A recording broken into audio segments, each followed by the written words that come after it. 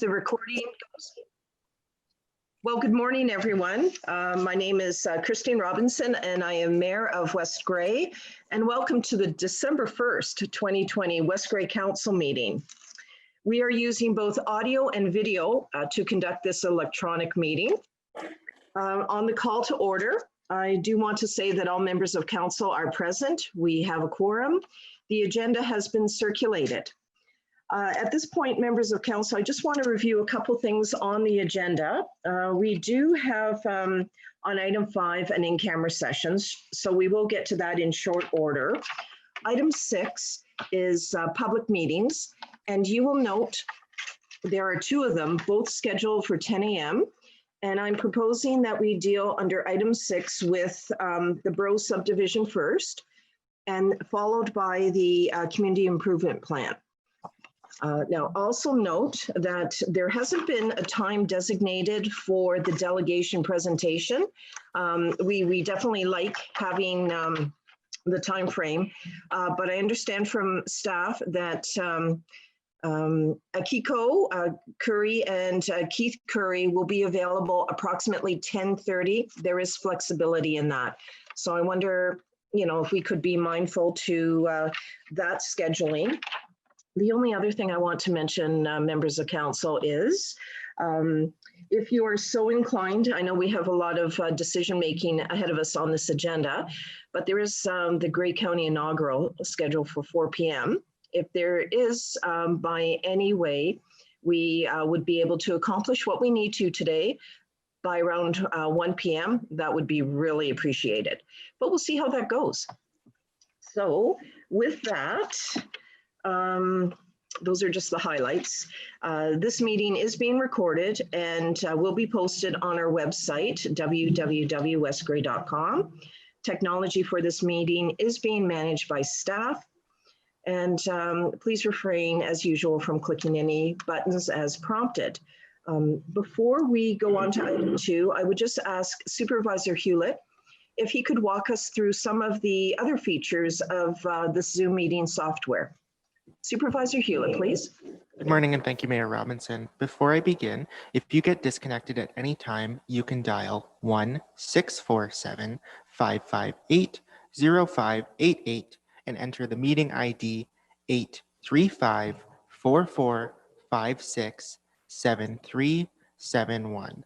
Both members of council and staff have been briefed on the various features of the Zoom meeting software and will be using the raise their hand function to speak. Members of council will be using the green check mark to vote in favor of a motion and the red X button to vote against. Each member of council following a vote will then be called upon verbally to confirm their vote for the benefit of any guests who have called in rather than joining us on the online meeting software. For members of the public, if you have any technical issues throughout the meeting, please send a chat message to myself, Cody Hewlett, Recreation Supervisor, and I will attempt to assist you. Thank you. Thank you very much, as usual, Supervisor Hewlett. That is a lot of information for us. Members of council, on item number 2, moment of reflection. So for members of council and those listening in, please take a quiet moment. Thank you.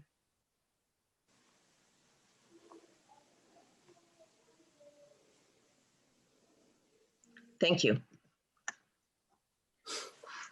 Item 3, declaration of pecuniary interest and general nature thereof. Members of council, are there any declarations at this point? Thank you. Seeing none. We are now moving on to item 4, closed session.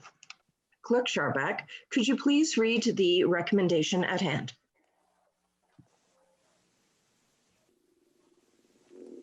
Thank you, through you, Your Worship. The recommendation is whereas the Municipal Act 2001, Section 239, subsection 2, as amended, authorizes councils of municipalities to close to the public a meeting or part of a meeting for dealing with certain subject matters.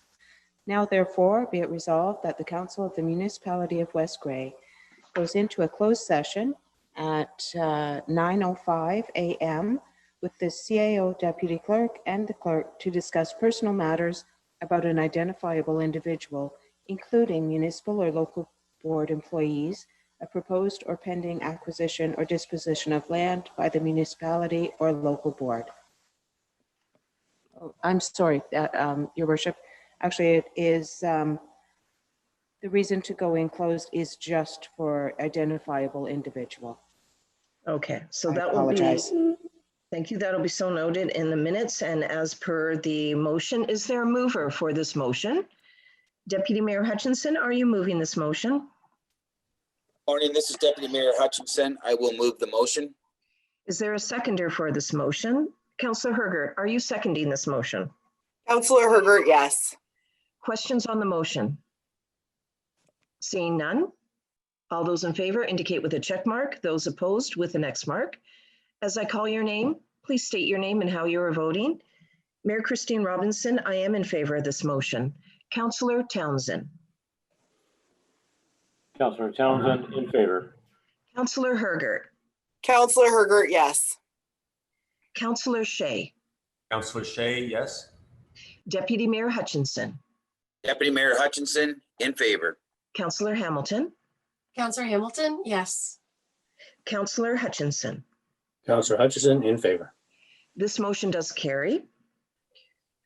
All right, so we will start the meeting. I will call the meeting to order. We did start our meeting at 9 a.m. We have concluded an in-camera session. So at this point, Madam CAO and Madam Clerk, I just want to confirm that you are here on video. And is our clerk also available? Thank you. I prefer seeing you on video. Thank you. So on item 5, members of council, matters arising from the closed session. Do we have a motion to rise at this point, Madam CAO?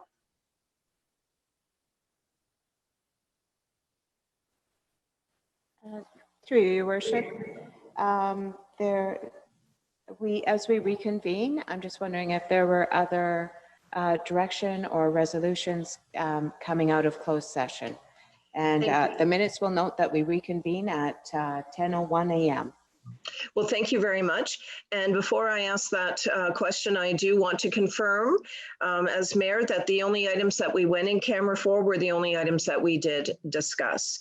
So with that matters arising, is there follow-up from our in-camera session? I'm looking for Councillor Shea and then Councillor Hergert. I see on the dashboard. Councillor Shea, please. If Councillor Shea, I would like to move that we appoint the 2 people who applied for positions on committees to those committees. Thank you. Clerk can supply us with the names of the people and the names of the committees, I think. Clerk Sharbach. Thank you, through you, Your Worship. So the moved by Councillor Shea that Robert Sisolak be appointed to the Economic Development Advisory Committee and that Cheryl Lindsay be appointed to the Traffic Safety Working Group. Is there a seconder for this motion? Councillor Hergert? Yes, I second this motion. All those in favor, please indicate with a check mark. Those opposed with an X mark. Mayor Christine Robinson, I am in favor of this motion. Councillor Hutchinson. Councillor Hutchinson, in favor. Councillor Hamilton. Councillor Hamilton, yes. Deputy Mayor Hutchinson. Deputy Mayor Hutchinson, in favor. Councillor Shea. Councillor Shea, yes. Councillor Hergert. Councillor Hergert, yes. Councillor Townsend. Councillor Townsend, in favor. Motion carried. If you could please clear your dashboard. We are now on item 6, public meetings, of which we have 2, which I will identify. But first, Madam Clerk, could you please read the recommendation at hand? Through you, Your Worship, just to adjourn this regular session, the first recommendation is that West Grey Council adjourn the regular meeting for the purpose of proceeding into public meetings pursuant to the Planning Act. Thank you. Is there a mover for this motion? Councillor Townsend, are you moving this motion? Councillor Townsend, yes, I'm moving the motion. Councillor Hutchinson, are you seconding this motion? Councillor Hutchinson, yes, I second the motion. Questions or comments? All those in favor indicate with a check mark. Those opposed with an X mark. Mayor Christine Robinson, I am in favor of this motion. Councillor Townsend. Councillor Townsend, in favor. Councillor Hergert. Councillor Hergert, yes. Councillor Shea. Councillor Shay, yes. Deputy Mayor Hutchinson, Deputy Mayor Hutchinson in favor. Councillor Hamilton, Counselor Hamilton, yes. Councillor Hutchinson. Counselor Hutchison in favor. That motion did carry. If you could please clear your dashboard. We will begin with the public meeting with regard to Bros subdivision.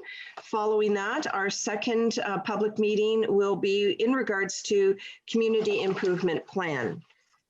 So I am calling to order the public meeting dealing with Bros subdivision. Clerk Charbeck, could you please read the motion with regard to convening the public meeting? Through you, Your Worship, the recommendation is that West Grey Council hereby convenes in a public meeting pursuant to Section 51 of the Planning Act. Is there a mover for this motion?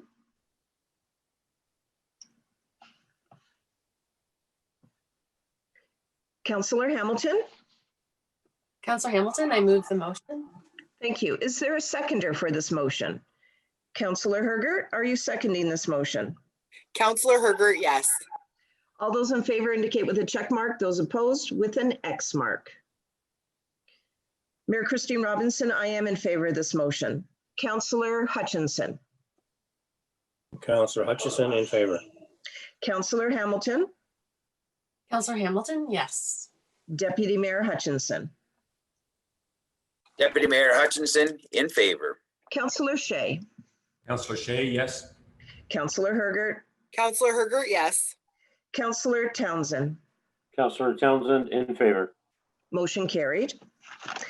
Item 2, members of council, declaration of pecuniary interest, general nature thereof. Is there anything to declare? Seeing none, we will move on to item 3, Bros subdivision 3.1. Kristen Renee, a Georgian Planning Solution, Bros subdivision presentation. Good morning and welcome, Kristen. Please proceed. Good morning. Thank you for having me. I did provide a presentation, and I was hoping that we could have it on the screen, and then I would move forward with the information related to this application. Yes, it's on the screen now. Please go ahead. Perfect. Madam Mayor, members of council, staff, and anyone else watching, thank you for having us today on this snowy day. One day when I'm actually happy I don't actually have to commute to come to a public meeting because of the roads. We're here today to consider a draft plan of subdivision and a zoning bylaw amendment for subdivision proposed in Durham. If you could switch the slide, please. So the purpose of the meeting today is to consider a draft plan of subdivision, which contemplates between 171 to 207 residential units, including 120 single detached dwellings and 5 street townhouse blocks, which could accommodate between 52 and 87 townhouses. We're also considering a zoning bylaw amendment, which would rezone the lands to implement the plan of subdivision. Next slide, please.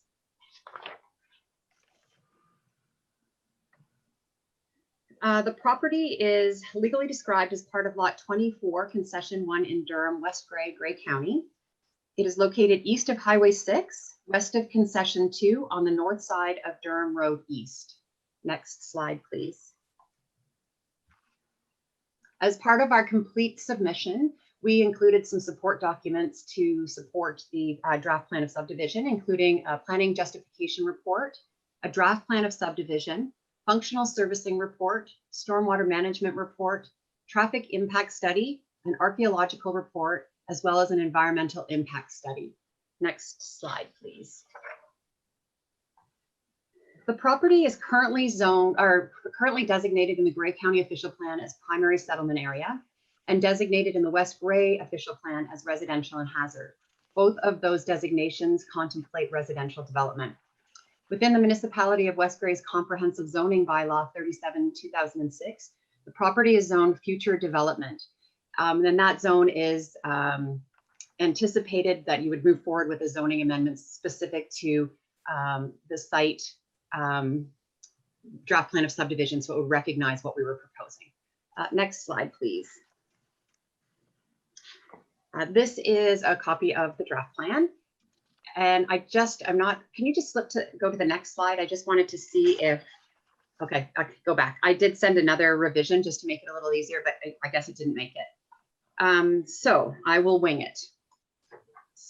So I just wanted to point out a few things about the plan of subdivision.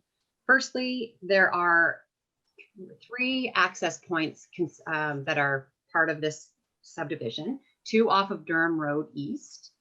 And you can see them there at the end of Street A on the draft plan. We also have an extension from the development that is to the west, the Sunvale development, Jackson Street, which will connect to this proposed plan of subdivision. And if you look to the north being the top of the page, Street A, we've included a future opportunity for access to the lands that are to the north in case there are future development opportunities or the settlement area is expanded. In terms of the layout of the subdivision, we are proposing single detached lots. The lots that are around the perimeter of the property, as well as the lots that front on Street B and Jackson Street, are lots that have frontages of 15 meters. So they're larger single detached lots. If you look into the center area of the subdivision, there are if you look to the east of Street A, as well as the west of the other Street A on the west side, sort of straddling the larger blocks, those are smaller single detached lots that have a frontage that ranges from 12 to 13.6 meters. And then within the middle of the subdivision are the townhouse blocks. And I mean, I think it's quite obvious. Those are the larger blocks that don't have the lots delineated. They're larger.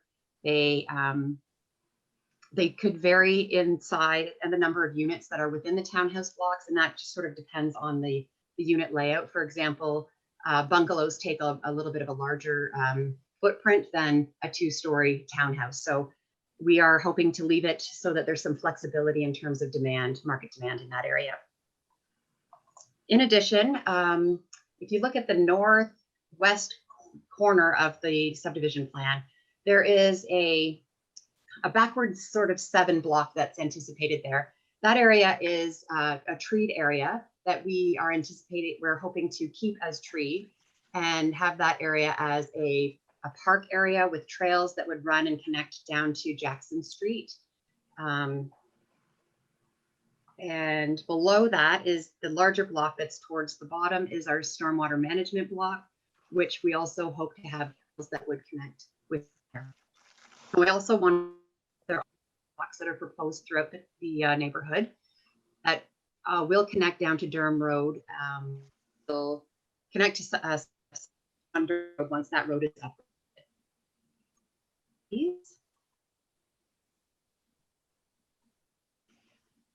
Thank you. Bylaw amendment to recognize the site-specific subdivision we're proposing. So to read property future development to residential. Excuse me, Kristen. Yes. I'm just noticing your audio is just starting to go in and out. Yeah, I just got a sign saying that I had a bad connection, but I think I'm good now. Thank you. There was a message. So our proposal is to zone the property from future development to residential. Next slide, please. This is a draft zoning schedule. So the property that is shown in purple, we are proposing to rezone to R2 with an exception. If you could go to the next slide, please. I can outline the details of our proposal. The R2 zoning provisions are in the middle column, and we are requesting amendments to a few of the standards. Notably, the minimum lot frontage to be reduced from 7.6 meters to 4.5 meters. The minimum interior side yard from 1.2 to 1.8 in your zoning to 1.2 for all lots. The minimum exterior side yard from 7.6 meters to 4.2 meters. The rear yard from 7.6 meters to 6 meters, and an increase in the maximum lot coverage from 40 to 45%. I just want to note that these are reflective and consistent with what was approved for the adjacent subdivision, the Sunvale subdivision. Next slide, please. The red area that's on this plan. It is proposed to be amended to R2 with another exception. The next slide, please. We're requesting the same provisions that amendments to the provisions for the other R2 that I just noted, but wanted to point out that we are also requesting a reduction in the minimum lot area from 465 meters squared to 409 meters squared, and the minimum lot frontage from 15 meters to 12.4 meters. The other provisions that we're asking for are consistent with what I've already noted. Next slide, please. I'm now going to speak about our proposed amendment for the yellow area on this. And those are the townhouses that I was trying to articulate with the draft plan, a little easier to see here. And we're proposing an amendment to rezone the property R3 with an exception. And the next slide, please. These are the townhouse lots. And we are requesting a reduction in the minimum lot area from 232 meters squared to 195 meters squared, as well as a reduction in the minimum lot frontage, which range in your zoning depending on the type of townhouse from 6.5 to 14 meters. And we're requesting a 6 meter reduction, or 2 minimum lot frontage, sorry.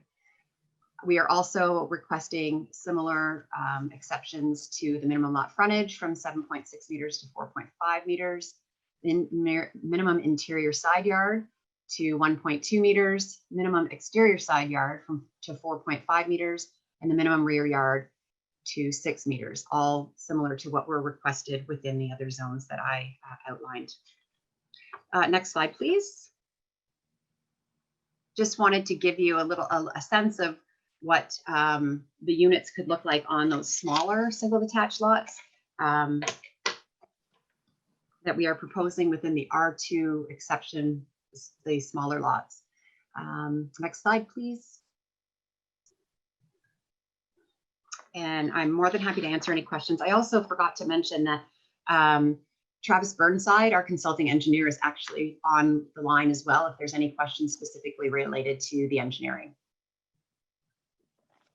Well, thank you very much, Kristen Rennie, and also good morning to Travis Burnside as well. There will be an opportunity for questions later on and coming up very quickly on this particular public meeting agenda. But at this point on 3.2, we have written comments. 3.2.1 from Carolyn Banjovic, West Grey resident. And on 3.3, verbal comments. 3.3.1, first from members of council. Are there any questions or comments? Members of council. All right, Councillor Hutchinson, then Councillor Hamilton at this point. Councillor Hutchison here. Yeah, one of the questions that one of the residents have asked me is regarding the northwest corner at the back, and also a little bit on the northeast corner. There's quite a bit of bush area, and I believe I was looking at your environmental study that you did that it talks about taking out trees, and I think I read that that the minimum amount was something like 30% that could be removed. And I know you've mentioned about the park area keeping some trees, but it looks like there's going to be quite a few trees removed. Is it possible, or is it going to that some of those housing can be built in around the trees? What's your thoughts on that?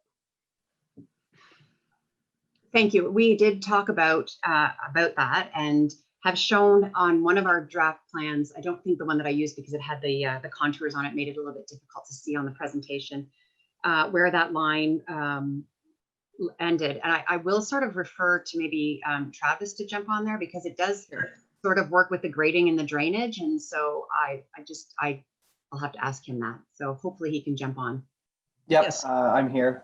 So typical with the Conservation Authority's policy is it's a 30% retention is the goal on sites like this. So what we have shown is retaining 30% of the trees, trying to keep them along the exterior edges of the property where it's abutting neighboring lands.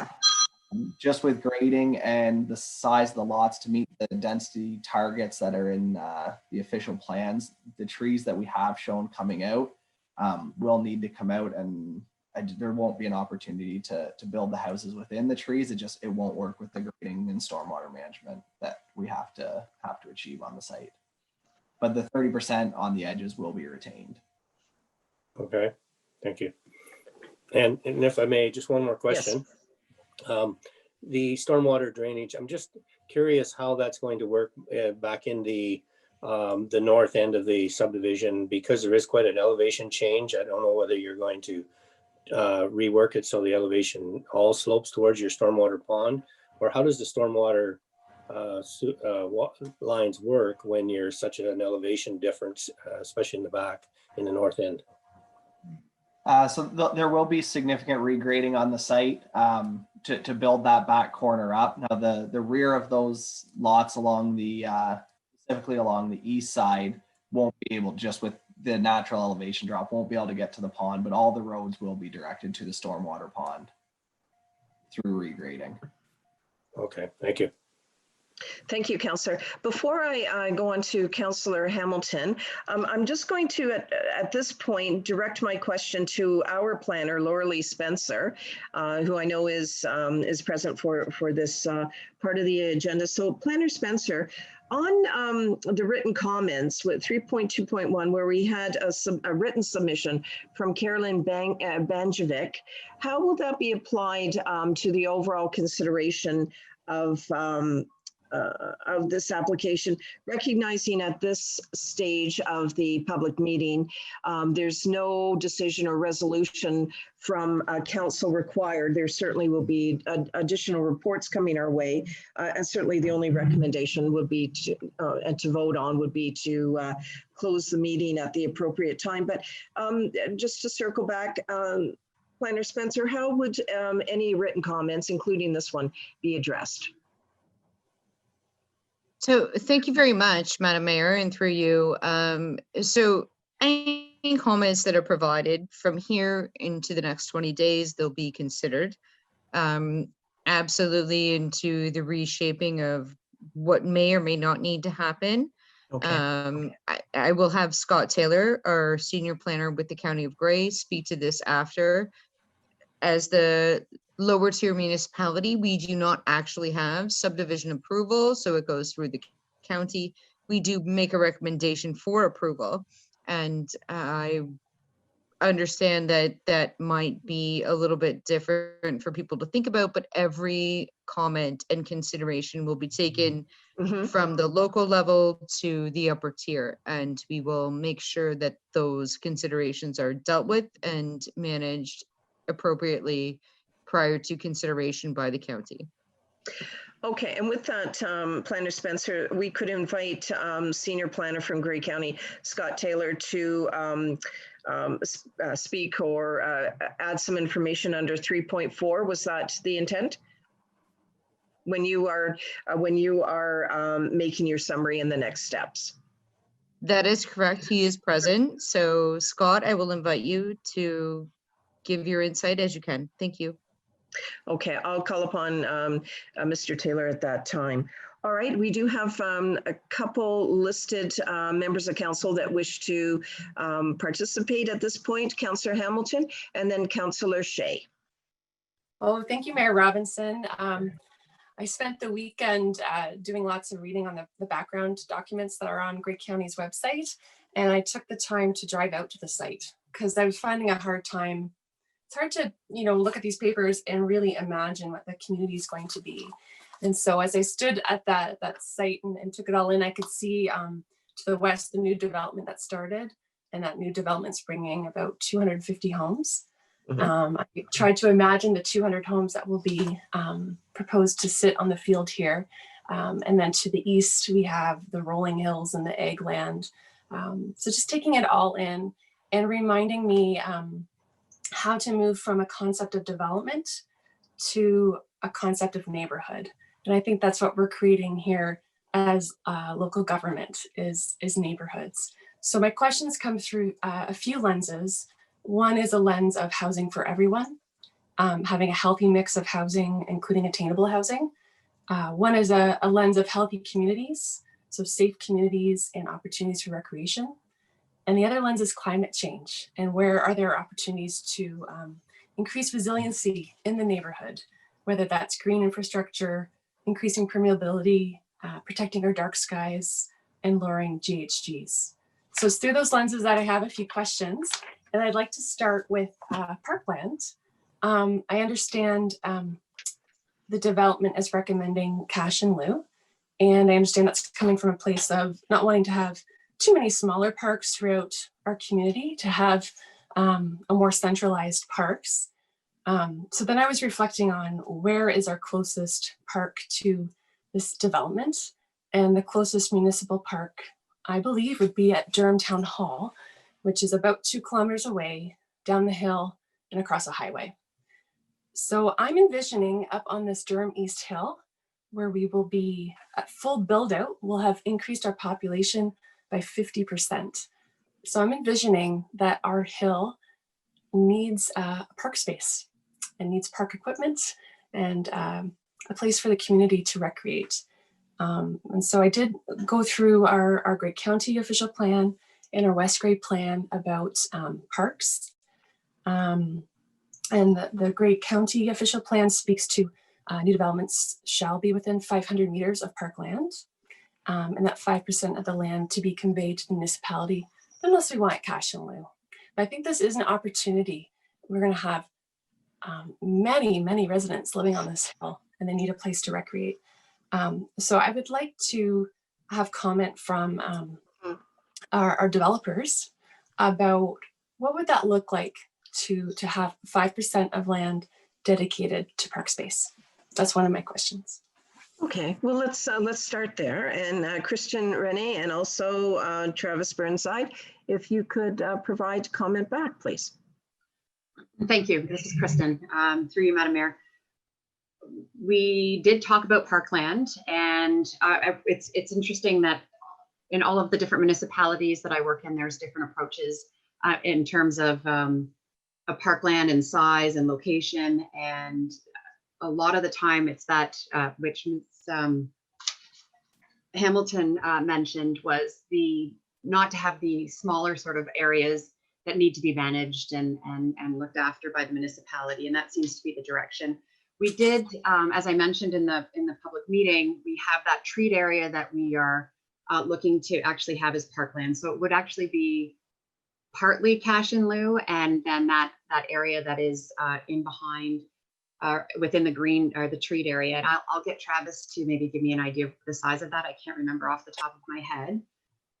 We also did look at it in terms of where parkland was within the municipality, and we looked to the Conservation Authority lands that are in close proximity to this development.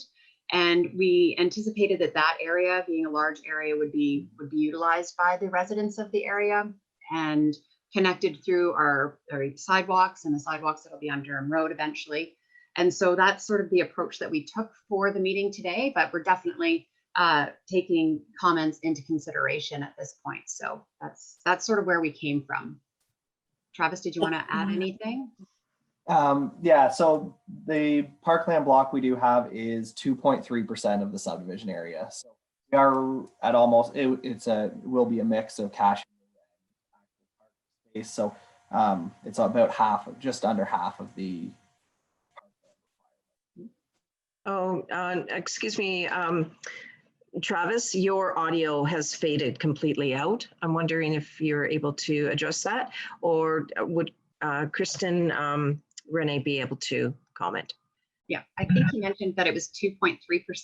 So that would be almost 50% of the 5% requirement in the policy. I also want to note that we also have, as well as the parkland aspect of things, we also have density requirements, minimums that we have to achieve. And those are articulated in the county official plan and the West Grey official plan. So we sort of have to balance those two items. So anyway, just wanted to make that note. Thank you. And before you proceed, Councillor Hamilton, with any additional questions, I would just like to ask perhaps Madam CAO to connect with our delegation today, which is Akiko Curry and also Keith Curry. We had anticipated through staff that their delegation time would be flexible, but around 10:30, and we've obviously approached that time. Could you please connect with them and let them know the status of where we're at this point? And also if there is an opportunity that they're able to be connected with us at the time when we complete both public meetings. So I wonder if you could please proceed with that. It would be most appreciated on behalf of council. All right, thank you. Thanks for that intermission. Very important question and comment to staff. Councillor Hamilton, please proceed. Thank you, Mayor Robinson. So in reading the Grey County official plan about parks, it does say that hazard lands are not acceptable as park. And I know we're retaining 30% of the trees because we're required to. So I think that that treed area is important. It doesn't replace a park. A park could be a place for children and those in our community to recreate, could have play structures, could have a community garden, could have all sorts of things that a park would be. And it's my expectation up on this hill where we're adding 50% more population to our town of Durham, that we have a place where our families can gather and recreate. Great. Thank you. And I think it creates an opportunity, well, that would remove some units to create that park space. That creates an interesting opportunity to increase the diversity of housing. Because right now our housing mix is two. It's singles and it's townhouses. We could look at putting in something with more density. So I think there's opportunity there that I look forward to exploring more in another meeting. Perhaps, Mayor Robinson, I do have a few more questions, but perhaps I'd like to pass it to my colleagues at this point. If I could come back, I just want to give space for everyone. Okay, very good, thank you. Most respectful and appreciate it. I'm going to go to Planner Spencer first, who's indicated that she wishes to speak. Then I have Councillor Shea as the listing shows to me. So Planner Spencer, please. Thank you. I appreciate the opportunity to speak. At this point in time, I do have to apologize. I'm a little bit glitchy because the kids are home today. So I apologize for that. But number one, I do think that Kristen has given a great presentation of what they're trying to do. What I would like Scott to interject in at any point in time here is that the subdivision approval is from the county and not from the local municipality. And from that component, it's a recommendation. I do think that they've done a very good job of setting everything up to be approved and suggested to be approved. And I would like that to go forward. However, Scott, if you can interject and just maybe describe the process, I would like to interject after that, if you can. Thank you. Sure. Well, good morning, Scott. Scott is the senior planner for Grey County. Scott, welcome, and please proceed. Yeah, thank you, Mayor Robinson and members of council, and thanks for giving me this opportunity to speak with everyone today, including those from the public that might be on the line as well. So yeah, it's been a while since we've had a subdivision before West Grey Council. Probably the development to the west was the most recent one, and that's a year or two on now. So in this regard, what happens is we have the subdivision application and the zoning application going simultaneously. We are talking about both today, and ultimately no decisions are being made today. But when it comes time to make a decisions, West Grey Council will of course make the decision on the zoning amendment. And then West Grey Council, also through staff, will provide their feedback to the county on the plan of subdivision application. And the plan of subdivision application, that decision will ultimately be made by the county committee of the whole in this regard. So it's a collaborative effort, but at the end of the day, it's West Grey Council on the zoning and Grey County Committee of the whole on the subdivision. With respect to Councillor Hamilton's comments on the parkland and her observations regarding the county official plan, Very good questions. We know that this is a major new development node for West Grey between this property and the property to the west. I would note that the Sunvale property to the west is also going to contain a small park. So there will be ultimately parkland in that location, as well as Ms. Rennie has pointed out, the Conservation Authority to the east. And then they are looking at retaining the treed parkland in the northwest of this development. As staff, what Laura Lee and I will ultimately be weighing, along with staff from West Grey that would ultimately be taking care of these parkland, is what are the appropriate needs for this community once both the development to the west builds out and this development builds out, and how can people of all ages safely access and use those parks. And so in some cases, I believe Councillor Hamilton pointed out, we would have play structures in our parks. Other parks might be more naturalized and treed in nature. And so when we combine the whole picture, so to speak, what are our needs here? And as staff will ultimately make recommendations back to our respective councils as to whether or not the needs are being met, or whether or not we need to look at minor redesigns to say this development to look at increased parkland. So those are the comments I have at this stage, but certainly be happy to take any questions if there are any. Well, thank you very much for that comprehensive update and steps forward, Planner Taylor. Very, very much appreciated.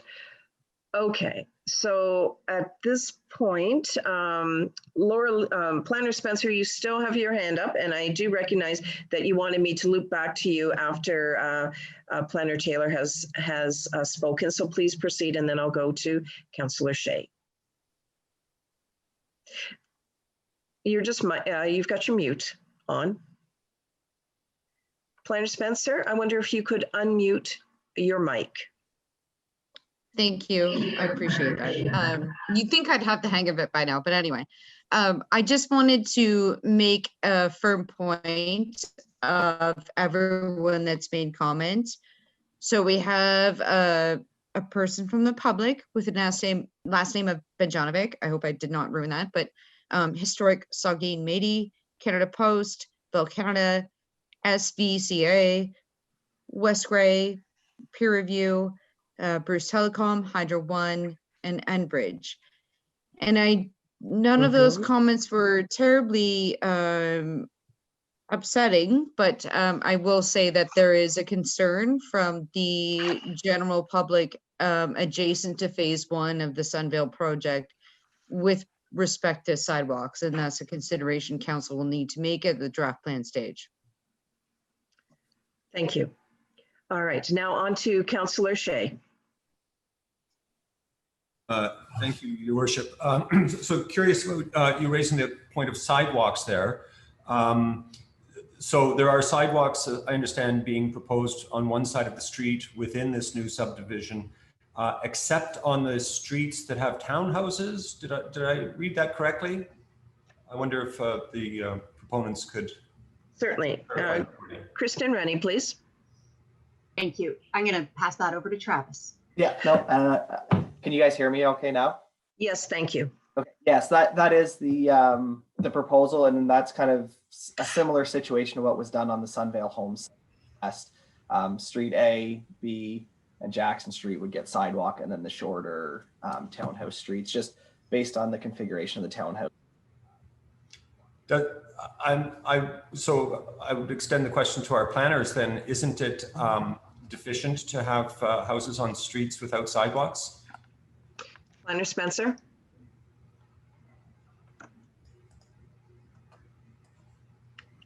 Again, Planner Spencer, if you could unmute your mic. I am. Thank you. I appreciate that, Madam Mayor. The point will be is that draft plan of subdivision, and I hope Scott can give you a little bit more information on that component. Draft plan versus a plan of subdivision, they're two very different things. So it's a work in progress in common terms. So they are required to do this. It's just the timeline with which respect we give that to them and how they do that over the course of time. You know, they might have 10 lots sold, and then 20 lots might come later, but by the same token, we can't expect them to expedite that process without respect of it has to be done in a timely manner. And I agree with your point. Scott, maybe you can enlighten them a little bit further, but I do believe that it comes with progress, and sometimes that doesn't happen on the right component. Planner Taylor, please go ahead. Sure. Thank you for that. And thank you for your question through you, Madam Mayor.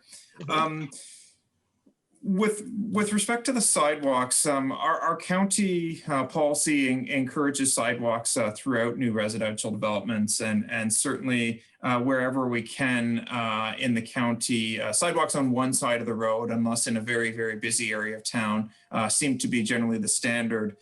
Sometimes when we get into areas where we are looking at increased density through townhouses, the sidewalks do become difficult to fit in while also having that density there.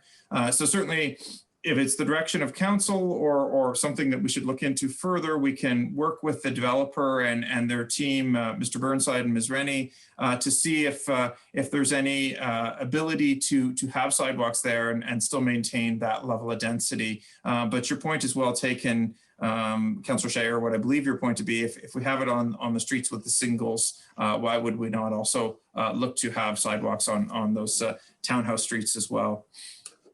So Planner Taylor, as we know that at this point, we're not looking for a decision or a motion to be voted on for this particular juncture of the public meeting. So if we have comments from our members of council, how would that be incorporated in the next step then? Are you able to elaborate, or would that be for our West Grey planner? Sure. I'm through you, Madam Mayor. I'm happy to give an answer here, and if Laura Lee has anything further to add, I'd certainly invite her to do so. So I've been furiously scrolling notes throughout this meeting, as I'm sure members of West Grey staff have as well. And whether the questions or notes come from a member of the public, a commenting agency, or a member of council, it's our duty as planners to look at how we can address them. Sometimes we do get comments that are simply we're unable to address. For example, if someone said, I don't want any development here, well, that might not be necessarily a comment we can address. But comments in terms of the development standards, future sidewalks, tree retention, Laura Lee and I will take those back and chat with Ms. Rennie and Mr. Burnside on this to see what can be done. And then when the future recommendations come before our respective councils, it's our duty to highlight A, what the comments were, and B, how we were either able to address those comments, or in some cases, how we might not be able to address those comments. Thank you very much for that response. Planner Spencer, anything to add? Yes, thank you. Through you, Madam Mayor, I guess my one comment would be that there has been some consideration by the general public that the sidewalk situation was a painted white line. And I think that the comment comes from the fact that they would like an actual stability in terms of sidewalk on that component. We'd have to look back through the subdivision agreement, which is quite old, and maybe go from there, but it's certainly something for consideration going forward, as the school is right there. So we should be assisting the children and being safe. Thank you. Councillor Shea, back to you.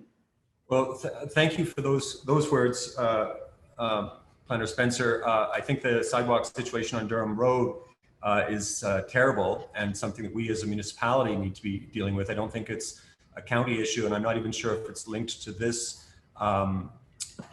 proposal, but it's definitely something that I think is going to be made worse by the expansion of subdivisions in that neighborhood. So I think we have to get on that right away. I'm going to switch topics for just 1 second, if I may.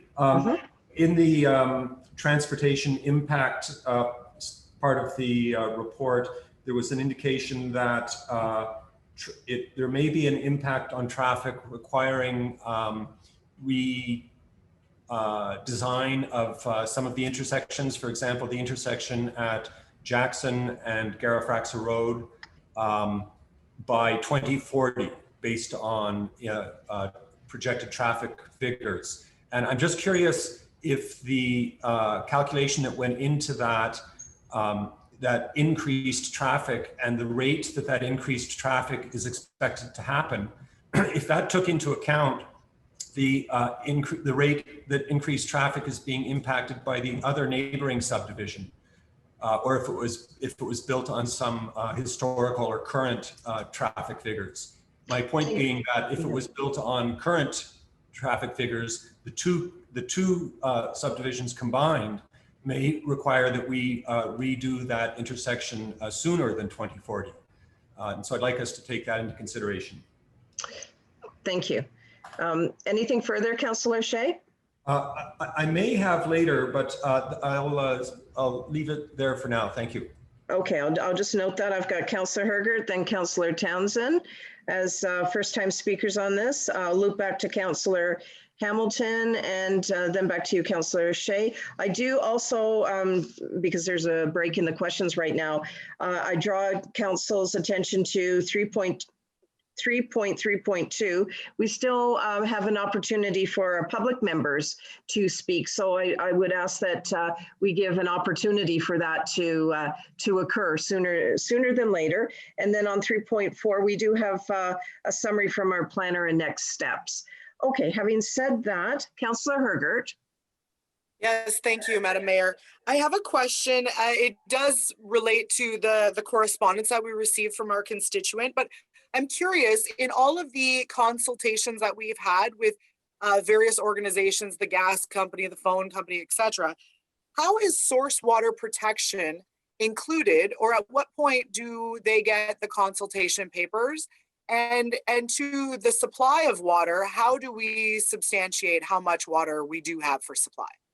Well, thank you for that. I do see Travis Burnside's hand is up, so I'll go to him for the response at this point anyway. Thank you, Travis.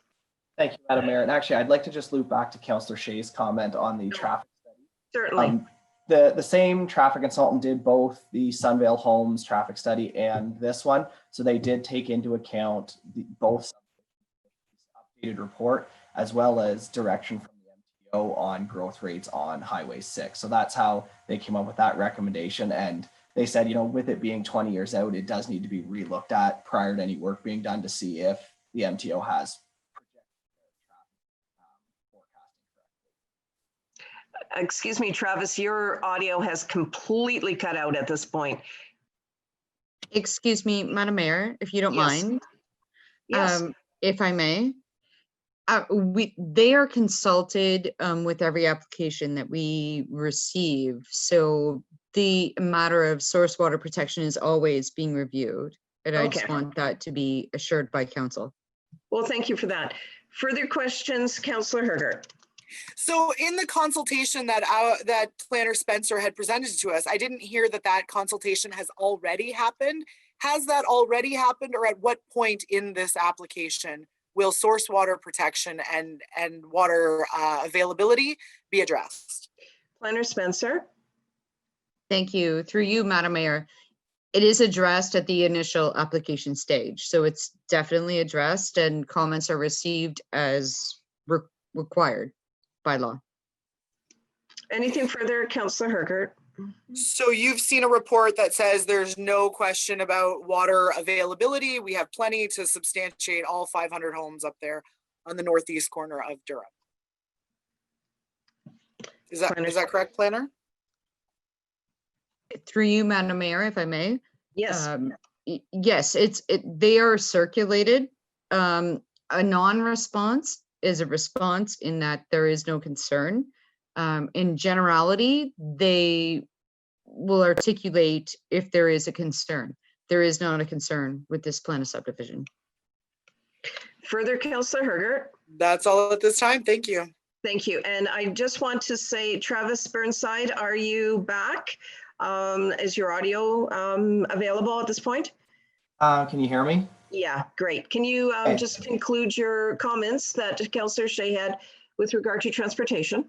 Yeah, I apologize. I'm not sure why my audio keeps cutting out on us. No worries. So Paradigm did do both studies. They've taken in both subdivisions with this latest update, and the forecasting is based on MTO projections of traffic through the Highway 6 corridor. And their recommendation is that, prior to any work being completed, that it be reviewed again to ensure that what the MTO has projected would be the traffic in 2040 is actually the case, that something else hasn't happened to impact that one way or the other. Okay, thank you. All right, so now I'm going to Councillor Townsend. Thank you, Madam Mayor, through you.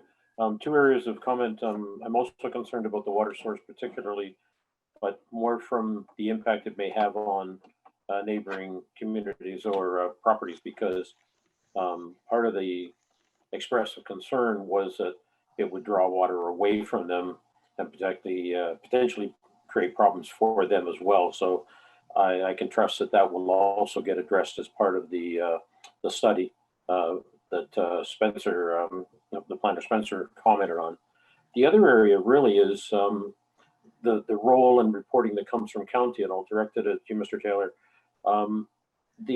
You're talking about you'll meet with the developer and you'll try to see what can be done and et cetera. I guess I would find it helpful if there was a report back from you after that discussion, letting us know sort of what the county was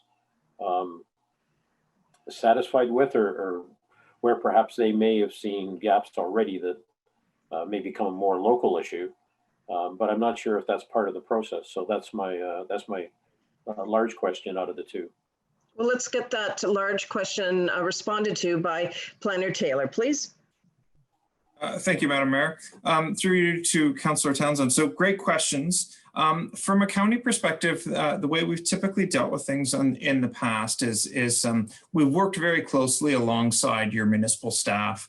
Although it's county committee of the whole making the decision on the subdivision, in many cases, some of the direct impacts will be at the local level. And for example, West Grey will be assuming these roads should the subdivision get approved and built out. So the infrastructure will ultimately be a West Grey responsibility. So the county doesn't do anything here without making sure that both West Grey staff and council are satisfied.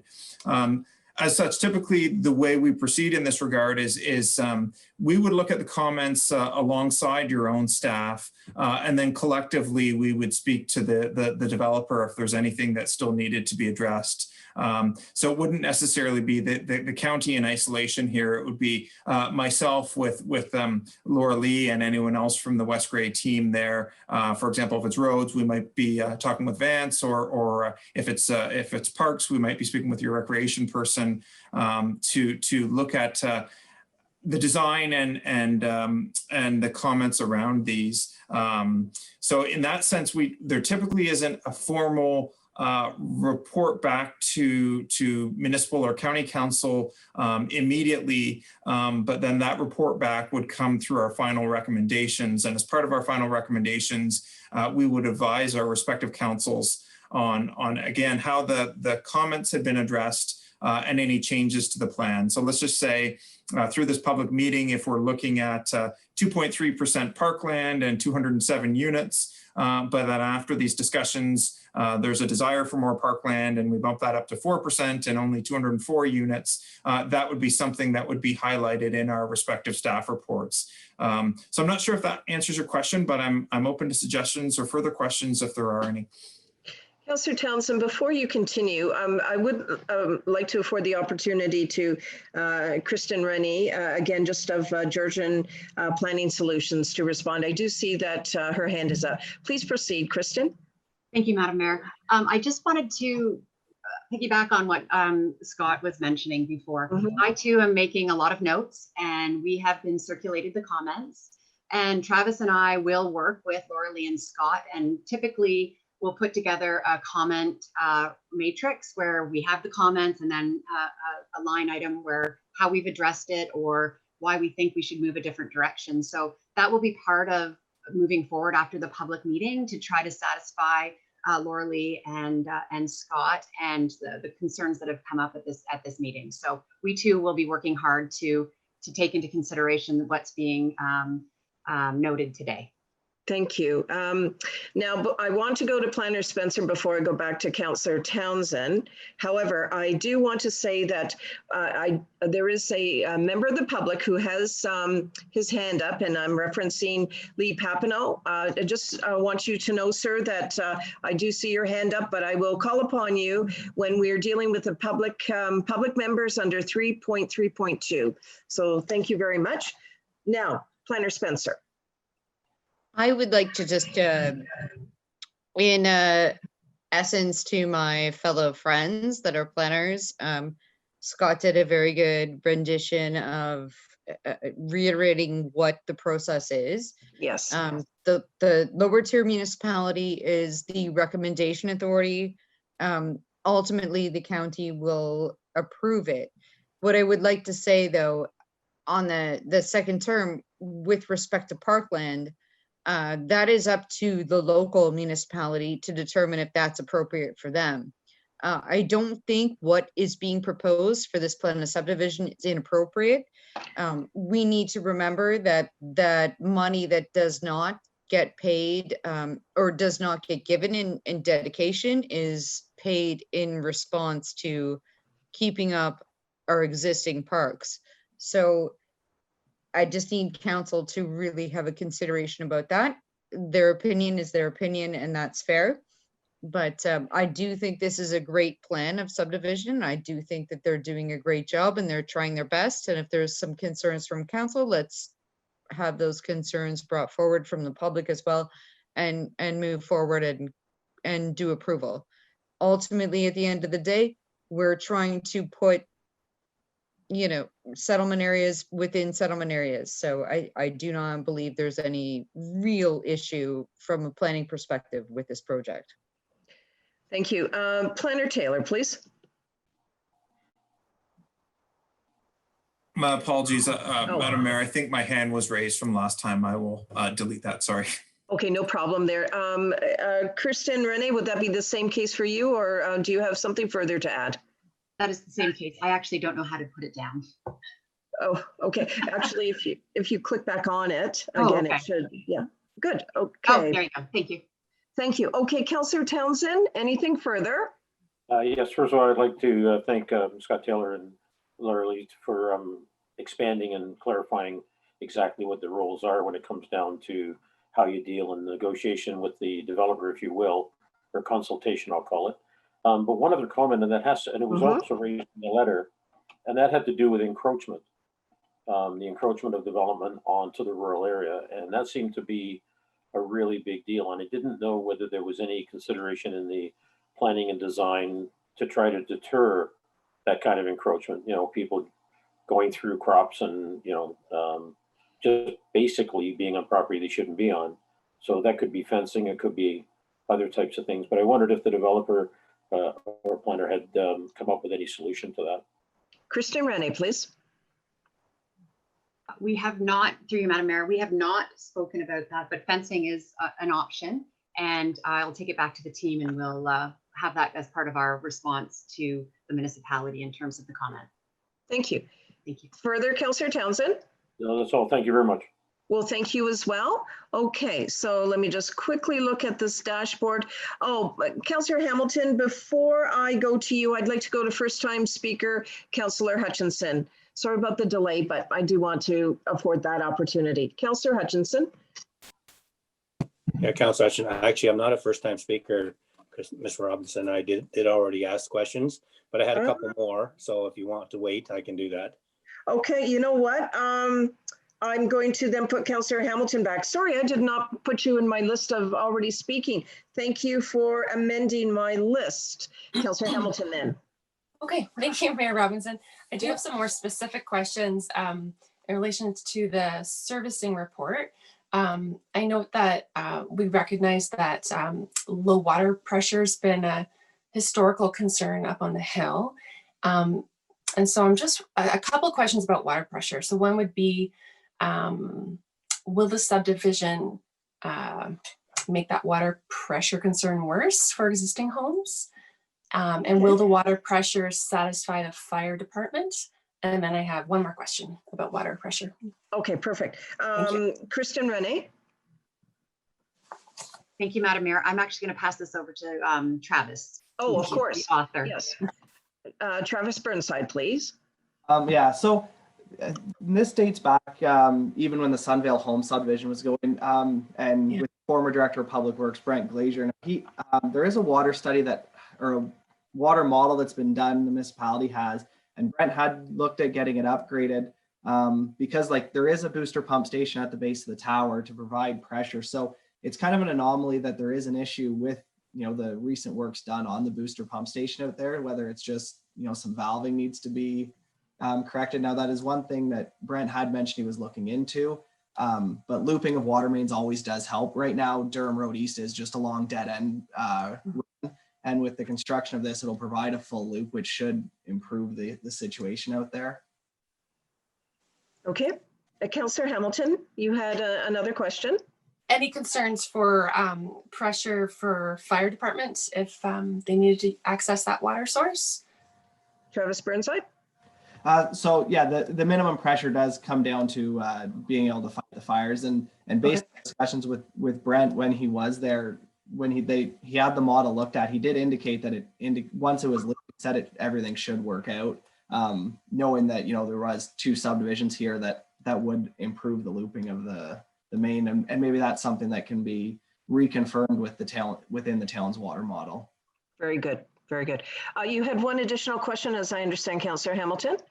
Regarding water pressure, and then I have a few more, Robinson, but there's also a note that something about 36 PSI is below the minimum pressure, and that might be expected for houses at the highest point of elevation, and that to provide higher pressure in the house, each homeowner may need to install an inline booster pump. So my question is there a solution at the neighborhood level to address this concern? Or does it have to be placed on the individual homeowners? Travis Burnside. So yeah, that was based on when the initial, this again dates back to when Sunvale started. A pressure test was done on the hydrant at the end of Durham Road, and we were just given an approximate pressure just based on that pressure without any looping and the elevation change. That was just if there was no improvement, which there was expected to be, but if there wasn't, then that's what the pressure would be. Now, you know, again, with the booster pump station being so close, there should be no reason that the pressures can't be met within the development. You know, booster pump station at the base of the tower, which is right out at very close to Highway 6 and Jackson Street. So there should be no concern getting water pressure to a location that close to your storage and booster pump station. Okay. So before you go any further, Councillor Hamilton, I just want clarity from, I'm going to ask our planner, and then if it needs to fan off to our the consultant or the Georgian Planning Solutions. But Planner Spencer, this is the type of information that potentially we should be expecting in the next report from yourself with regard to infrastructure. Correct. Thank you. Through you, Madam Mayor. Absolutely, that's the information that we would receive based on the current plan that they have in progress. Just to reiterate to Travis's comment, booster components in a house, they're not uncommon. It really is based on topography. And I do feel that they have done everything they can do to adjust. And I'm very confident that every report that comes back, which will be sidelined with a peer review, they're going to absolutely do everything they can. I'm very confident that this project will go forward very competently. Yes, and what I'm trying to say is that if we have questions for follow-up that will be satisfied in a written report that will be not only before us, but for citizens to see as well. So if you've got comments with regard to the follow-up that needs to be in the report, please identify that. as well. So Councillor Yeah. Hamilton, you had a couple other comments? If I can get, Madam Mayor, just to be clear, yes, that's absolutely what's going to happen in January. Thank you. Good. Okay. Well, thank you, because that potentially may just save the question being asked. So that's why I put it forward. Councillor Hamilton, was there anything further before I go on to Councillor Hutchinson? And I'm thinking the citizens, I'm seeing they're starting to put their hands up at this point. So I'd like to get. Thank you, Mayor Robinson. So I would want every homeowner to know that this is a concern that's been identified. I wouldn't want someone to purchase property and then after find out that their water pressure is not suitable. Yeah. So I'd be recommending that this, on condition of sale of property, that the water pressure concern be identified, that the pump be installed by the builder and then the owner would maintain thereafter, would be one thought. But I definitely would want homeowners to be aware of this identified issue. Another issue that was identified was the bottleneck, in quotes, at Durham Road East and Garifraxa for the sanitary sewer. And it speaks to West Grey staff are working to correct the bottlenecks. So just wondering, will that bottleneck be corrected ahead of this development? And if not, how far can the development go forward before that's corrected? So I'm going to put that over to Kristen Rennie and Travis Burnside, who wishes to answer that. Thank you as well, Councillor. I'll take this one as well, being a servicing question. Thank you. Yeah, that was addressed by municipal staff again prior to the Sunvale development. That, you know, there is capacity available. It's obviously not sufficient for full build out of both subdivisions. I believe it was somewhere around like 40% of the total houses. And actually, the work is in progress. Cobite Engineering in consultation with Vance and the public works staff are working on a design for Durham Road East from County Road 4 to the east limit of this development, as well as replace the infrastructure through there. So that is underway, and you know, within a couple of years will be addressed. Excellent, thank you. I have a question about the boulevards. I noticed that there'll be mountable. What's it called? Mountable curbs. So my question was, will the boulevards be sod or are you planning to put asphalt? And I'm just looking at through the lens of climate change and wanting to have more permeable surfaces in our neighborhoods. So just wondering if that's been fleshed out yet, if that's part of the plan of subdivision or if that comes later, perhaps. It does come later, but there'll be sod boulevards. Within residential subdivision, we always, we want as much permeable area as we can. Yeah. Asphalt boulevards are more of a downtown core type. But out in new subdivisions, we always aim to have sod boulevards. Great, thank you. And then the streetlights, I note that they will have dark sky compliant fixtures. Could we also have dark sky compliant LEDs, like 3000 K or less? Yeah, they're dark sky compliant. They'll be the municipal approved light fixture, and it'll be the same ones that were approved for the Sunvale Home subdivision. They're a dark sky compliant fixture. Okay, awesome. Thank you. Almost there, Mayor Robinson. Oh, the utilities. We know fiber optic internet's coming. Are we going to be fiber optic ready in this neighborhood? Okay, so Kristen Rennie, is that something you can respond to? Or is that a Travis Burnside, or will that, pardon me, follow up in the next report?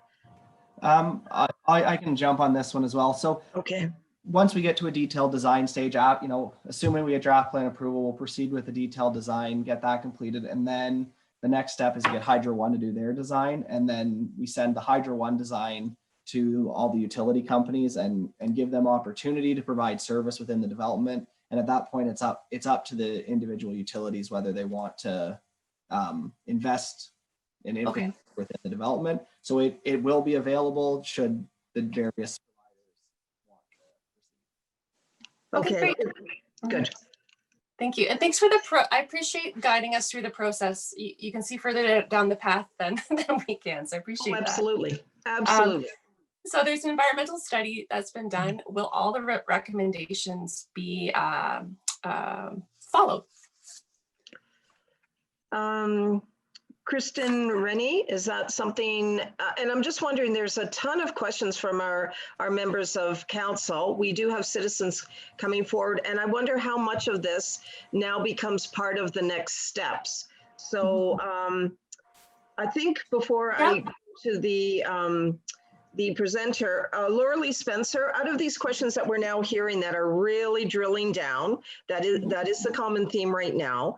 So is this the type of information that will be ultimately presented on the next report?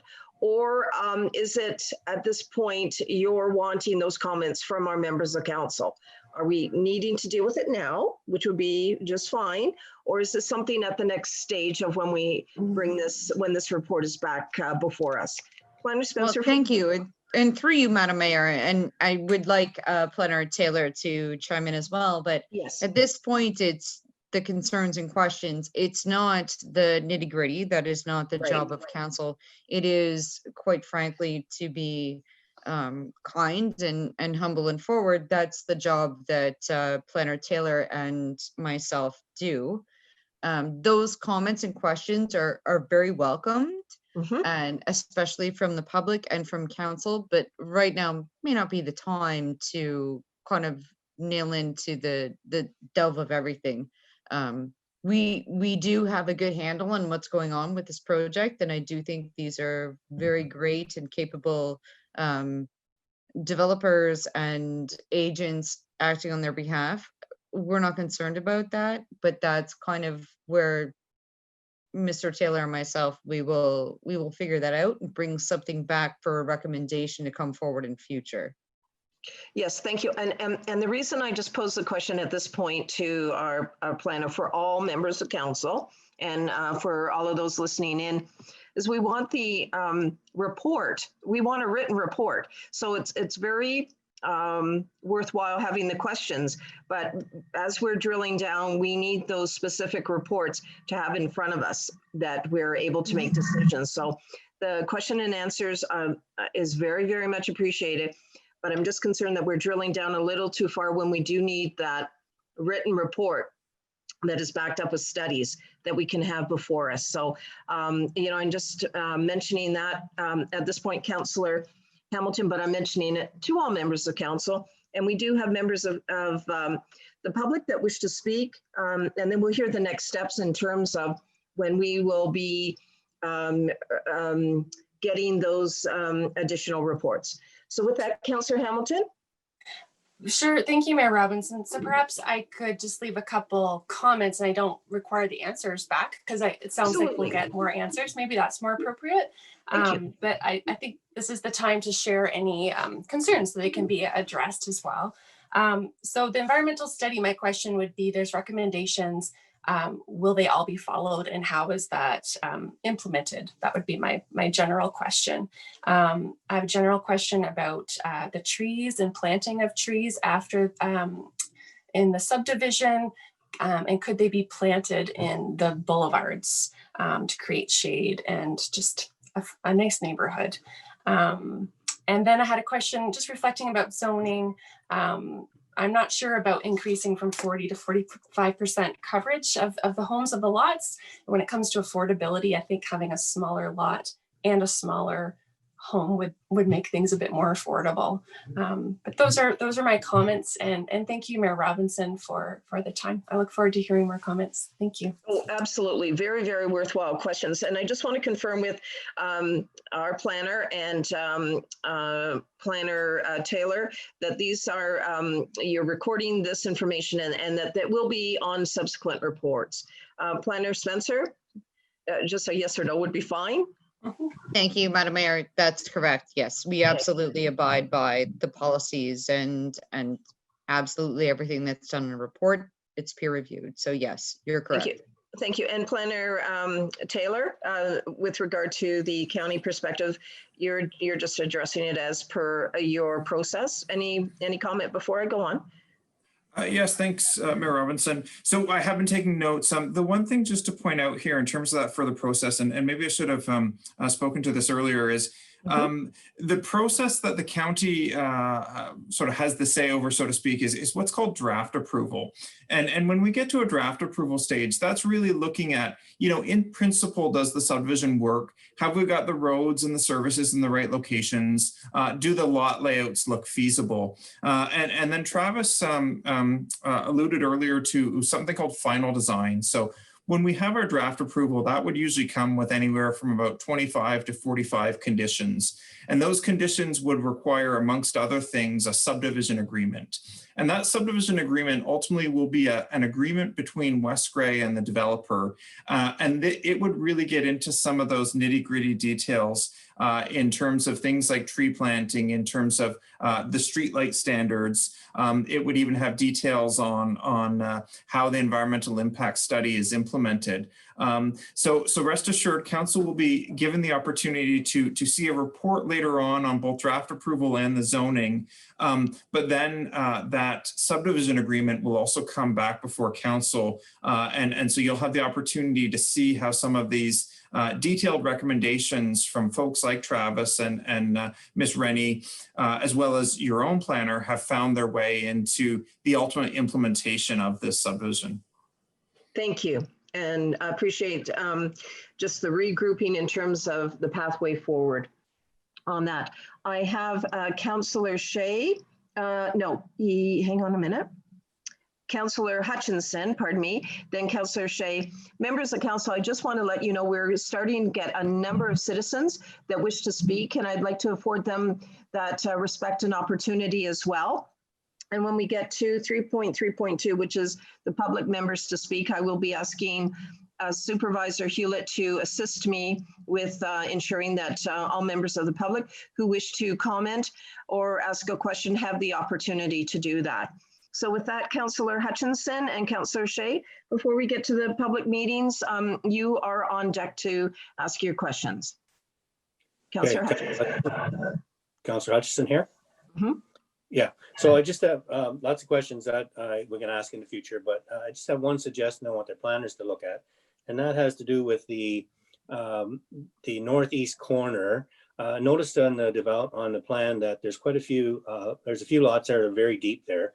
I'm just wondering if it's a possibility to improve the amount of parkland, is to use some of that treed area and make it a sort of a buffer zone, using the back end of some of those lots to make for trails. And I mean, we can use that trail section on the northwest corner. So this might be an opportunity to have some trails to go around the back of those lots on the northeast corner. And it gives us a bit of a buffer to the property to the east. So if wouldn't mind if you just take a look at that, if that's a possibility to, to keep some of that property at the back on the northeast corner as a treed area. Thanks. Thank you. With that, Kristen Rennie, is that so noted as something that you can have that discussion with our planner and Grey County planner? Yes, Madam Mayor, I have it noted and we will consider it for sure. Oh, we look forward to that response back for certain. Councillor Hutchinson, is there anything further at this point? That's good for now. Thank you. Okay, then. Councillor Shea? Yes, it's Councillor Shea. Just a couple of comments on the process that we're going through here. Yeah. You mentioned, Your Worship, that we need to wait for the reports. In fact, several reports are published on Grey County's site in relation to this. And so I think that we have reports in front of us, and it's hard not to want to comment on them when they've been provided to the public.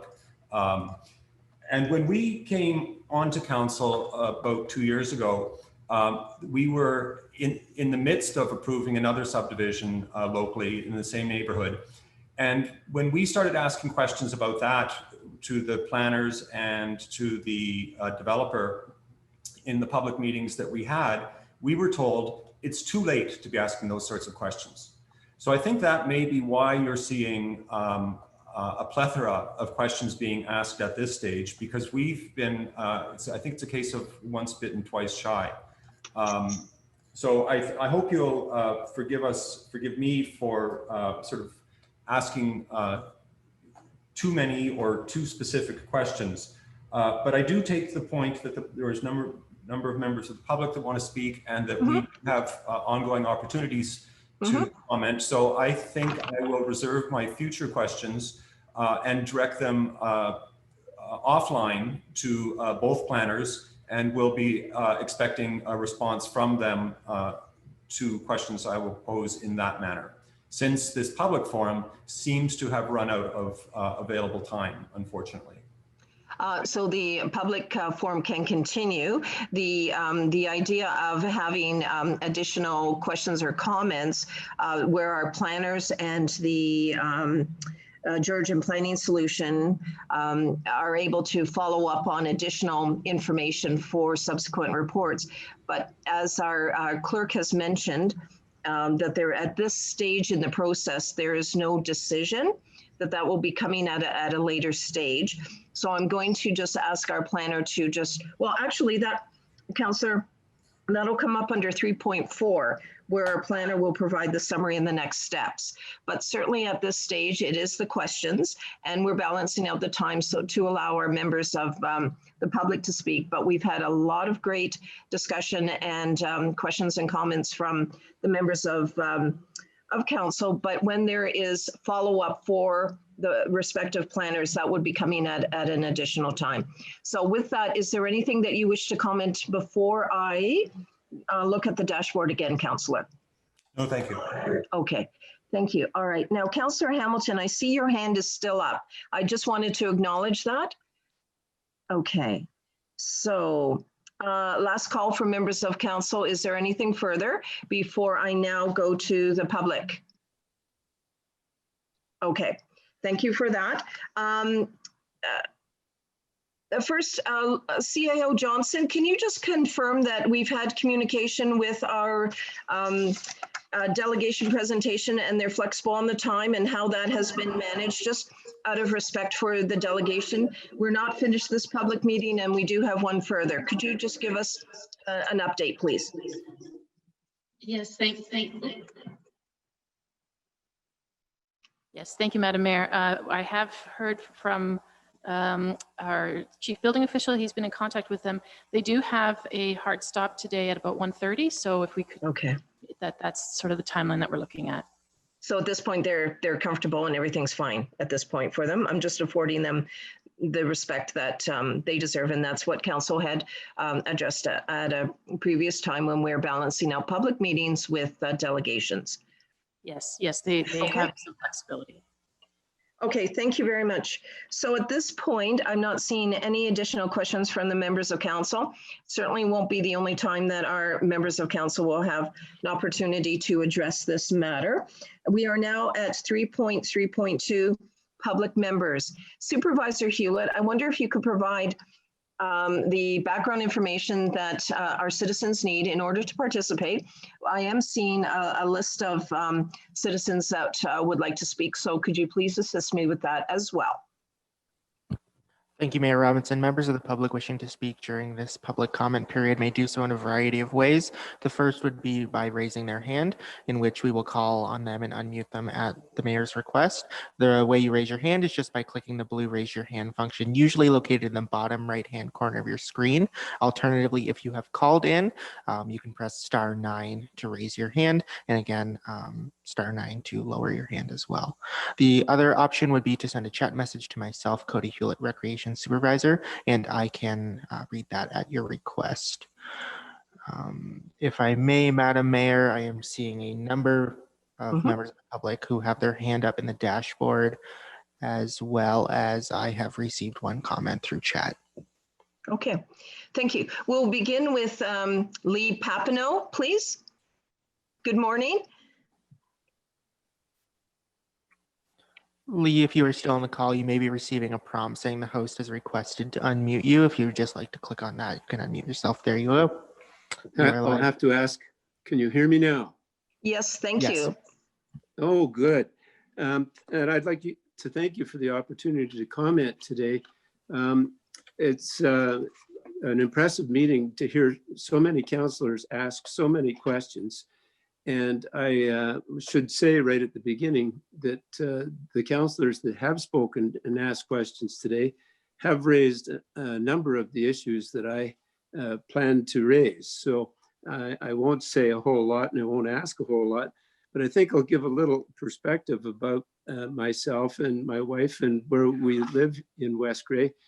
We are at the top of the hill, and we are right across the road from the new subdivision on the west side of Garifraxis Street. And we are just down from the water towers and the pumping station. And so we're familiar with quite a number of aspects of the neighborhood, the area, the issues, the concerns, and we hear them on a regular basis from a lot of our neighbors. And the groups and activities that we're involved in, both my wife and I are both involved with the Horticulture Society. And so we do talk about quite a number of issues related to Durham and West Grey's development and an increase in the population, that sort of thing. I am involved with the Grey Bruce Climate Action study team, and so I'm aware of many issues there and have many to raise. And also I'm concerned as an individual and represent the West Grey Sustainability Committee from a waste management perspective. And I have made input to council on meetings past. And so there are a number of different perspectives with I go forward.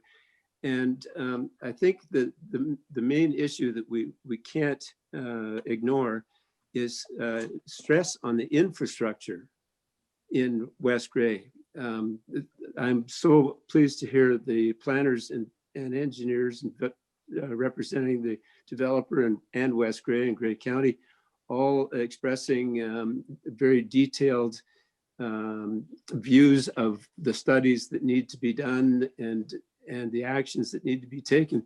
But, you know, as a former teacher of horticulture and a former teacher of environment studies, I was always trying to bring my students' attention to the big picture.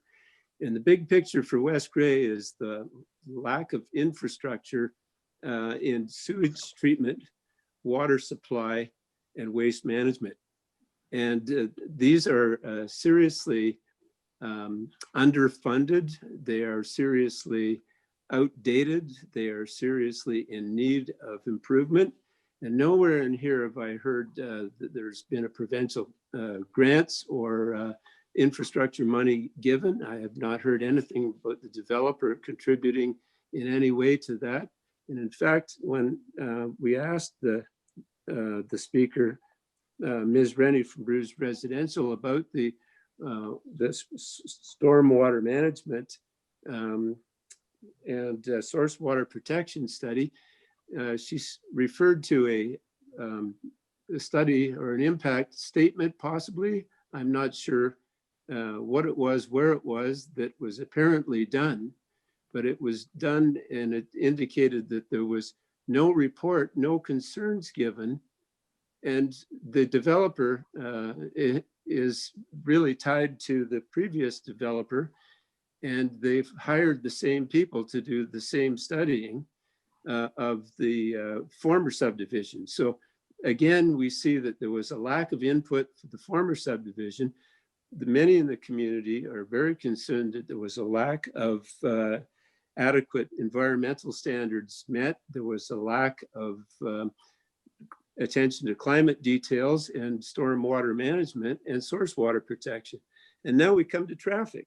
If you lived in the neighborhood as we do, just off of Garifraxis Street, and realized the flow of traffic, the increase in traffic, and the speed of traffic are incredible in the past 7 years that we've been here. And there is no alternative route.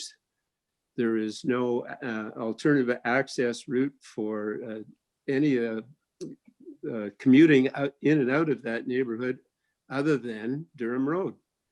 And it's quite concerning to think that a developer would love to invest in West Grey. We're very happy to see that. We're pleased to see that there's an opportunity for redevelopment or new development and improvement in our old community. But at the same time, they have to get the big picture. in that we're an old community that needs a lot of fixing, and we want help. We don't want something dropped in our laps and then no presence from them, no contribution. It's their names that will be on the project. So we hope that they will be thinking of it in terms of their reputations and their opportunity to contribute to the improvement of our community and the improvement of our province and our country. So there's many issues. I'm going to invite the interested councillors who share some of my concerns to meet with me in another opportunity and prepare a further list of comments and concerns that we can submit to the planners and at West Grey and Bruce Developments. So thank you very much for your time, and I hope to speak again at a later date. Thank you, Lee Papineau. Very much appreciate that. I wonder, so noted your invitation for sure, but I wonder if Kristen Renee or Travis Burnside wishes to comment on the concerns and issues that Lee Papineau has raised, please.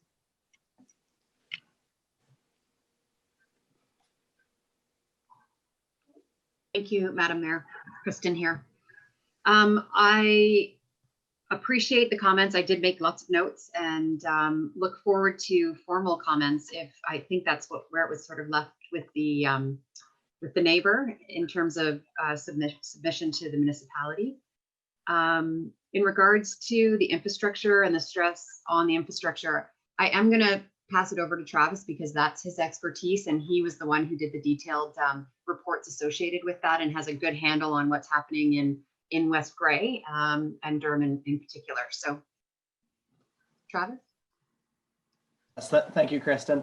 Again, as he stated, we were involved in both projects. So a lot of the background studies with regards to infrastructure capacity were looked at a few years ago by the municipality. They had a sewer capacity study done, and the only concern that was raised out of that study was that bottleneck on Durham Road that's being addressed, and both developers have, or at least the Sunvale Homes development has contributed money to correct that situation through the subdivision agreement process.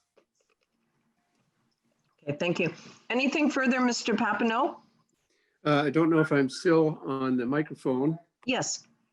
No, I have nothing further to add to that other than that obviously those of us in the public are not educated in all levels of engineering and planning as the individuals here today are, but we have to view these opportunities to have development with a very common sense approach. And the most common one is the fact that the water that's in our environment is with us all the time, as is our air. And we do have a huge need for water management and continued focus on controlling water and maintaining its quality as we do our air and improving our climate. So these are ongoing studies that are coming in around the world, and we need to continually refer to the latest information about what we can do to improve our overall environment in our community and our province by managing the most common aspects of water and air quality. So I'll leave that with you today and hopefully speak again at another time. Thank you.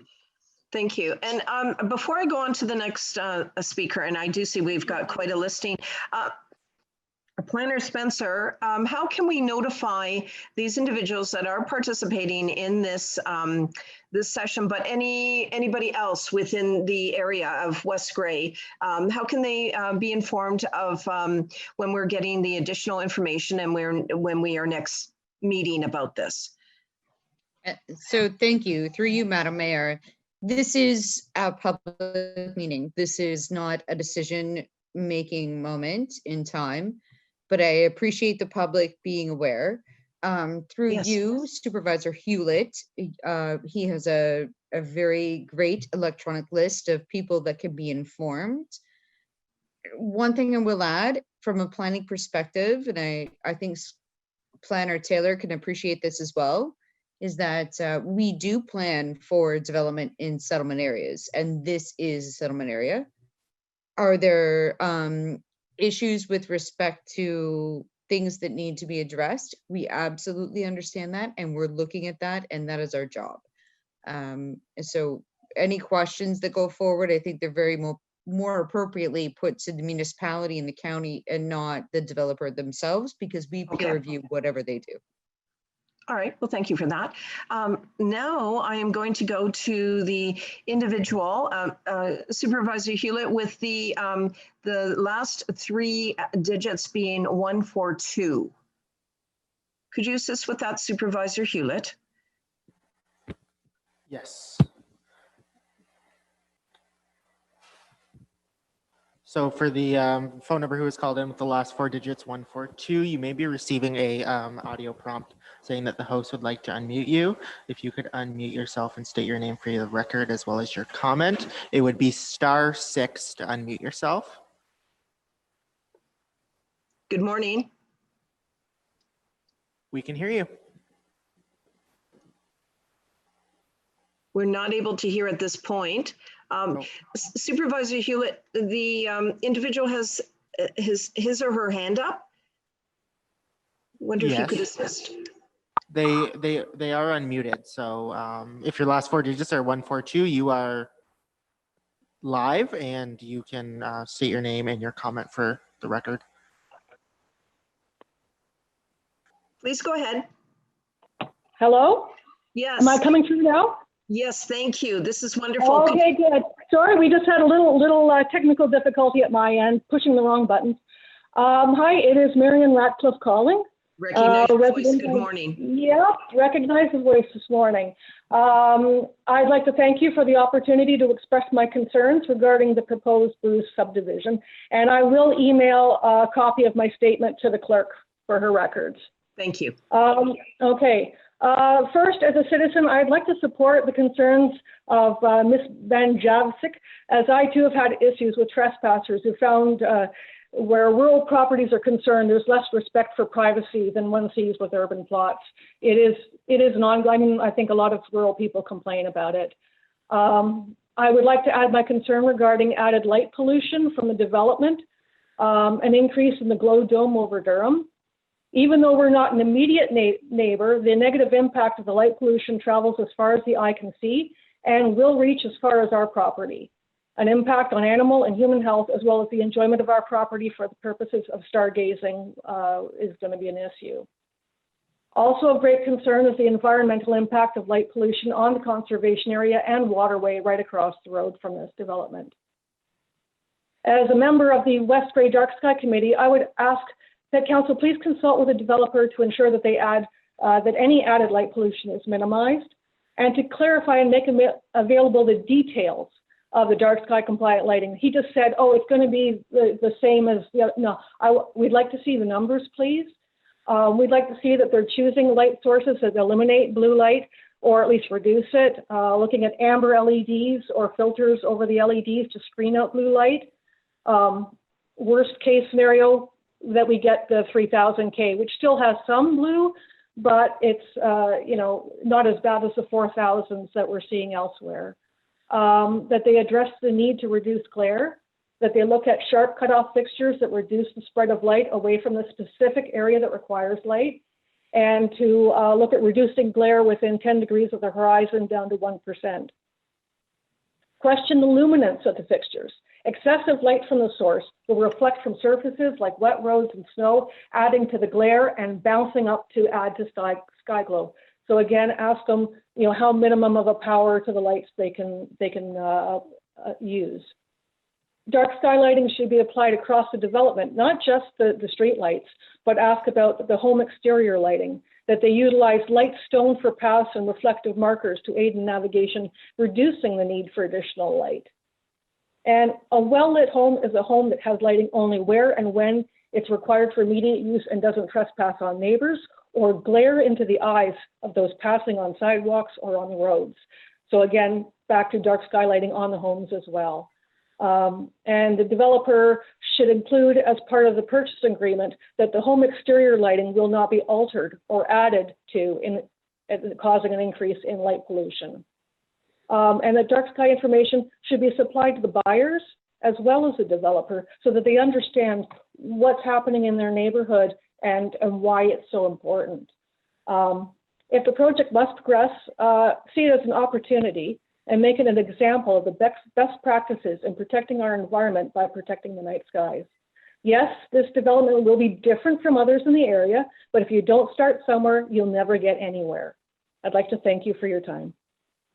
Marion Radcliffe, thank you very, very much for that. I'm wondering, Planner Taylor, the senior planner from the county, do you have any comments with regard to this? Because Marion Radcliffe was really speaking to the subdivision component, in my opinion, but certainly take it away, please.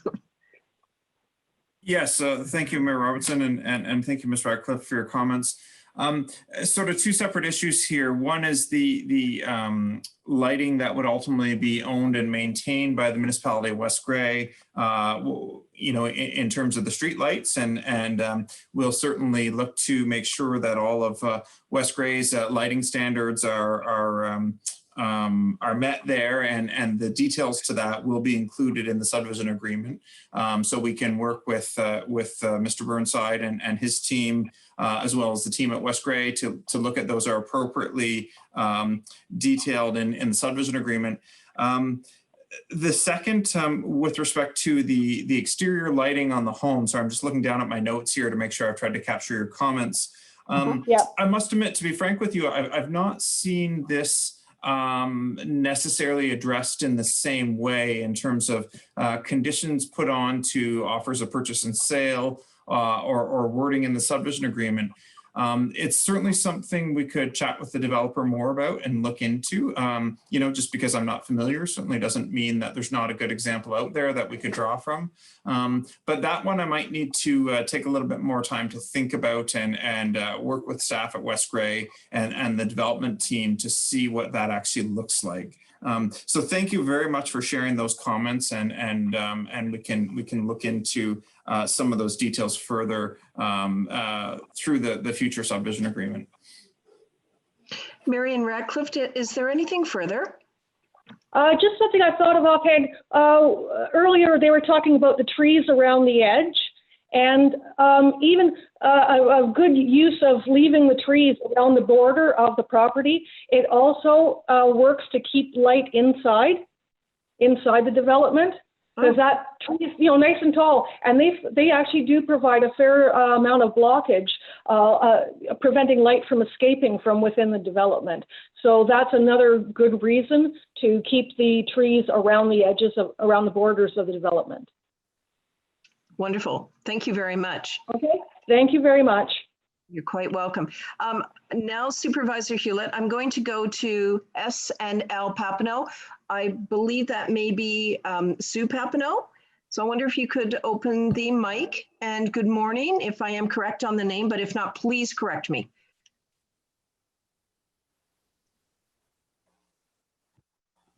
If I may, Madam Mayor, S&L Papineau. Oh, your mic is live now. Good morning. Yes, that's correct, Mayor Robinson. It is Sue Papineau. Thank you for holding this public meeting today. I know it's important for everyone in West Grey, especially Durham. Mostly important for those of us who do live up on Durham Hill, will be the most impacted by this. My concern is, no surprise to anybody that knows me, the park situation that was brought up by Councillor Hamilton. The parkland, I have taken a walk through the subdivision that's in the process of being built right now, and that parkland is extremely small. It looks to me as if they're proposing the same thing for this new part of the subdivision, and it's all well and good, and I appreciate our planners saying that the rest of the money would be donated back to the municipality, and I understand that, and yes, could be put into improvements for parks. There is nowhere up on this hill for a child to play, except on the private property of the Catholic school. There should be a playground. There has to be somewhere for a child and people to go and have some sort of recreation, and not a small space. This is going to be, would need to be a park that's going to do both this proposed subdivision and the subdivision that's being built right now. For a child to get to the town hall park or down to the arena park, yeah, that is just totally unacceptable for some place for people to go. It was mentioned that, yes, the conservation area is right there.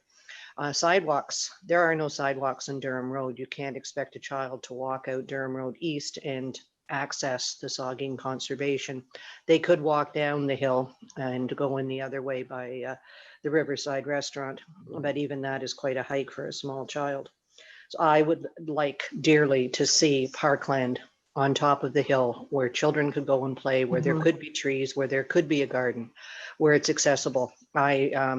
Anyone on staff or anybody involved in this and planning, do us all a favor. Walk from the top of Durham Hill to the bottom of Durham Hill and then walk back up again. Now imagine you're an older person or a young child and see how it feels. My other concern brought up by Councillor Shea definitely is the traffic. Living up here on top of the hill, we watch trucks and cars click down here at 100 kilometers an hour, and those brake lights don't hit until they're just at the top of the hill. That's past Jackson. I'm surprised so far with all the construction that there's not already been an accident. Now you're going to run school buses in there. There has to be something done at the intersection of Jackson and Garifraxa and Durham Road and Garifraxa to slow the traffic down, because it is just an accident waiting to happen. So I appreciate you listening to my comments very much, and I will submit them in writing so that they can be reviewed. But thank you very much for the opportunity. One more question. Will there be another public meeting on this? Planner Spencer, please, if you could just identify that process. And also, Sue Papineau, thank you very much for submitting your written comments and bringing all of this information to our attention as well. Planner Spencer, comment on the process. And I know there's a next step identification, but I would very much appreciate it if you could answer this question at this point.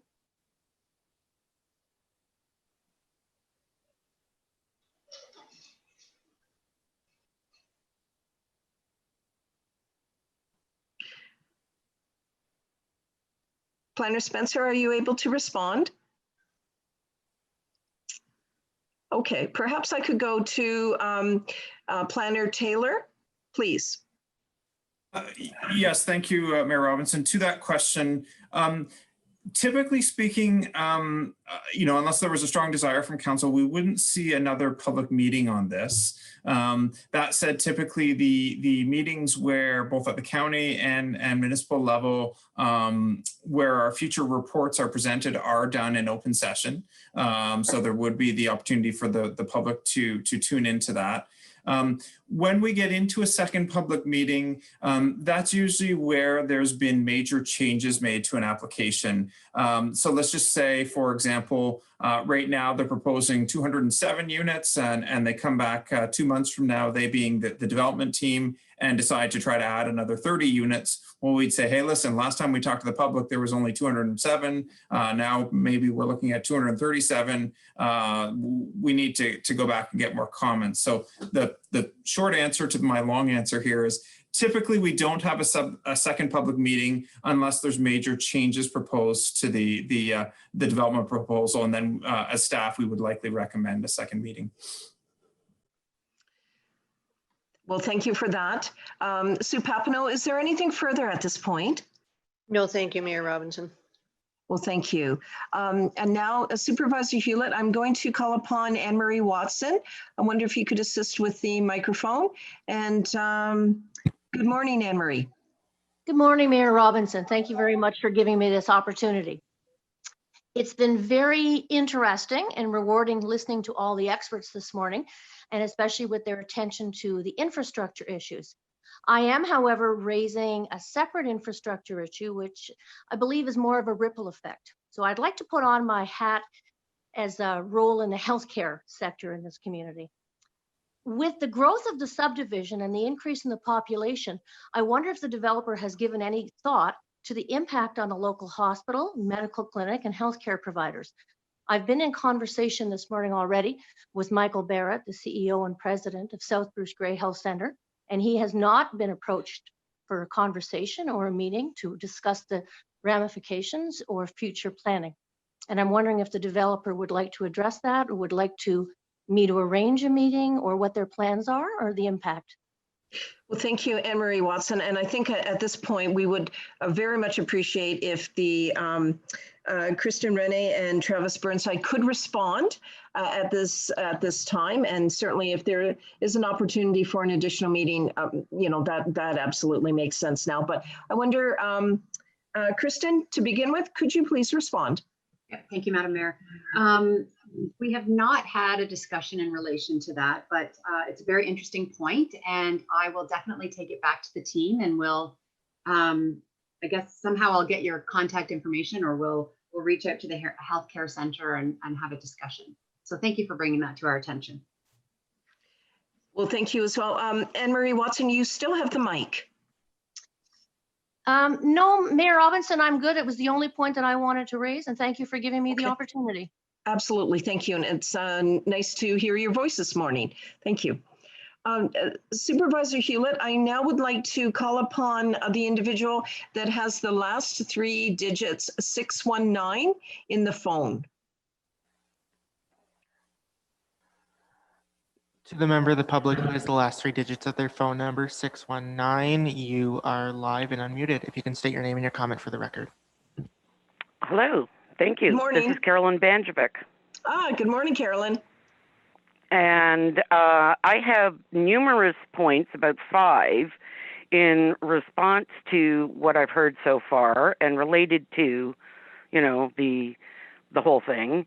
But I would like to begin by requesting that since I don't know the technical term for it, but officially opposed to this development, if I would be able to receive actual hard copies of all the existing and any new related reports and minutes in relation to this issue, because several of the reports and things that were discussed during the beginning of the meeting, I had no idea what anyone was talking about. Okay. And I really I'm not capable of going on the internet and downloading things from either West Grey or Grey County. Well, fair enough. Let's get a response from our planner and also the Grey County planner. Let's deal with that question right off the top. So I'm going to double check again. Do we have Planner Spencer available to comment? Okay. CIO Johnson, would you be able to comment on her behalf then?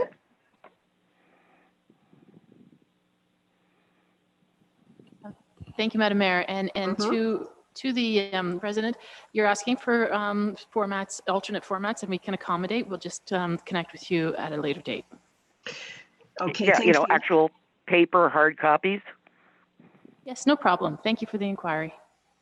Okay, and then I just want to go to Planner Taylor, who's with Grey County. Would you be able to respond as well? Sure. Thank you, Mayor Robinson. The county can certainly work with CIO Johnson on this. The reports are all dual purpose reports in terms of the servicing report addresses both the county and municipal applications. So between West Grey and county staff, we can make sure that Carolyn gets a copy of each of those documents in this regard. Thank you. Carolyn, you still have the mic. Please go ahead. Okay, thank you for that. And now let me start here.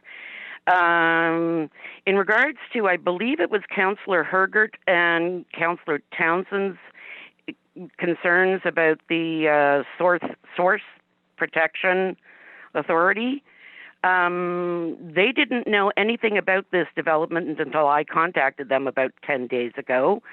And the only existing study that I've heard mentioned in regards to how this might impact it, when I was discussing it with them, they said that you're right, the last survey regarding the drinking water source protection that was done in 2015 when we received instructions of what we could not do on our property because of our pond and the wetlands and creek that then run into Saugeen from us.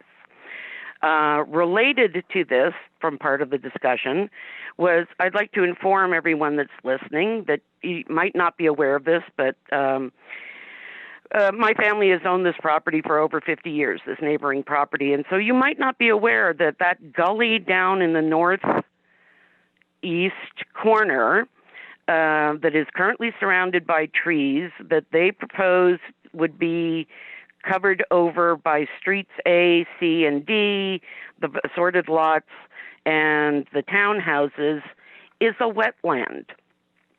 And this was a concern of the Source Protection Authority, and they did not do any work on it because it was a farmland, like an open field or something at the time in 2015. And so they are proposing to build, I didn't count all of them, but all of those streets A, C, and D, townhouses and lots, by cutting down the trees and building over a wetland. And in regards to traffic, for over 50 years now, myself and my family have tried not to be killed by the speeders using the Blind Hill bypass coming up from the conservation area and coming, straight at us as we're trying to get in or out of our property. And the access roads to Durham Road East that are proposed on this plan are within less than 100 meters of my own driveway. And the increased amount of traffic trying to get in or out of those two access roads to Durham Road East, again, speeders come, gunning it up the Blind Hill from the conservation area. So there's a danger in there as well. And I would also like to thank Councillor Hamilton for many of the concerns that she expressed. As far as I'm concerned, you and Susan Papineau, you have essentially proved my point 2 of my opposition letter in regards to the encroachment from people now living in this development, because you're right. They are not going to want to go all the way down to the park in town or even across Garifraxa to, the schoolyard at the Catholic school or up or down the hill to the conservation area. They're going to be looking through their bedroom windows and over their fences at my field and my pond and my bush at the northern end of my property, and they're going to just hop over the fence or go around the corner of it. Because, oh boy, look at all this open area and the pond, et cetera, that we can just enjoy just by hopping across the fence. So all of my concerns are still there, including the points that I didn't catch all their names, sorry, but the concerns about, and I think Lee Papineau addressed this as well, of paving and possibly, was it Marion Radcliffe, in regards to the paving over, the top of the hill, and how much is that going to impact my private well? It's an old well, and it went down as far as it needed to when it was dug, I'm guessing 100 years ago. And will the drawdown cone and the well capture zone for my well be so severely impacted by paving over and building over the rest of the top of the aquifer on this drumlin, so that I no longer have access to drinking water? Those are my concerns at this point. Well, thank you, Carolyn. And with that, Kristen Renee and Travis Burnside, are you able to please respond to that? Thank you, Madam Mayor. It's Kristen. I did receive the comments and I have also made notes. In regards to the concerns related to water and traffic, I will pass it over to Travis since again, that was his area of expertise. Okay, thank you. Travis Burnside then. I'll just go through a few of the points here. I made a few notes. So we had WSP complete an environmental impact statement, and they are biologists. They have various other environmental experts. I don't claim to be an environmental expert. I don't know exactly is required to classify something as a wetland, but based on their expertise, they have indicated that that area is not a wetland per the provincial requirements of what. And the concerns with the traffic speeds, that's a police enforcement issue, and that also comes back to the comment for Garifraxa Street. Speed on a municipal road, if it's above the speed limit, comes back to an enforcement issue. It's not a development issue per se. Now there will be more traffic. People turning, does slow traffic down, but I understand there is going to be an increase in traffic as there's more houses. There's obviously going to be more vehicles. When with regards to the water impacts, now the runoff, it will go to stormwater ponds. There's not going to be increased runoff that way. With regards to the wellhead capture zone, like it's not, I looked on the county mapping and the West Grey zoning as well. It's not in this site's not in a wellhead protection zone based on the mapping that I reviewed yesterday. So I don't really have much more to comment on that point at this time. We can review it further in our final response. Okay, I'd like to go to Planner Spencer and then to Planner Taylor on this before I go back to Carolyn Bankovic. Planner Spencer, please. Thank you, through you, Madam Mayor. Yes. We appreciate the public comments, and what I would like to express at this point in time is that most of those comments should come in writing, and we would appreciate receiving them to have them on record so that we can review them when this file comes forward in future. Now is not the time to necessarily debate about the logistics. I do think the developer and their agents are being very kind in the sense that they are doing everything they can do. And if there's questions, we'd like to receive them. But I don't think it's a very valuable sense of council's time right now to address everyone in minute form. Thank you. Okay. Nothing well, further.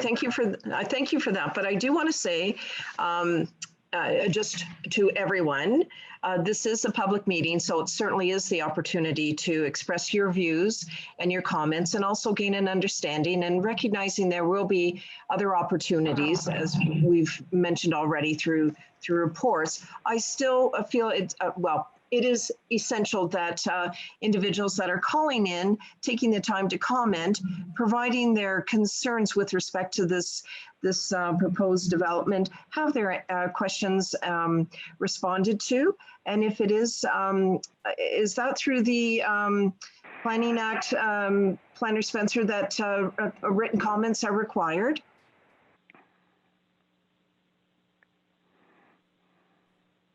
You are correct, through you, Madam Mayor. Yes, that is correct, that you must submit written comments if you have concerns, and please do so if that is your absolute right to do so, and that is the valid way to do things going forward. Okay, thank you. But through this process, through this public meeting, it is important that our members of council have the opportunity to ask questions, and also our citizens have the opportunity. So that's where we're at right now, and recognizing that the importance of the written comment as well. Okay, I want to go to a planner. May I address that? I was, Carolyn, yes, and then I wanted to go to Planner Taylor to provide additional information, but please go ahead. I just wanted to point out that I did over a week ago submit my written opposition letter that not only related to the points that I was just discussing, but that if I am not correct, it would appear that several of the councillors had received and read because they were directly quoting me and pointing out my written comments. Yes.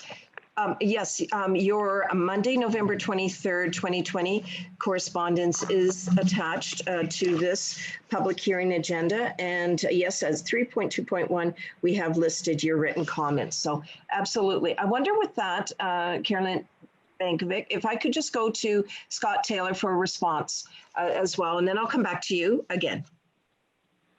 Thank you, Mayor Robinson. Yeah, I was going to point out the same thing, that we do have Carolyn's comments already. So thank you very much, Carolyn, for taking the time to write those out and send those to us in advance. And thank you for taking the time to share your time and your comments with us today. This is really helpful to staff, and I'm sure council appreciates it as well.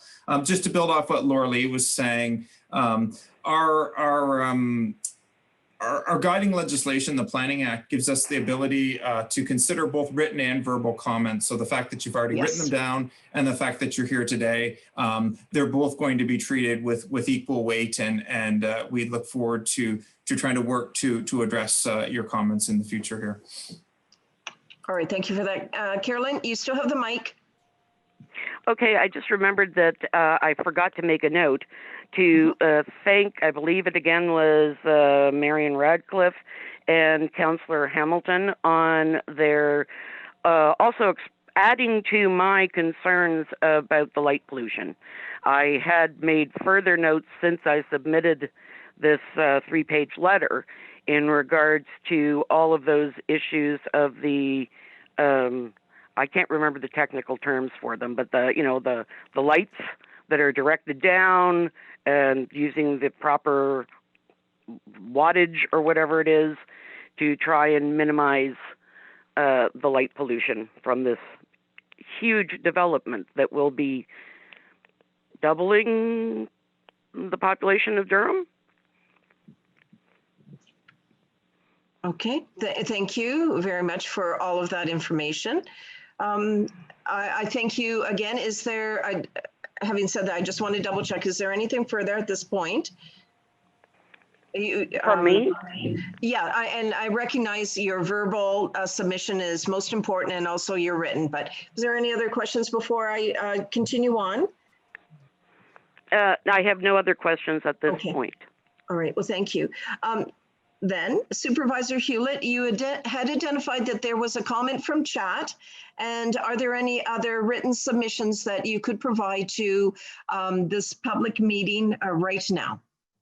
Yes, Mayor Robinson, I did receive one question through the chat. Just bear with me. This conversation went on for quite a while, so I just have to scroll up to find it. Okay, this is from Darlene Prinz, and it states the developer suggested the conservation area would be an ideal opportunity for extra, in quotations, park space. Would sidewalks be constructed from the proposed development extensively to the conservation area, with the second question being at a distance of at least 1 kilometer? Okay, with that, I'll go to Kristen Renee. Thank you, Madam Mayor. I can't answer that question. I can't answer that on behalf of the developer. We never spoke about adding sidewalks to the Conservation Authority. So Laura, Planner Spencer, how would we be able to derive a response for this? We're at the very preliminary stage, and thank you, Madam Mayor, and through you. I respect that Kristen's response is very adequate in the sense that we don't have an answer to that question. We aren't even at draft plan approval for the subdivision, so we're working through those moments, and there is consideration towards sidewalks. That's absolutely going to be consideration. Okay, well, thank you for that. So when would be the moment then? I know they would, through you, Madam Mayor, excuse me, going forward, it would be something coming in the spring at best. Okay, fair enough. Now, I see Councillor Hutchinson, you have your hand up. Did you have a comment on this before I go back to Supervisor Hewlett? Yes, Councillor Hutchinson, maybe our Vance, our Director of Infrastructure, can comment, because I know there's going to be major work done on this road regarding sidewalks, but also I think further down towards the conservation area. Maybe he can comment what his plans are. Okay, I'm scrolling through. That's a very good point, Councillor Hutchinson. Madam CIO, I'm not seeing yes, I am now seeing Director Sawinski. Could you please comment? Certainly. Good morning, Your Worship. Can everybody hear me okay? Yes. So through Your Worship, we will work with the developer as well, but as well, we do have plans to put sidewalk in eventually along Durham Road East in an easterly fashion from essentially Highway 6 out toward where the new subdivisions are. Okay, thank you for that. Supervisor Hewlett, you had identified, is there additional information on that chat note? Thank you, Mayor Robinson. No additional information on the chat, no. Okay, and do you have any other written submissions at this time? I have not received any other written submissions, no. Okay, I just want to identify with the phone 619 again. Was there additional comments? I believe that was Carolyn Bankovic. And apologize for the pronunciation. If I may, Madam Mayor, yes, I believe you are correct. Okay. Marilyn, if you would like to unmute yourself, there you go. Hello, Mayor Robinson, and that's okay. I have been answering to Carolyn since I was in kindergarten. Yes. At this point, not specifically, but my concerns are major. And the one, it wasn't included in this written report, but I've had, and several people I think that are on this call will might even recall that I've had issues with teenage entitled bored trespassers coming onto my property and actually setting fire to one of my trucks, and the fire stretched like 30 feet up the trees that it was under. And if it weren't for our wonderful volunteer fire department, it was during a drought, they could have spread across, not only taken out my house, my farm, my barn, everything, because all the trees were connected to each other, but would have spread across the top of, Durham Road East. And yes, and in regards to my comments about that northeast corner being a wetland, it is not a swamp. It is a wetland that every time there is extensive rain and a wet period, it then becomes waterlogged. Okay. And yes, the Source Authority does know about it when we spoke 10 days ago, and that was one of his concerns, that he hadn't been contacted because that is a wetland. So would there be an opportunity, Planner Spencer and also Planner Taylor, that these comments can be reconnected back to Conservation Authority and ironed out and getting responses? Through you, Madam Mayor, I respectfully understand that there's a concern. Absolutely, if her Madam Person would like to file a complaint, then I will follow up with that. I wonder if there could be a dialogue with Carolyn Bankovic on this. I wonder if you would extend a conversation that this could occur. That is fair, Madam Mayor, and I have Carolyn's contact information, so I will do so. Thank you. Thank you for that. Okay. If I could just say, it's not the Conservation Authority, it's the Source Protection Authority. Yep. The Drinking Water Source Protection Authority. Yes, thank you for the clarity. And through you, Madam Mayor, that is the same authority. Yeah, Thank you fair very enough. much. Fair enough. Anything further, Carolyn, before I move on? Not at this time that I can think of. Okay. Well, thank you. I do see Councillor Hamilton, your hand is up. So before I call for additional speakers from the public, can I recognize you here? Oh, thank you, Mayor Robinson. I received a message from someone who's trying to get into the meeting. Oh, I was just wondering if staff could check to see if there's anyone still in the waiting room. They may wish to participate. Thank you. Thank you as well. Supervisor Hewlett, would you be able to respond that way? Yes, thank you for the inquiry, Councillor Hamilton. I have nobody in the waiting room. Councillor Hamilton, is there another way that this can be connected in? Do you have any information? Okay. What about I'll the phone number? Yes, they retry. I'm sorry. Yeah, If I may. Yes. Councillor Hamilton, I did just see your message, and the individual you have identified is in the meeting currently. Oh, excellent. Okay, thank you very much. Thank you. I will call upon that individual, but also if there's anybody else that is trying to get in, whether you connect as the individual did with Supervisor or with Councillor Hamilton. Supervisor Hewlett, could you just please give the phone number at this point and the ID? Sorry, Mayor Robinson, I'm slightly confused on what you're asking me to do. So if the individual wasn't able to get in, I'm just wondering if you could announce again the phone number by which somebody could call in, the 1647 number, and then the ID. Sorry, yes, the Zoom information.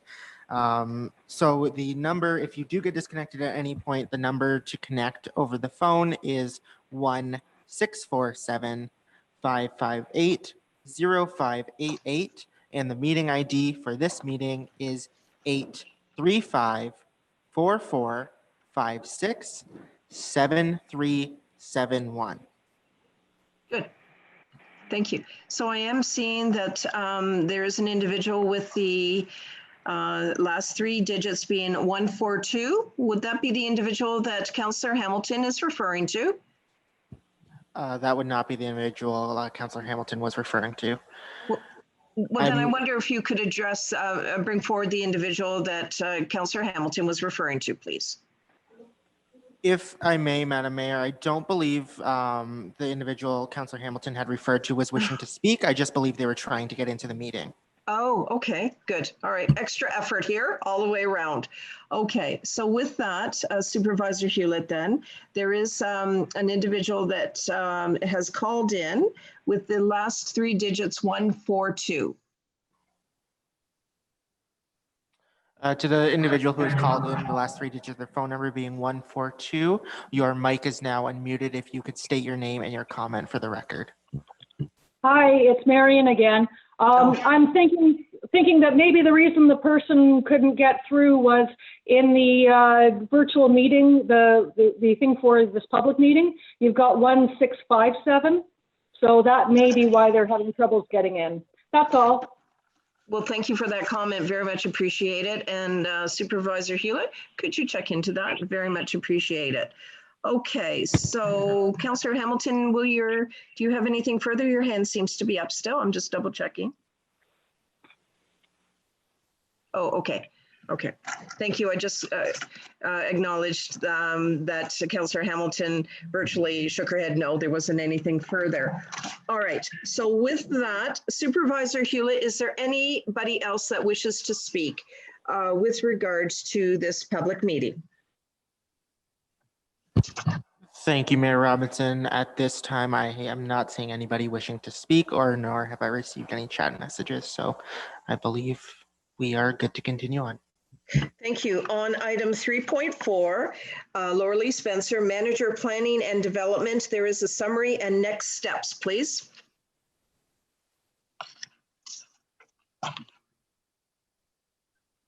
Thank you. And through you, Madam Mayor. So the plan of subdivision, we're going to expect comments within the next 20 days, and that is the approval authority of the county. So we will expect those comments, we'll reiterate those comments, and if a peer review beyond what we've done is necessary, we will do so. But we will make a recommendation to County Council through recommendation to have them contemplate the plan of subdivision for a draft plan approval. Thank you. And thank you for that wrap up. At least at this point, there's more to come, certainly, and very much appreciate everybody's participation and comments and concerns on this. Kristen Rennie of Georgian Planning Solutions and Travis Burnside, professional engineer. Thank you very much for your presentation and diligently listening to all the comments and concerns, not only from our members of council, but our citizens. So we look forward for additional information back. I think at this point, Madam Clerk, we are on item 4, which is a closed public meeting. So I would be requesting you to read the recommendation at this point. Through you, Your Worship, the recommendation is that West Grey Council hereby closes this public meeting at 12:20 p.m. Is there a mover for this motion? Councillor Hergert, are you moving this motion? Councillor Hergert, yes. Is there a seconder for this motion?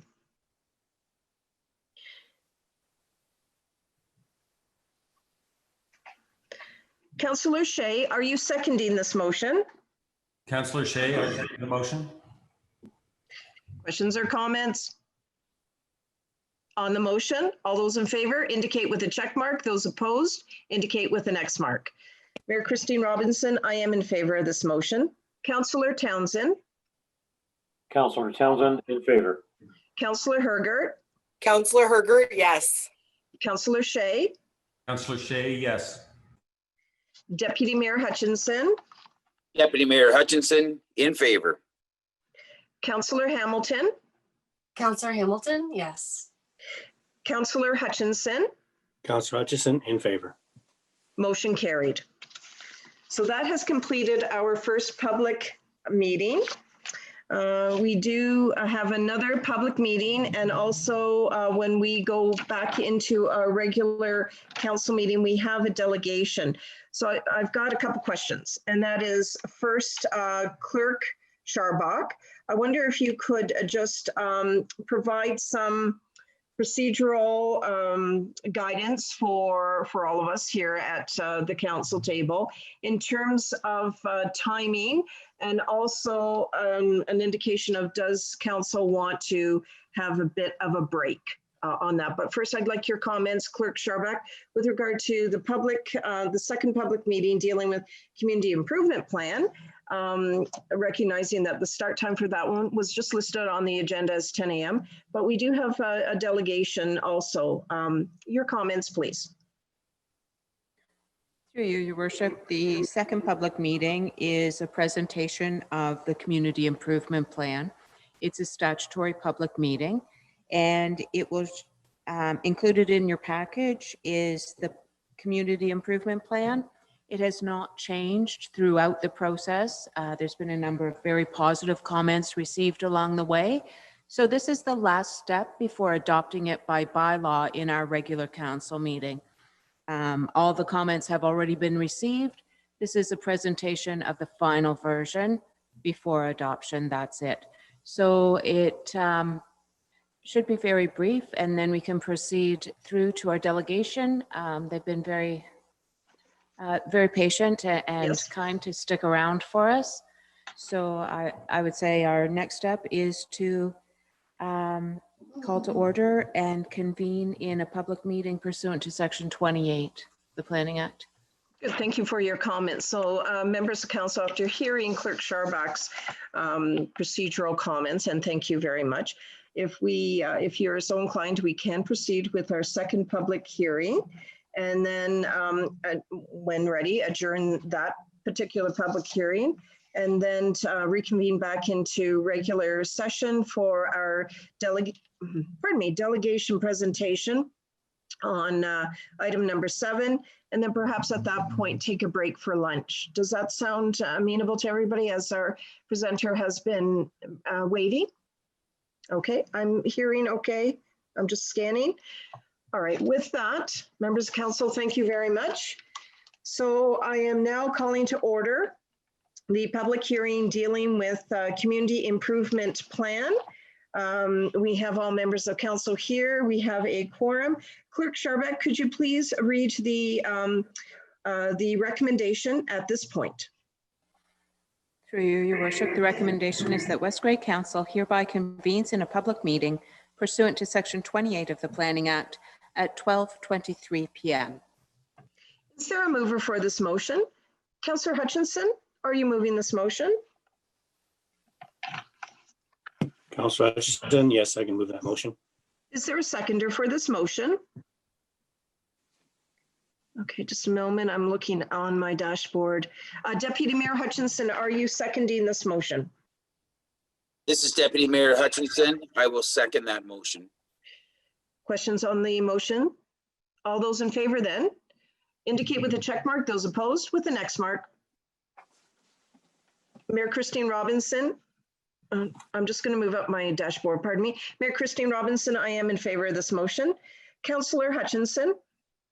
Councillor Hutchison, in favor. Councillor Hamilton. Councillor Hamilton, yes. Deputy Mayor Hutchinson. Deputy Mayor Hutchinson, in favor. Councillor Shea. Councillor Shea, yes. Councillor Hergert. Councillor Hergert, yes. Councillor Townsend. Councillor Townsend, in favor. That motion does carry. We are now proceeding on to item number 2, declaration of pecuniary interest and general nature thereof. Members of council, is there anything to declare? Seeing none, we are now moving on to item 3, community improvement plan 3.1 overview. Clerk Sharbeck, will you be presenting this overview, or could you identify who will be? Thank you, Worship, and through you, the overview, there is a one-page overview in the package just prior to the final community improvement plan. I believe Planner Spencer could touch on the highlights of that and then update council on just a summary of what's happened to date and next steps moving forward. Okay, so with that, 3.1 is an overview, 3.2 community improvement plan, and 3.3 Laura Lee Spencer, manager of planning and development summary and next steps. We can deal with that all in one. Clerk Sharbeck. Thank you. Now I go to Planner Spencer, please.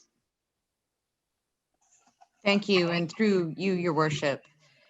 So essentially, the plan is geared and targeted to updating the storefronts in communities and outside of communities in rural areas as well. We're looking at trying to give stimulus to the economy of our community, and it will be a good thing going forward. It might take some time, and that's appropriate, but I'll leave that to questions to follow. And next steps, it's purely, if it's approved, an application process going forward, and we would like to see as many people, and we've had a lot of interest in going forward. So I will close with that and appreciate any comments that come beyond that. Thank you. Thank you. And I just want to note and draw to everyone's attention that on our regular agenda under section 17 bylaws, 17.1, there is a bylaw 83-2020 Community Improvement Plan West Grey 2020. So there is a bylaw for consideration later today. So with that, are there any questions from members of council at this point? Councillor Hergert. Yes, thank you. So just noting that the community improvement plan is for all of West Grey. It's not just urban areas, it's for rural areas as well. Just also noting how much money we are going to put to the CIP itself, and then how much money comes from the county. Planner Spencer, could you re-clarify this? I can, thank you. Through you, Madam Mayor. We do have $100,000 allocated for going forward in 2021. Because of COVID, I will explain that money was, those funds were there but we didn't have the opportunity to kind of exercise that component. We do get an allocation from the county, and it's about $20,000 to contribute to that. Thank you. Further, Councillor Herger. Yes, so I guess, are there any metrics to know when this new program, it's a brand new program, we've never done it before, how will we know it's successful? When the money runs out? Or what are the success criteria for, you know, every year we may look at it and say this much money was utilized and this is how much new accessible, you know, money has been garnered. What would be metrics for this brand new program? Thank you for that. Planner Spencer?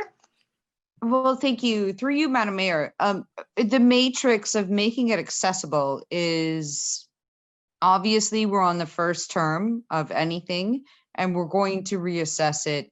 I would say from my component, because I'm the director of it, would be 3 months, 6 months, that component.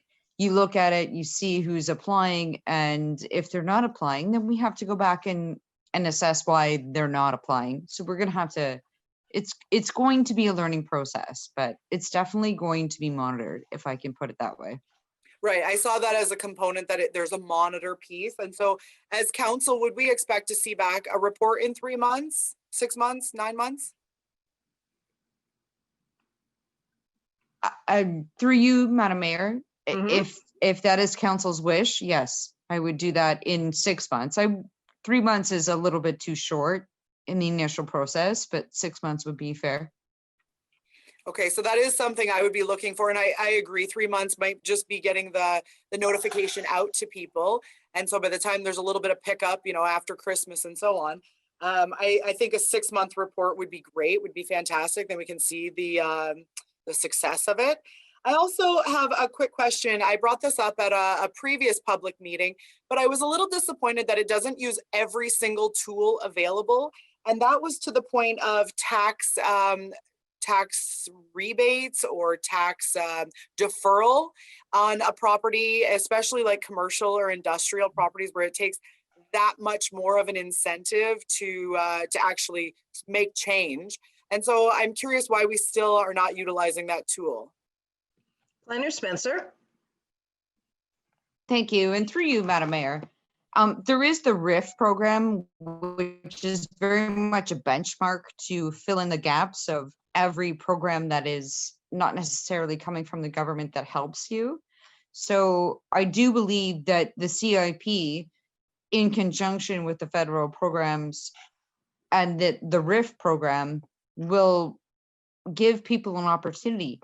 I do understand what you're saying in the sense that they may not know that program is out there for them. So yes, there is a gap and we'll have to figure out how we're going to figure that out. But I will work on that. Thank you. So I do think that's an important piece. And thank you very much, Planner Spencer, for recognizing that. Like, we're in the biz of knowing these things, right? So how do we get people that are not in the biz, that are landowners, tenants, and so on, to pick up on this and say, oh, I could qualify under this federal program, this provincial program, this municipal program, and actually make, you know, the dollars make sense. So I appreciate that we still have that tool to kind of package up for people that are interested.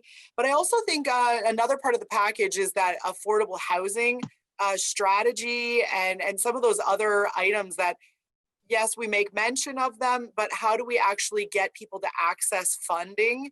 And I think that's the important part, to really package the whole thing together. So at this point, I would like to ask for a recorded vote on this. I believe we're all very excited to have this program be part of West Grey. You know, Just if I new may, opportunities. if I may, I'm sorry, I don't mean to interject, but if I may, I think there needs to be an absolute understanding that we're all as staff doing our best to figure things out, as they are very fluid. And absolutely, we do every best effort at the front counter to help people with that. I do know what you're saying, and I don't know if, like, forcing people to be in a position.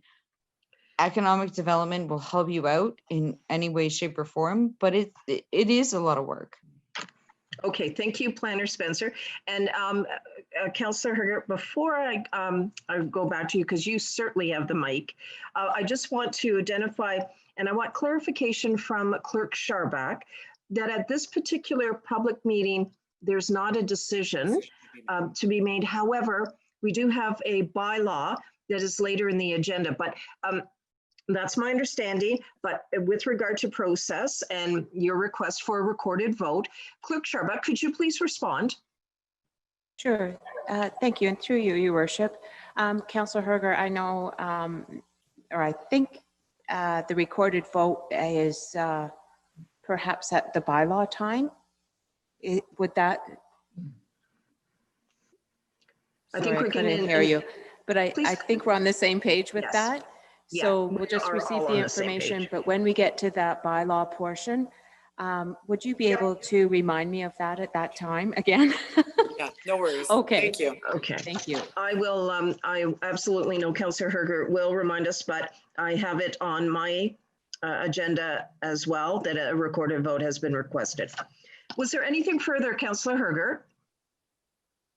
Well, the point of the recorded vote, I know we're all very excited to see this community improvement plan start.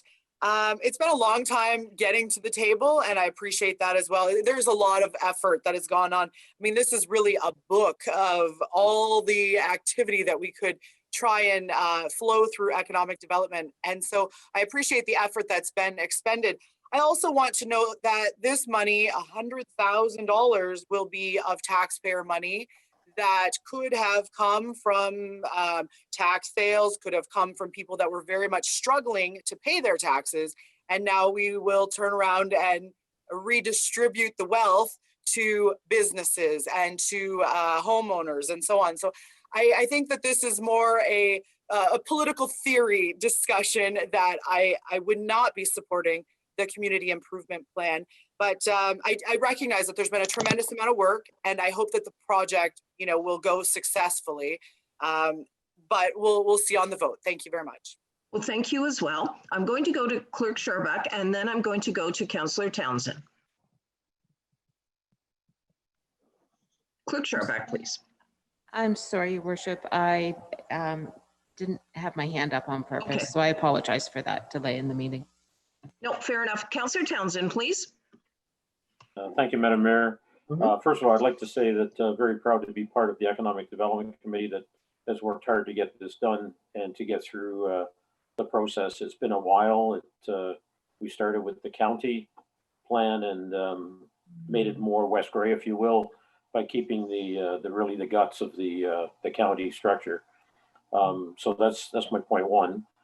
Point two is there's some other opportunities within that. So anyone listening that maybe has not read it or been involved as deeply as others of us have, it also deals with agricultural, second units or second apartments, all kinds of things within the home. There is an expectation that a minimum of 50% of the cost will be with the person doing the project, not with the municipality. There are limits on the amount that the program actually donates. So for example, if you're actually doing work, then it could be up to $5,000, but it's a maximum of 50%. So if your project only costs $3,000, you're not going to get the $5,000. You're just going to get half of the $3,000. There's also issues around permit waivers, excuse me, which has a different maximum of $2,500, but the same thing applies. You have to spend at least $5,000 to get that $2,500. So the excuse me, got a bit of a frog. The other one is that you can take advantage of multiple programs, but again, it can't exceed more than 50% of the project cost. So, you know, if you're really interested in trying to improve your business, then I suggest that people read it in more detail or contact staff for clarification, rather than assuming if you read part of it and don't see partway through that you're able to do it. And another subtlety in there, for example, is if you're a tenant of a building, you need your owner of your building to agree but then they can assign you as the person that is actually doing the work and would be the representative at the municipality in the program. So that's what I wanted to say about the program specifically, and there's no need for responses at this point unless Okay. I've given something that's inaccurate, and I don't believe it is so far.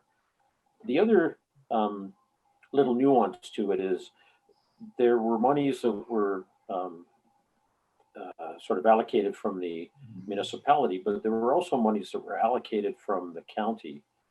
And I'd like clarification as to whether or not those are 2020 dollars or 2021 dollars. Because the interesting Certainly. part is if they're 2021 dollars, then there is 20,000. If they were 2020, I would expect more for 2021, which might make it a little richer program, meaning there would be 140,000 available. And it's just because of COVID that things got pushed off. But I don't know how that accounting will work, and it may mean there are more funds available. And clarification should be made on that point. So, Thank you for the that. question. And I will go to Planner Spencer, please.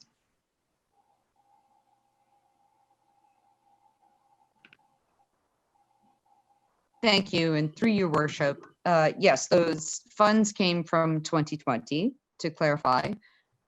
Yes, there is motivation for individuals to be doing what they need to do and how they want to do that. And that I'm excited for 2021 to help individuals rebuild the storefronts and whatever they might look like in the rural community as well. So Okay. if there's any other questions, I'm happy to answer them. Thank you. Before I go back to you, Councillor Townsend, I see that CAO Johnson has her hand up. So if I might, CAO Johnson, please. Yes, thank you, Madam Mayor. And our planner is correct. We have received the transfer of $20,000. I would like to also remind council that County Council has made a commitment of a transfer to any local tier municipality that has passed a CIP in the amount of $20,000. And I believe the commitment was for 4 more years. So we can confirm that with our counterparts at the County Economic Development table, but that commitment was made. So on passing this, I will be able to follow up with them. Thank you. Councillor Townsend. I'm fine, thank you. That answers my question. Okay, fair enough. Councillor Hutchinson then. Yeah, Councillor Hutchinson here. So I'm pleased that we finally have this before us and get it ready to come out to the public. It has been a long process. It's taken a lot of time and work, but I think it's a good incentive to the community to, if they want to do some things, that we're going to try to help them out a little bit. It is a 50-50 plan, as Councillor Townsend has said.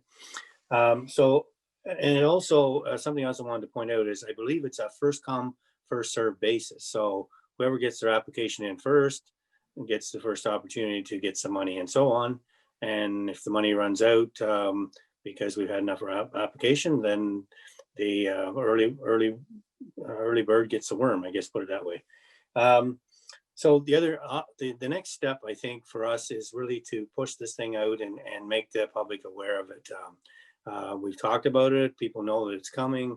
So now their job is to really promote it, and hopefully we will get some buy-in, because I think it's really important for our community to have this program, especially at this time when things have been a bit tough. The unfortunate thing is they have to put up 50% to do the work, but at least they're going to get a grant of 50%. So yeah, so I'm excited to see it's finally come forward and look forward to getting it out there. Thanks. Thank you. Planner Spencer, you have your hand up. Yes, and thank you. Through you, Madam Mayor, as I said before, there are programs to benefit people that don't necessarily have the funds to do the 50% component. There is a GAP program on multiple levels that can assist them as well. So it's not necessarily someone needing to have that 50% component. I just want to make that clear. Well, thank you for that clarity. Is there anything further, Councillor Hutchinson? Okay, thank you. Deputy Mayor Hutchinson. Thank you, Mayor Robinson. And Planner Spencer just kind of made the comment that I was going to get towards, but it has been a long, drawn-out process. We've been over a year. I'm very proud to have sat on that committee and to actually have this finally in front of the public. I think it's a solid economic development plan. We've been waiting a long time for something to come forward in this municipality. And I think it's a good incentive. I think if anybody has any questions on it, this or any other incentives that are out there, because there is plenty of moving targets out there right now, and they keep changing all the time. The best thing I recommend is to reach out to our staff because they're well knowledgeable on what's going on. They're more in tune with the grants and incentives that the province that's bringing forward. So that's my recommendation, is to always feel free to reach out and take the advice or the knowledge of our staff. Thank you. Well, thank you for that. I do have a question, and I'm going to direct it to Clerk Sharbak. Recognizing this is a statutory public meeting, could you just please identify why there isn't a section for comments from the public?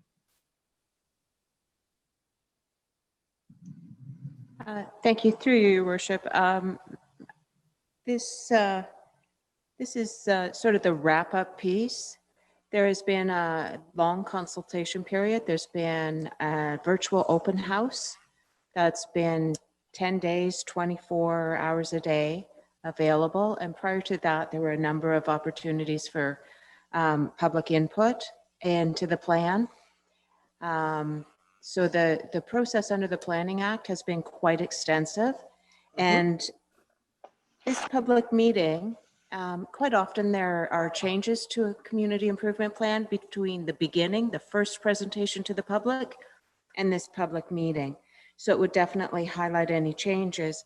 However, all of the comments received have been very supportive and very positive. There have been no changes. This is a technicality, and we must have the statutory meeting under the Planning Act to show the final version of the plan. In our case, it's the exact same as the one we started with because of those positive comments supporting how it is set out. So this meeting isn't for the public consultation piece. That part has been done previous, and I'm sure Planner Spencer could elaborate on that process if council wishes more information from the Planning Act perspective, but that's the general summary. So I will go to Planner Spencer. So at this point, it would not be appropriate if I ask for public comment. Is that what you're identifying? Well, thank you. And through you, Madam Mayor, I think the clerk did a very astute position of pointing out the process that we're going through. We've had a public meeting, and now we're having the consultation component. There is a 20-day period where if someone wants to submit their opinion, that has already happened. We're at the point now where if no one has objection, we are quite compelled to send that to the county and say, this is what we've decided. We've looked for public comment. I think Clerk Sharbak has done a very good job of defining that. So she's done everything by the book. So if there's any further questions or comment with respect to the Planning Act, I think she's already covered it. Thank you. Okay, so thank you for that. So Clerk Sharbak, so at this point, can I call for if there's any public comment, or would that be out of process? And you're suggesting that the public comment has been satisfied at this time. I just want to ensure that that's identified, because we're very much public consultation individuals here. Yes, the public comment period has been quite extensive for the community improvement plan and the advertising of those public comment periods. And I think there was a couple of open houses. There were surveys carried out. And of course, that 20-day period that Planner Spencer advised of, where anybody could submit comments in any format that they chose. And so this is just the summary of here's the final version, the final viewing. And then we would, the next step would be to adopt it by bylaw and start the education and the public awareness campaign and hit the ground running in January, sharing this information. Thank you for that, Clerk Sharbak. I very much appreciate the clarification. I am not seeing any other hands up from members of council. So at this point, we'd go to item number 4, which is closed public meeting. Clerk Scharbeck, could you please read the recommendation at hand? Through you, Your Worship, the recommendation is that West Grey Council hereby closes this public meeting at 12:48 p.m. Is there a mover for this motion? Councillor Hergert, are you moving this motion? Councillor Hergert, yes. Councillor Hutchinson, are you seconding this motion? Councillor Hutchison seconds the motion. Questions or comments? Seeing none, all those in favor indicate with a check mark. Those opposed indicate with an X mark. Mayor Christine Robinson, I am in favor of this motion. Councillor Townsend? Councillor Townsend in favor. Councillor Hergert? Councillor Hergert, yes. Councillor Shea? Councillor Shea, yes. Deputy Mayor Hutchinson? Deputy Mayor Hutchinson, in favor. Councillor Hamilton? Councillor Hamilton, yes. Councillor Hutchinson? Councillor Hutchison in favor. Motion carried. Members of council and those listening in, we now are going to go back. There's a procedural vote that we need to take, but we'll be going back to our regular council meeting. Clerk Scharbeck, could you please read the recommendation at hand? Through you, Your Worship, the recommendation is that council reconvenes the regular council meeting at 12:50 p.m. Thank you. Is there a mover for this motion? Deputy Mayor Hutchinson, are you moving this motion? This is Deputy Mayor Hutchinson. I will move the motion. Is there a seconder for this motion? Councillor Hergert, are you seconding this motion? Councillor Hergert, yes. Questions? All those in favor then indicate with a check mark. Those opposed with an X mark.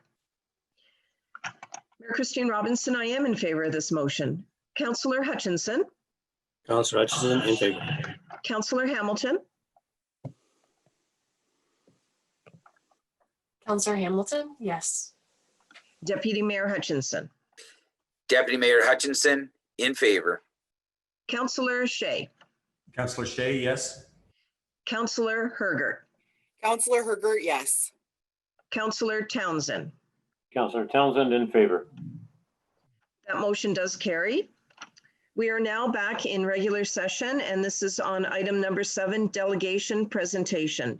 7.1, Akiko Curry, lead architect, and Keith Curry, designated project manager, Formworks Inc., regarding West Grey Police Service Station. Welcome to both of you, and thank you very much for your tolerance in terms of waiting for your opportunity to present to West Grey Council. We very much appreciate your time that you are here. We're looking forward to the presentation, but again, thank you for waiting while we're dealing with other matters on the agenda. So with that, I would very much welcome you to make your presentation to us. It's nice. It's almost like a meet and greet, if you will, and to utilize the terminology that Clerk Scharbeck shared with me. But I wonder if you could proceed with your presentation, please. Great. So glad to be part of this, and thank you for inviting us. For the last couple of months now, we've been communicating with Carl Shipwreck and the police chief, and have started to develop a site plan and the building form for the police service building. And we're pretty excited about where we're at right now. It's been our intention to create a functioning building, one that will serve the police service well, as well as protect the environment and increase comfort and well-being for the occupants of the building. And we do this regularly with all the building projects that we undertake. So we also look for buildings that will fit well in the community. And I know that Keith has driven through Durham to look at the existing building infrastructure and to see what will look good on the site. So this site was chosen, and it has that long ground curve. Is Carl available? I know that he has some of the images that we had. Okay, so with that, I wonder through Clerk Scharbeck, if you're able to connect with CBO Shipwreck in terms of any visuals that were intended to be on this presentation. Could you comment? Through your worship, yes, actually, Mr. Hewlett has them available to share his screen. Perhaps Mr. Hewlett, you could just go ahead and share those images, and Kiko can continue. Thank you. There we go. So we have the site. Keith, do you want to comment on the location? The existing property is quite large, as I'm sure you all know the site location. And because of the access right through from Durham to Chester, you've got frontage on both streets.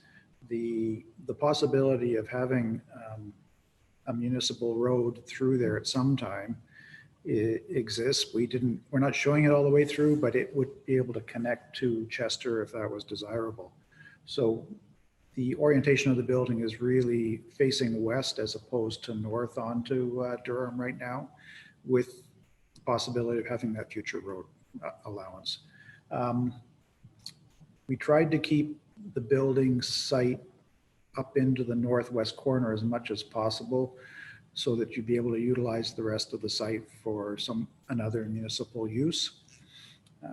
And also it gives us a better orientation of the internal office spaces to the south, west, and east rather than facing to the north. You've got two site plans there. The first is an overall site, and the next page would actually be an enlarged plan of just the building area. So there you go, you can see that now.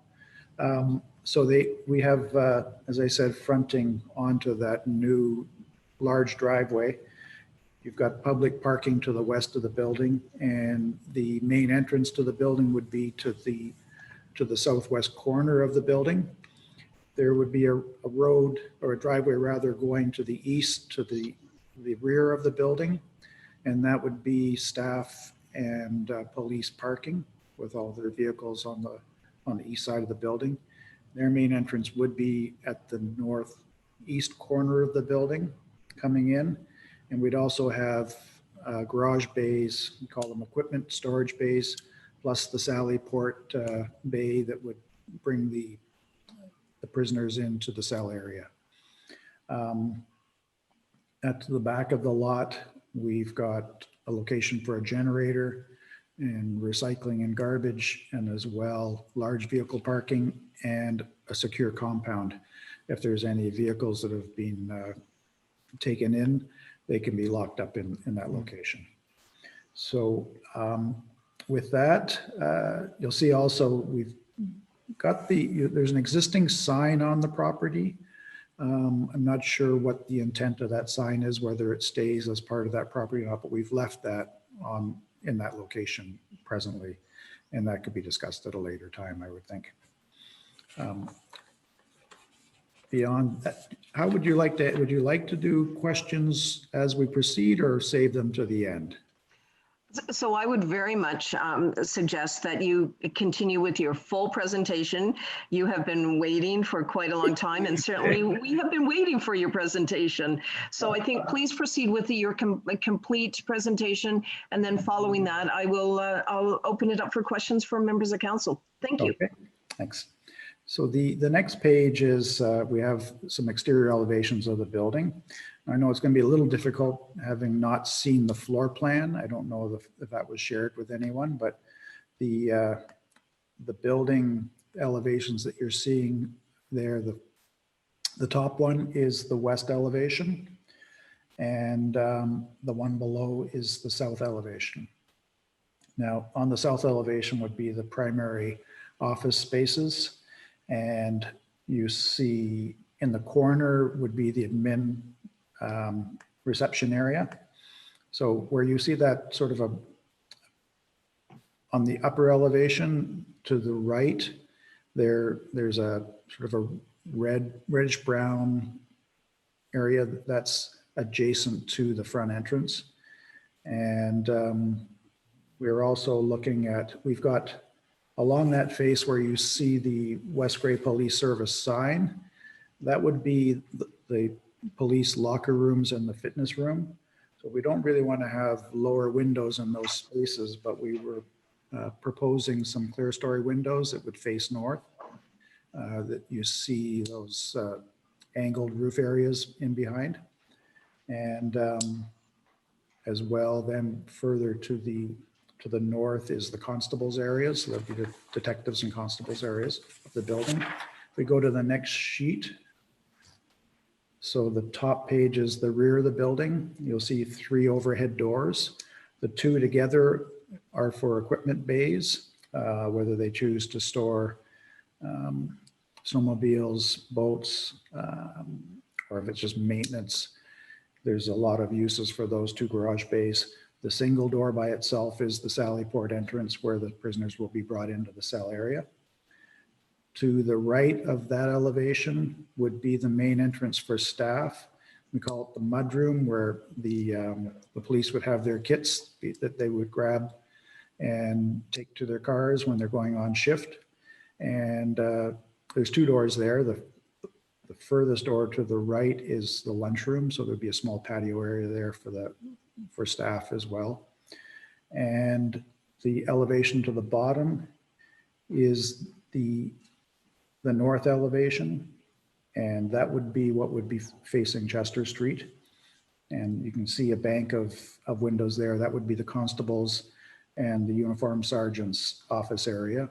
And the larger volume to the left is the Sally Port and equipment bays. It's a higher roof, larger volume to get the vehicles in and out. That's the drawings that we've got presently to share with you. And I guess I'll open it up for discussion. Well, thank you very much. This is wonderful to see the presentation and to have it before us at the council meeting. I know through the West Grey Police Building Committee working group task force, it was important for us to ensure that full council had the presentation. So thank you very much for this presentation. Councillor Hergert. Thank you very much, Madam Mayor, and thank you to our consultants for that presentation. Obviously, this is a very exciting new build in our community. We haven't built something of this magnitude in a while. I guess I'm curious. I heard a couple words that made me say, "Well, what is that? Why are we doing it that way?" One item would be the fitness area. In Durham, we have a gym, and I would suggest that would be suitable for anybody. Why would it be necessary for the police department to have their own fitness area? We've done a lot of OPP work, and all of their detachments, they have internal fitness facilities for the officers. I think it lends itself to have it in the building with them, that they can use it when they're off shift. And I'm not sure about West Grey, but I know with the OPP, sometimes they don't tend to want to go to a lot of public facilities when they're interacting with people that, you know, potentially they've arrested or they've had issues with on the street. It's a bit more secure and gives them a level of comfort and security. It's not a full-fledged fitness area. There'll be a couple of machines like a treadmill, perhaps an elliptical, and then a weight rack. And then it's not a large area. But how much square footage would we be looking at? Of the total building? No, of that fitness area. Okay. Just bear with me for a second. Thank you.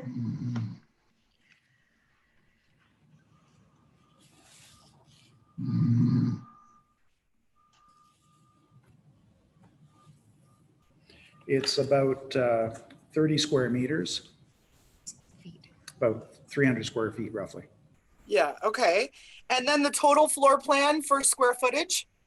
Right now, it's 15,650 square feet.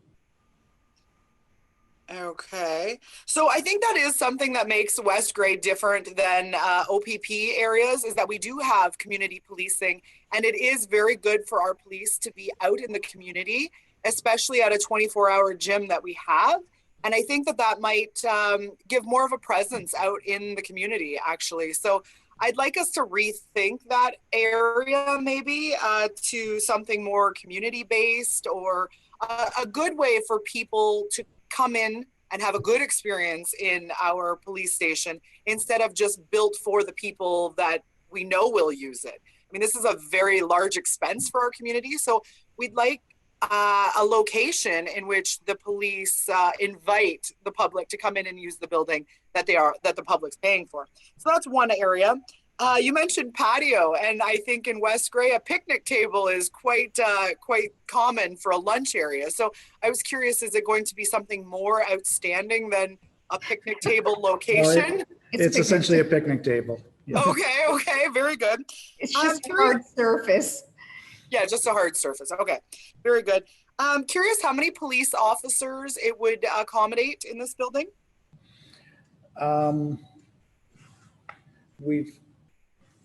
Right now, the count is, I believe, 24 officers total. I mean, total staff, rather. So that's what it accommodates now. Is there any room for growth there? There are a few, we call them deployed project offices, or you call them breakout rooms or meeting rooms.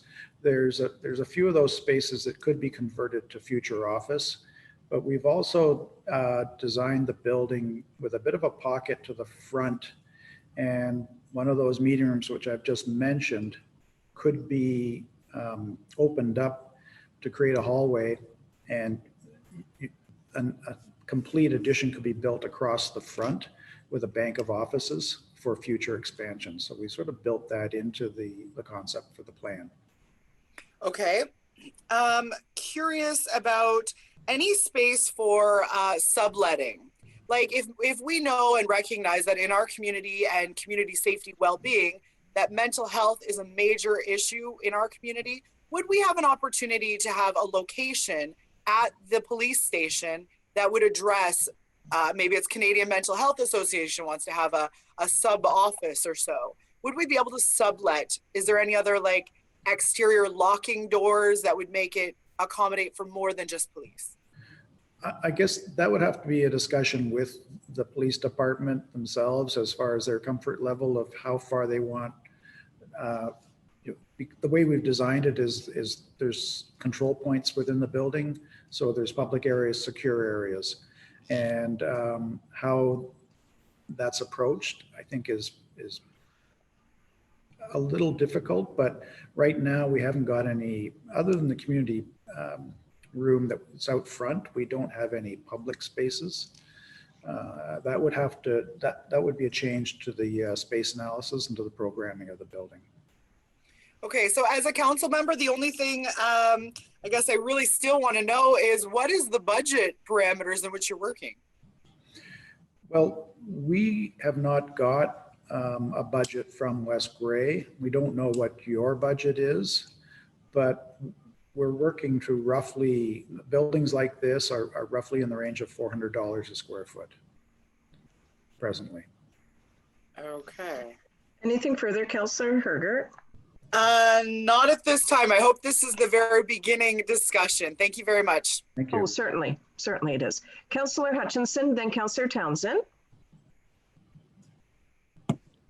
Yeah, Councillor Hutchinson here. So exciting project. I'm glad to have some input. I just had a couple of questions of thoughts when I look at the diagrams. One being the access coming in off Grey Road 4. Right now we have one access. I'm just wondering whether there's any option, or whether maybe that's not something you people have investigated. Maybe that's something we would have to do at our end, but whether it'd be another access coming off Highway 4 that could access the the police parking area rather than them coming in the public side and then going all around back. If to me, it would make sense that it would have to be a controlled access, probably a gate of some kind, but just wondered if that was one of the options at all. Well, certainly the way the site plan is laid out now, there would be an option when you're coming in off of the road. Rather than access the public parking to the south, we could have a driveway from the north and cut that off and have the police access totally separate. And normally what we do is it's really just signage. Putting the gates in is a bit problematic. I know that fire departments can cut chains and everything else, but also from the police point of view, if they have to leave in a hurry, they don't want to be dealing with gates. They want to get out fast. But we could certainly separate the public parking from access to the rear where the police are going in. That's certainly a viable option. Right.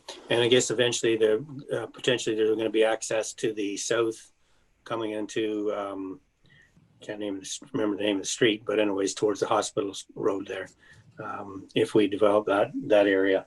One other thought, has there been any thought to solar panels in terms of alternate energy, since we're sort of into the green energy thing these days? Yeah, we have, where we have the clear story windows, there's a bit of a sloped roof over those 3 clear story windows. And presently we're showing some solar panels there. We haven't talked about a major solar panel array at this point. I wouldn't exclude any of that. I mean, it's possible, but we haven't had that discussion yet as to the magnitude of that kind of system. Okay, all right. I wasn't sure with that picture, but yeah, it's definitely something I think that I'd like to investigate some more. Okay, yeah. Thank you. Thank you for your time. Thank you for the question, the answers there. Thank you very much. Councillor Townsend, please. Thank you very much. Sorry, I didn't know how to meet me. I'm going to raise the level of discussion on the topic that Councillor Herger started, and basically ask for all the specifications and assumptions that are behind the building. As was noted, this is the largest expenditure that we're likely to undertake for quite a while. We don't know what the assumptions are, and rather than trying to figure out and determine whether or not it's appropriate, which I think is part of what Councillor Herger was worrying about, I'm concerned that if you do the math, you're over 6 million already. We don't know whether that is what council wants to fund.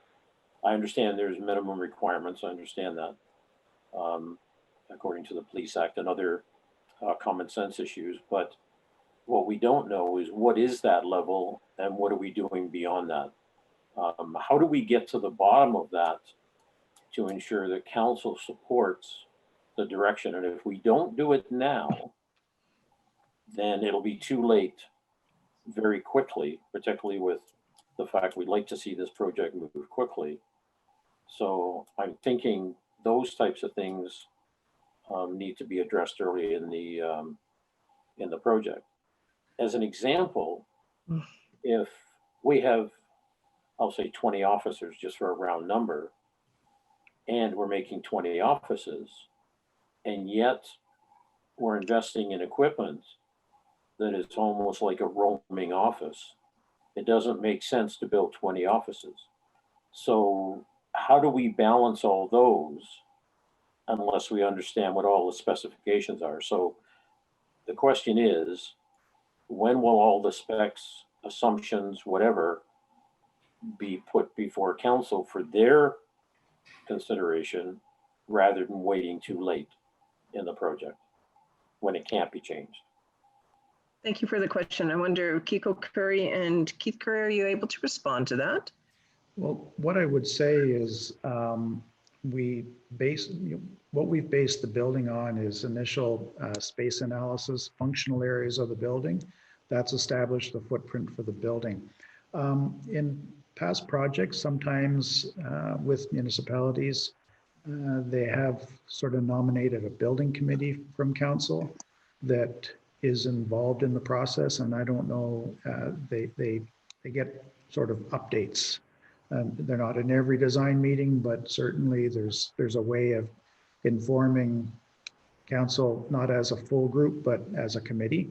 I don't know if that's something you would entertain, but for us to move forward, we are going to have to establish exactly what functions are desirable from the point of view of West Grey, and know that everybody is in agreement with that before we finalize all the documents. Yeah, I guess my experience is, if you try to play catch up with something that is rolling down a hill, that's very hard to do. If you're on a level playing field, meaning you have all the information that the other groups have, or the other participants have, then you can make good decisions, and hopefully they would support the direction. But right now we have nothing on specifications, requirements, other than we knew roughly, we thought we would end up with X number of square feet. And we were doing that to determine a site, not to determine a building. Now we're into the detail. I would argue those specifications and assumptions need to come to council before we go any further. We are in the process of getting a Class C estimate from a quantity surveyor based on the design drawings to establish a base estimate of the building. It's still not something prior to tender. It gives us an indication of where we stand. That we would have relatively soon. That'll give you a better indication of where that is.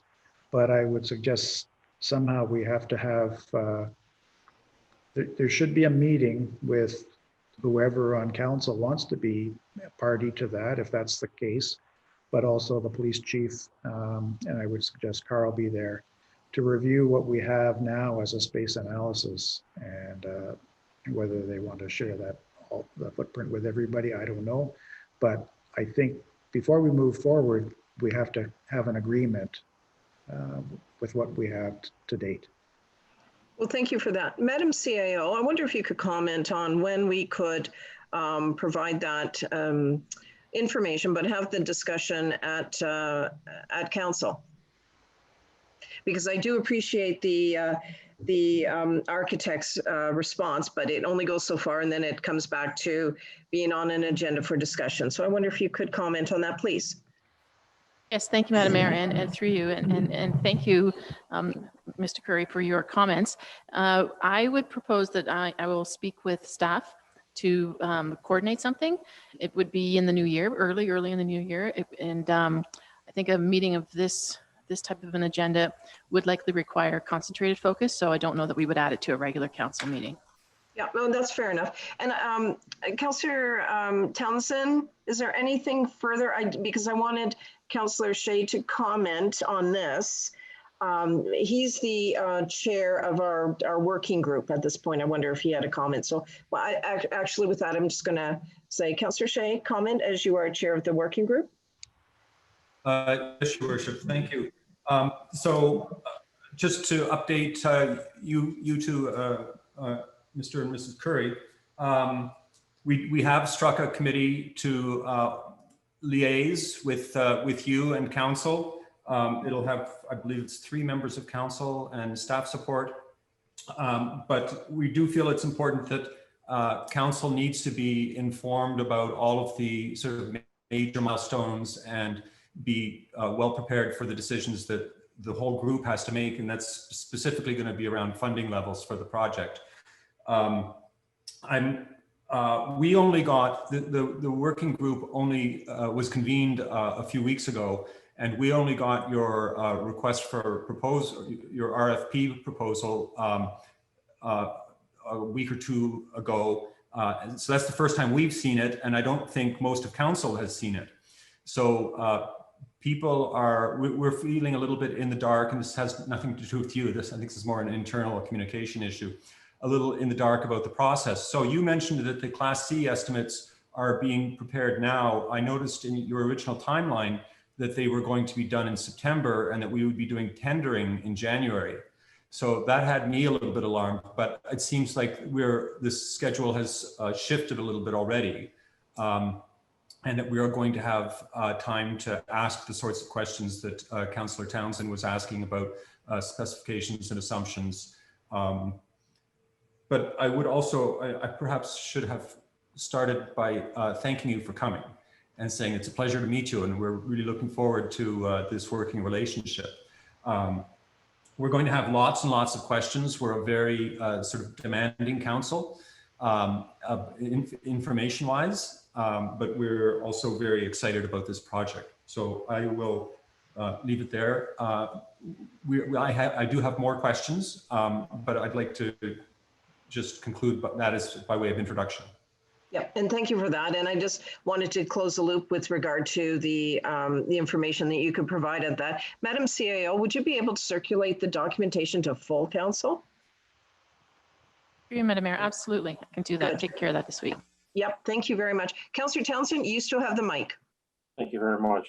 The other concern is I have been reading the documents.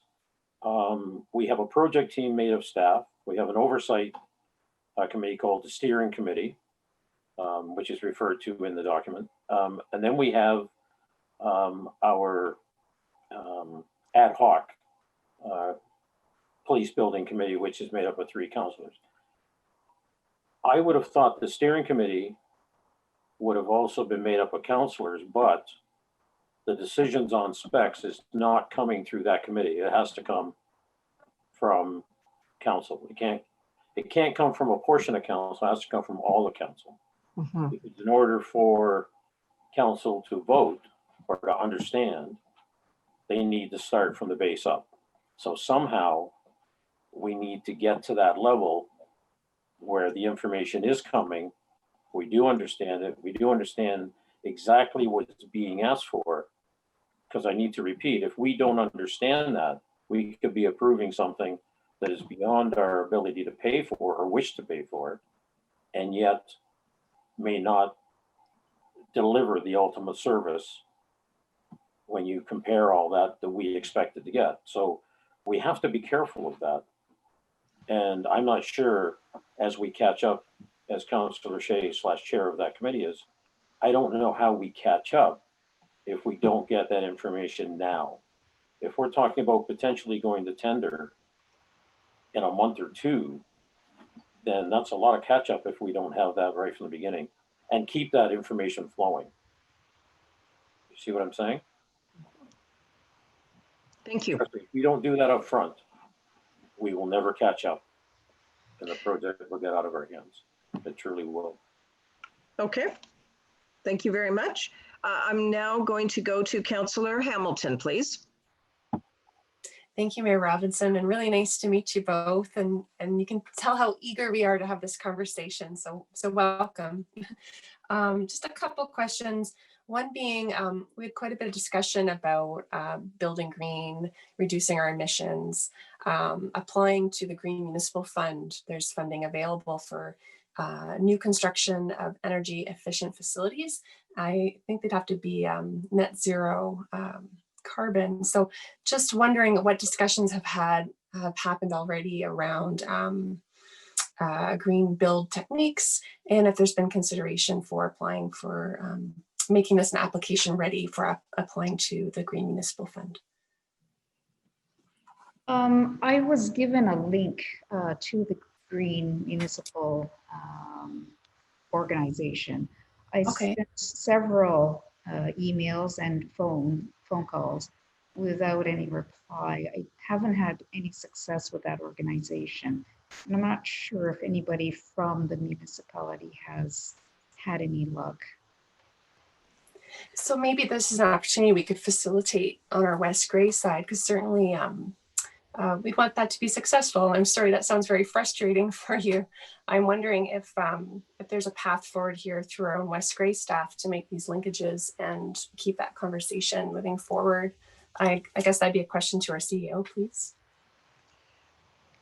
Yes.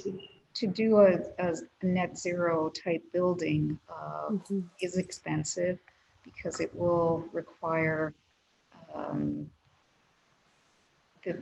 the ability to create your own power or solar powering, but it's certainly an option that we can plug in so that when the opportunity arises, that it can be. Well, thank you for that. And I note that CBO Shipwreck is indicating he wishes to speak. Please go ahead.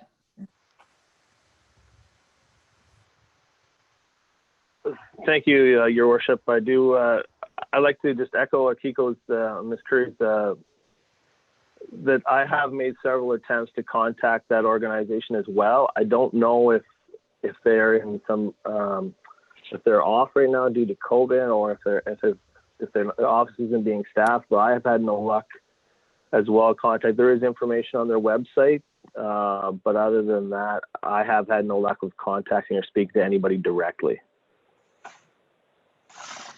Okay, thank you. Councillor Hamilton. That's really disappointing to hear. I wouldn't give up. I was just at a conference where they were speaking to the Green Municipal Fund. So it's happening. They have money to give out. They're waiting for applications. I'm sorry, it's been very frustrating. There's any way I could be of help. I'll put the time in to make the phone call, but I would like us to pursue. So please don't stop trying.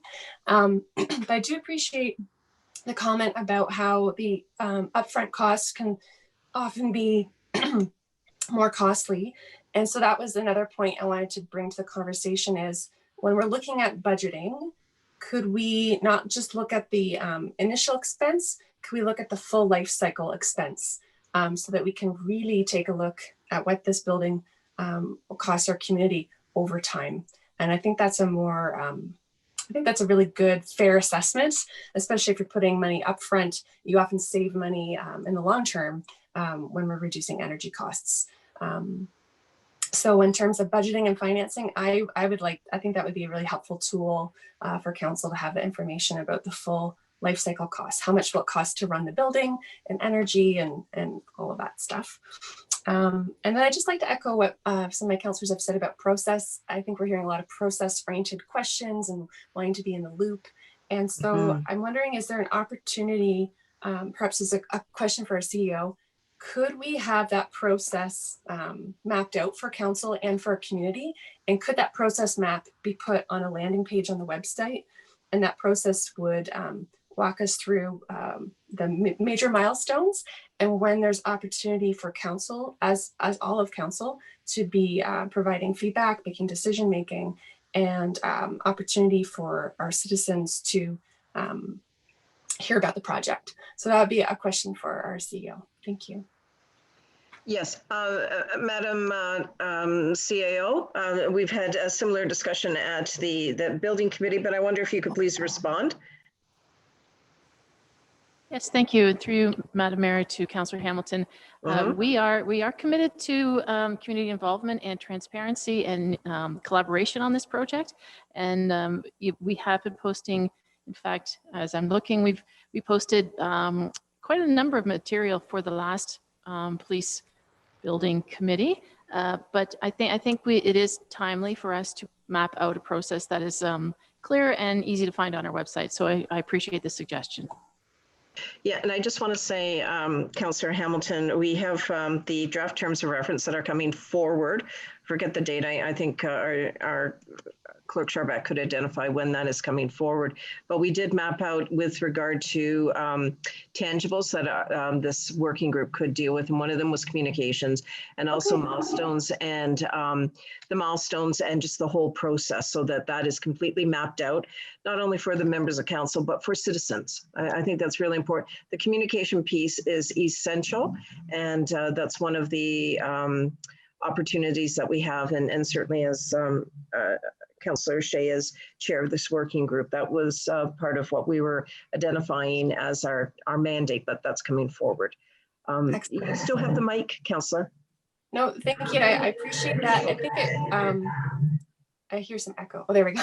I think having us all literally on the same map, a visual that we can follow with the milestones and expected timeline, it does bring our anxiety levels down, that things aren't getting away on us, that there is opportunity for input, and here it's coming. So I really appreciate that style of communicating with council and public. Thank you. Couldn't agree more. Yes. Okay, very good. And with that, that's a perfect segue for Councillor Shea, please. Thank you, Your Worship. I just wanted to reiterate that my disappointment that you haven't been able to have much luck with sourcing funding that would help offset some of those additional costs for a sustainable or carbon zero building.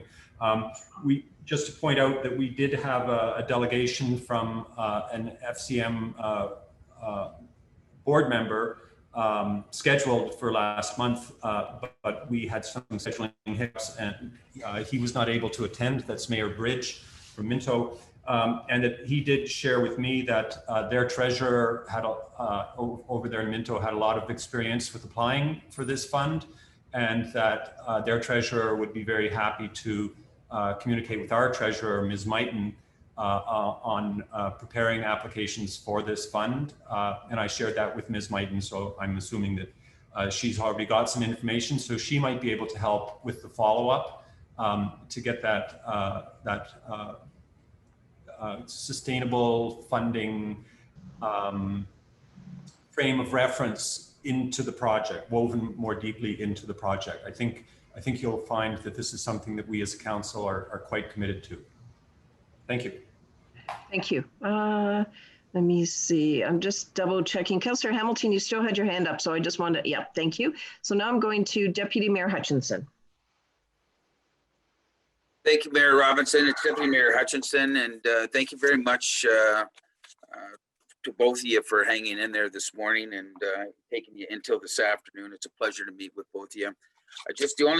There's obviously all kinds of questions, but the only thing I'd like to see, it's exciting to see the concept. I just would like to make sure that in the concept that we actually have some electric charging stations for the future, because I think that's going to be the wave of the future. So I'd just like to see that actually with the police parking. I didn't see any of that on the drawings. Thank you.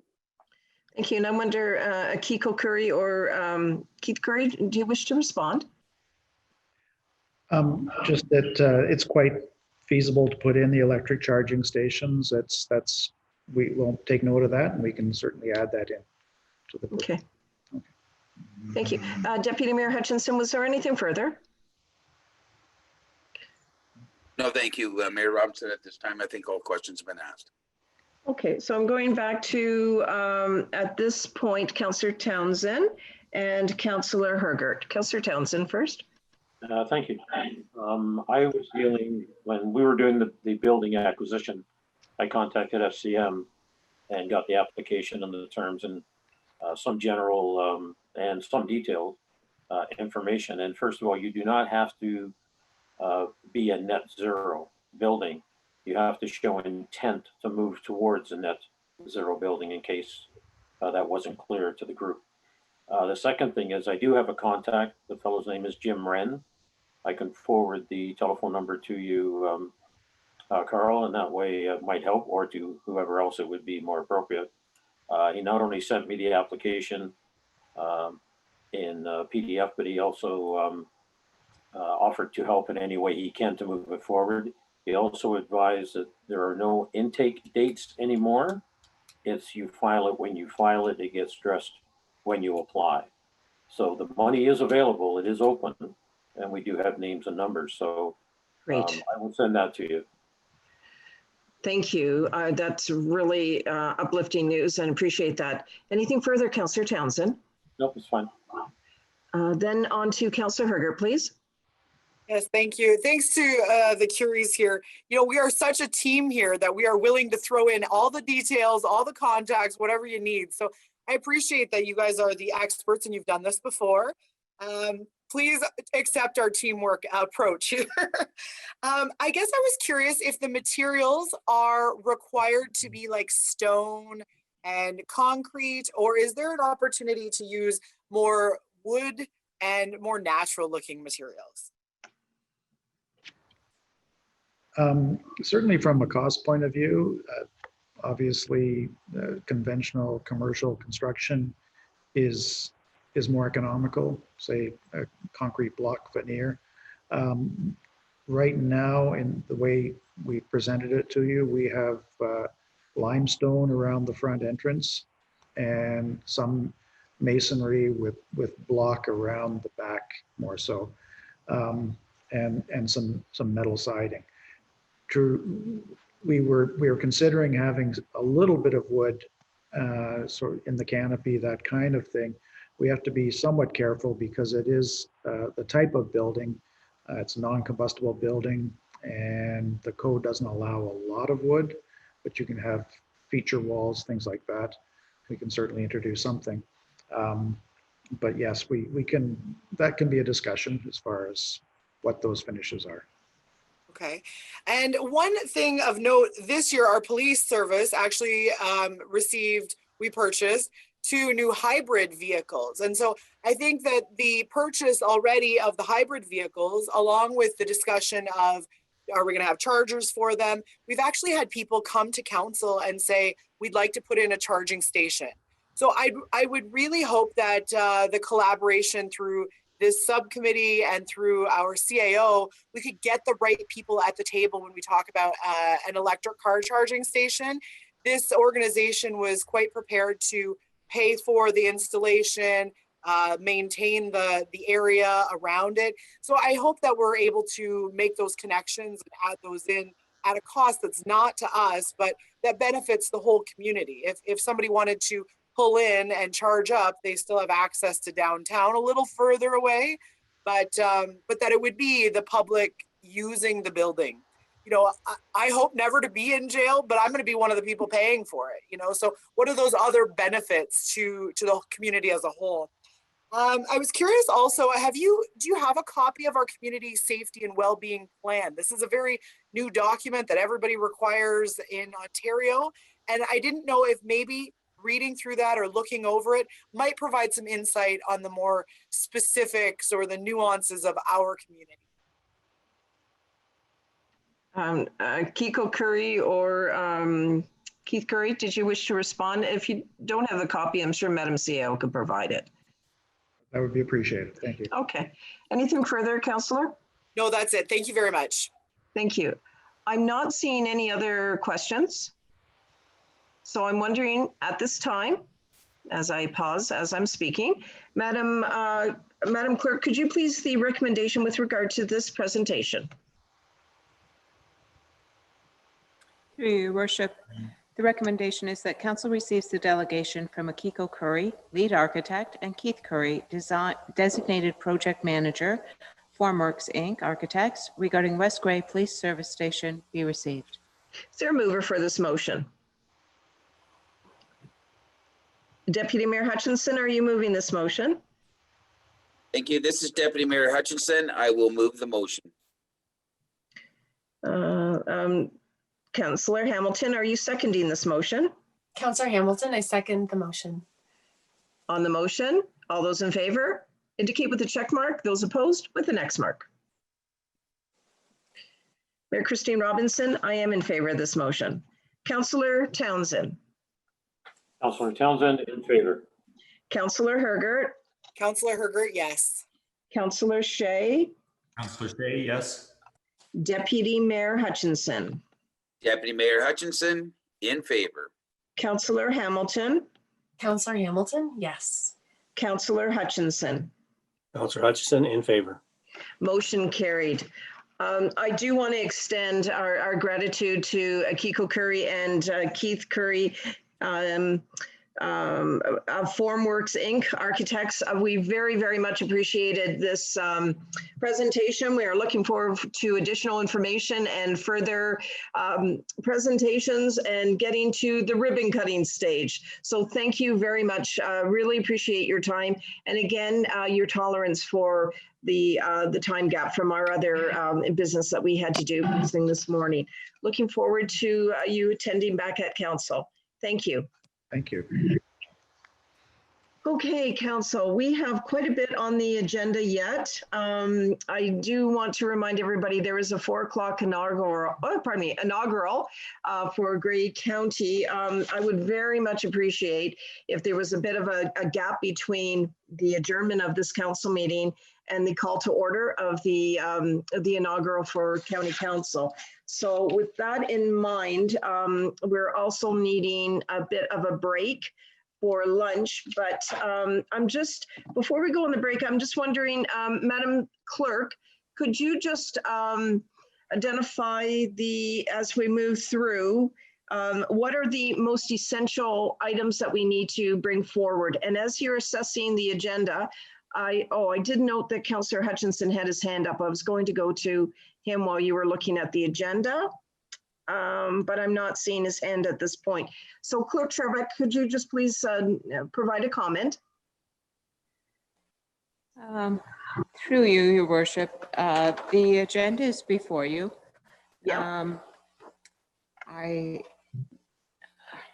would leave it to the will of council to deem what's appropriate to get through today.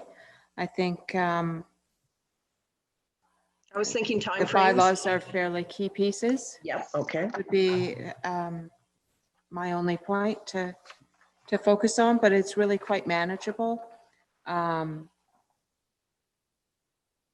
There's only a few reports, but the bylaws are key, and that community improvement plan bylaw is one, and the emergency program committee and municipal emergency control group are key to sort out today. Okay, well, thank you with that. Sorry, anything further? No, just that it's at the will of council what to proceed with or what to postpone.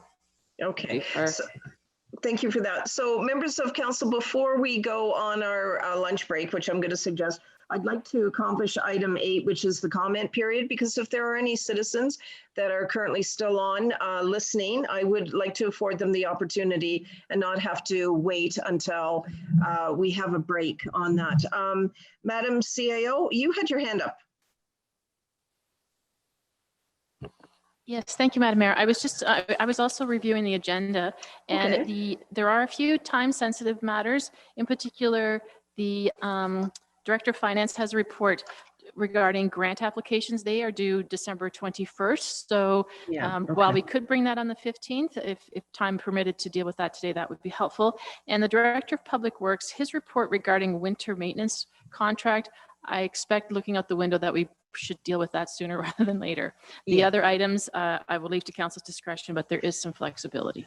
Well, thank you. And I do appreciate the comments from both you and the clerk with regard to the priority items. And certainly we understand council has, this is council's agenda on behalf of our citizens and the corporation, but I was just looking for time sensitive, time management type issues. And the only other one I would suggest is maybe the meeting and holiday schedule. I mean, at the minimum, how are we going to meet in January? But if we're able to address that. And then certainly there was the, additional items, but I'm just going to deal with that after we deal with comment period first. Let's have a break. And then when we come back, if we want to just assess the priority of the agenda, should council wish to change anything on that priority level. All right, okay. So with everybody's indulgence on item number 8, comment period, Supervisor Hewlett, could you just read the information in order to participate on the comment period section? Absolutely, and thank you, Mayor Robinson. Similar to as I had addressed earlier in the meeting, there are a number of different ways to participate. The first would be by raising your hand, which is usually located in the bottom right-hand corner of your screen. It's the blue hand icon if you have joined us using the online meeting software. Alternatively, if you have phoned in, it is *9 to raise your hand, as well as *9 to lower your hand. The last option to participate would be to send a chat message to myself, Cody Hewlett, Recreation Supervisor. At this time, Mayor Robinson, I am seeing the phone number, which I believe to be Marion Radcliffe, who I can unmute at your request. Yes, please. Please proceed.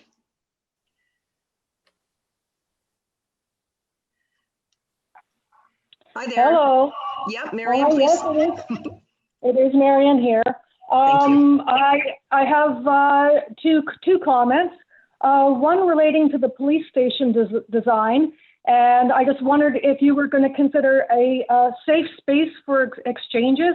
I know a lot of people, buy and sell on Kijiji and other places like that, and it's nice to have a safe space with cameras and such for people to make exchanges. And if there was going to be something like that as part of this new police station. I know other stations are doing that. Well, thank you very much for bringing that forward. And you see, we're just taking a note on that. Very interesting approach on that. So thank you. Okay. We'll address that. We'll address that with the architects. Great, thank you. And my other comment is to voice my support for items 11.1, 2, 3, and 4, which is the Saugeen Valley Conservation Authority, Bev Falco, Nikki May, and their concern about Provincial Bill 229 to protect, support, and recover from the COVID-19 Act. I do hope that Council does offer their support, a supporting resolution. I believe in the importance of our local conservation authorities. Their expertise is invaluable to protecting the environment. And as a side to that, they do protect people and property by making sure that information, accurate information is available. And I think it's also a transparency issue as well. Okay, thank you. Yeah. Oh, thank you, Marion Radcliffe, and thank you very much for your comments with regard to Bill 229 and Section 6 of that. Very, very much appreciate that. Okay, I do see the next individual, Bob. I wonder, Cody Hewitt, could you please unmute the mic for this individual? Yes, ma'am. Good afternoon. Please go ahead and identify who you are, and please go ahead. Yes, I'm sorry. I do have concerns too about the motion for Bill 229. I think I'm in opposition to the last caller in. I do believe the Conservation Authority is needed, but I think we really need to streamline what they have been doing. This has been an ongoing process. The government went through this last January, February, March with key stakeholders. It was quite a lengthy consultation. I did go to all 4 of the consultations. I was very concerned about what has been happening. The ministry also met with Conservation Authority 6 months prior to that. I think what they have come up with is something that is not going to hurt the Conservation Authority at all. Some of the points that they are really talking about, I don't really see the concern. I think as far as their board of directors, they should be municipal councillors, and the municipal councillors are voted in by us. I believe they should have their voice as the municipal councillor on the board of directors. There's not a problem with that. As far as being accountable, I don't see why they're raising concerns about that either. Again, it is our taxpayer dollars. They should be accountable for what they are doing. Another couple of points on that is they say they don't have the stop work orders anymore. They never had the stop work orders. That was put in by Premier Wynne to be enacted at a later date, and that's never been enacted. They're not losing anything that they had to start with. A good point brought up earlier in the discussions was this new subdivision. One lady said this is a wetland. Somebody else says, no, it's not a wetland. If the conservation's mapping doesn't stay that, what are we paying all the extra money to them for? We can tell if it's a wetland.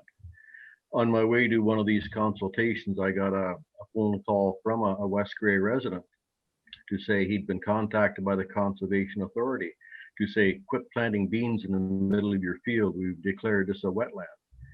Now, excuse me, we do need to feed our farmers, for our people. This land had always been worked. I think really we need to stop and take a good look at what they are doing. Conservation is needed, but there is a point as to are they overreaching where they should be? I've had people that had to that lost their barn in a fire and couldn't rebuild. They had to buy the farm beside them to build on there. This is just a little bit unacceptable. I'm thinking the accountability issues need to be addressed, and I think this is the perfect time to do it. There's been consultation with every key stakeholder in the province. There's been lots of time to do this. They have took thousands of pages of notes on this and went through it all. I think the public opinion says that this bill should go through. There can always be changes afterwards. Nobody gets into everything right the first time, and this government has said that before too, is they will modify as they go. But I think this step has to be taken sooner rather than later. Thank you.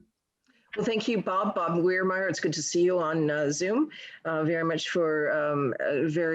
appreciate your comments there. Clerk Sharbeck, I noticed your hand up. Thank you to you, Your Worship. I just wonder, sir, if I could get your last name for the record. I didn't catch it earlier. Oh, sorry. I'll probably have to spell it for you. Weirmeyer, Weirmeir. Thank you so much. Thank you. Okay, Supervisor Hewlett, are there any other individuals that wish to participate in comment period item 8? Thank you, Mayor Robinson. At this time, I'm not seeing any members of the public wishing to participate. And none through chat or submission of emails? No, I have not received any correspondence, nor am I seeing anything through chat. Thank you. Just wanted to double check, not double chat. Thank you very much. Okay, so we've completed item 8. Members of council, it is 1:49. Would you like to come back at, let's say, 1:50 now. Would you like to come back at 2:20? Would that be appropriate? Okay, I'm seeing acknowledgement of that. So I'll call back to order at 2:20. Staff as well will be, if you could be available for 2:20, and we'll move along on our agenda. Thank you very much. We are available to start. We do have a quorum. And what is your point of order with regard to lunch? I would just like to recommend that we keep lunchtime in that 12 to 1 period in mind in the future. I know we're busy and there's a lot of things go on, but I think it's only fair to staff and to council and to the public that we try to plan our lunchtime around the noon hour rather than pushing it off, so that people have a general idea of, you know, can they expect to maybe go to lunch or whatever at some time. So I just think it's only fair to everybody that we try to keep that in mind and we work our agendas accordingly. So not faulting anyone, I'm just saying, and there's no fault. Important. Yeah. There's no fault, certainly. And in this particular case, we definitely worked as a group to identify that we wanted to get through those public meetings and also extend the courtesy to our delegation. It wasn't too long ago, maybe 2 meetings ago, that we had delegations that we weren't able to achieve because we had a lot of questions and a lot of deliberation, which is just fine on other items. But we want to be respectful. I'm fine if everybody needs to work and have a lunch break at 12 noon. We can look at that within our procedural bylaw and how the agendas are brought forward. But in today's case, I'm very pleased that this council pressed on and was able to get through the delegation who was waiting quite a bit. So with that, members of council. Can I just respond to that? Sorry. Sure. Yes, please. Yeah, but I think it has to do with our planning too. One of the reasons we had an issue with our delegations running late before is because we didn't give them a time. So we're giving people a time now, which is good. I think today we could have solved the problem a little bit by we had 2 public meetings scheduled at the same time. We could have scheduled one at 10 and one at 1 o'clock, and then work our council meeting in around that and schedule our if we had a delegation, give them a time. And then we work our schedule around it. So I think we can do a better job of planning our agenda around people and giving people better timelines. So That's all I have to say. Thank you. Well, thank you for your comments, and certainly Madam CAO and Clerk Scharbeck will take that under advisement and see how we can improve our agendas. We're always striving to improve the agendas. Right. So I do want to say that Madam CAO and Madam Clerk, you've had the time to just assess when I posed the question in terms of what were the essential items that we needed to get through for today's meeting, the pressing items. I wonder if you could just identify those for council. The other thing I'd like to say is, if at all possible, council, if we could work to 3:15, and then that would afford me an opportunity to prepare for the inaugural meeting at 4 p.m. at the county. So if you would extend the courtesy to have us adjourn at the latest 3:15, and then we can work through the balance of the agenda on another meeting, and perhaps we could look at a different time frame for the next council meeting, perhaps starting at 9 a.m. rather than having the evening meeting. Having said all that, Madam CAO, could you please identify the items by which we should deal with today? Thank you, Madam Mayor, and thank you, Council. While all of these reports are brought for your consideration, I would like to propose a little bit of a reordering of them. And then if you have your agenda in front of you, the Director of Finance reports 6.11 and 6.12 both have time-sensitive factors to them. So if we could deal with those, that would be appreciated. As well as the Director of Infrastructure and Public Works, his report 16.2.1 has a weather pending impact for sure. Then if we could then jump over to 16.4.2, which is the clerk's report on the 2021 meeting schedule, it would be very helpful if we could have that one dealt with today. And then if time permits, we could go back in order to 16.3.1, which is the Recreation Supervisor report, and then conclude with 16.4.1, which is the community grant policy. It is rather important that we do get through the bylaws that are listed on this agenda. Okay. And I know that there's been conversations before the break about dealing with the Conservation Authority matter. Okay, so the item under 11, you're not suggesting needs to be addressed at this point? At this point, you know, the most flexible report, Madam Mayor, is the community grant policy, because that one is far out in the timeline.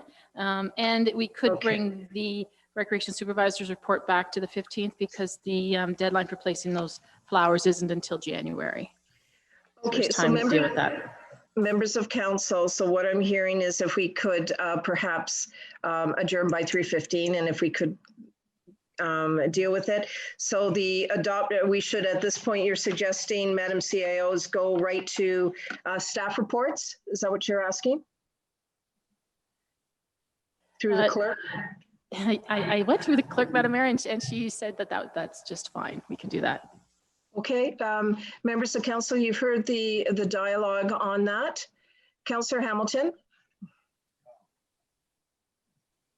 Oh, thank you, Mayor Robinson. Can I just clarify, the suggestion is we skip over to staff reports? Is that the suggestion? Yes. Could we address Saugeen Valley's request for support? Because that bill is in its third reading. I think that is a more pressing one as well. Yeah, I don't have a difficulty with that. Thank you for bringing that forward. Okay. So what if we deal, if all members of council, certainly as a grouping, if we deal with the miscellaneous correspondence that is dealing with the SVCA issue, which is all of item 11 up to 11.1.4, and then jump over to the identified staff reports. Okay, Councillor Hamilton, thank you. Okay, Councillor Townsend. Thank you. Yes. Well, I appreciate that the conservation issue might be seen as pressing because of the timing. I believe you're going to find more discussion. I know I want to bring more discussion to that as well. So I'd rather get through the staff and then, time permitting, do that. And if we can't get to it, make it number one, if you will, on the next agenda, because I truly don't believe, unless AMO is successful in getting them to defer it and have further discussion or whatnot, and we already heard an opposing one from Bob Weidemeyer, which basically says, wait a minute, they're complaining they're losing something they just recently got that hasn't even been enacted. So we need a fuller discussion on that. And I'd rather not defer all the other four for one, if you know what I mean. So what I'm hearing, members of council, let's move along with the identified staff reports, and then let's see where we get to, if we can get to the conservation report, and then, but we'd also like to deal with the bylaws. So with that, let's move it along. Would everybody be okay with that? So I'm going to say that we are now moving on item 16, staff reports. The first one being 16.1, Director of Finance Treasurer, 16.11, approval of the accounts of voucher 21.2020. Madam Clerk, could you please read the recommendation at hand? Yes, through you, Your Worship. The recommendation is that council approve voucher number 21-2020 in the amount of $3,682,983.79. Is there a mover for this motion? Deputy Mayor Hutchinson, are you moving this motion? Deputy Mayor Hutchinson, I will move the motion. Councillor Hutchinson, are you seconding this motion? Councillor Hutchinson, I second the motion. Director Mighton, the voucher amount is quite large. Could you, as per usual, identify where the amounts are directed to, please? Yes, Your Worship. The significant items in there are the Grey County final quarter remittance, as well as the school boards. The school boards, there is 2 remittances. The September remittance was delayed for 90 days. And then there is the regular installment, the 4th quarter installment to the school boards, which is due December 15th. So that makes up the largest portion of the voucher that you see. Thank you for that. Questions? I'm seeing Councillor Hamilton and then Councillor Hutchinson. Oh, thank you, Mayor Robinson. It was more of a point of order before. I disagree with Councillor Townsend, which is fine. I'm looking for a point of order in terms of if we're changing the agenda or how we're going through the agenda, is that a determination of all of council? So I guess that would be a question for the clerk. Yes, thank you, Mayor Robinson. Fine. Yeah. Okay, thank you. Clerk Sherbeck, could you please address that point of order? Thank you.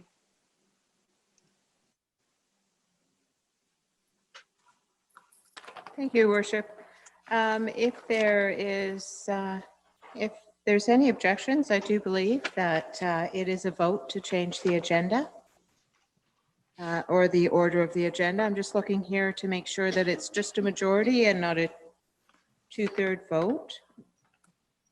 Thank you. And the reason, Councillor Hamilton, it will be part of what we're doing. We're just dealing with the staff reports, and then we're dealing with the item 11, which is the SVCA. So it's not that it was not going to be addressed within the importance of today's agenda. Oh, okay. Thank you, Mayor Robinson. Yeah. If we're going to get there today, then that's just fine. Yeah, thank you for that assurance. Oh, thank you. And I thought I better speak up to that because it truly was, it was just in the order. And I thought, let's move ahead with the importance as identified through staff and then come back to that one. So thank you for the point of order. And I appreciate the clarification. Thank you. No, that's all we're in it together. Okay, so that's Councillor Hamilton's hands down. Councillor Hutchinson. Yeah, just a couple of quick points. Page 58, it talks about repairing broken lights on the Heritage Bridge. And I just wondering if someone could speak to, did we have vandalism for $600, or why repairing lights on the Heritage Bridge? Director Mighton, do you have that, or is that, well, I'm just wondering, I'm going to go to CAO Johnson because that can either be infrastructure or recreation. CAO Johnson, who should that be posed to? Through Madam Mayor, I'm getting indication that Mr. Hewlett could provide some comment on that. If I may, and this may be best suited for Vance, but I believe just in conversation that is the pathway or walking lights, just the standard pedestrian lights on the bridge. I believe those were burnt out and scheduled to be replaced. Anything further, Councillor Hutchinson? Okay. And just the point, I've already directed this to the treasurer, but under the Durham Marina costs, the decimal point was a little off, so the numbers looked a little high. The decimal wasn't there, so I questioned that, and it's just a technical issue. So just in case anyone else runs into that, that's it. Okay, thank you. I see Clerk Scharbeck's hand up. Clerk Scharbeck?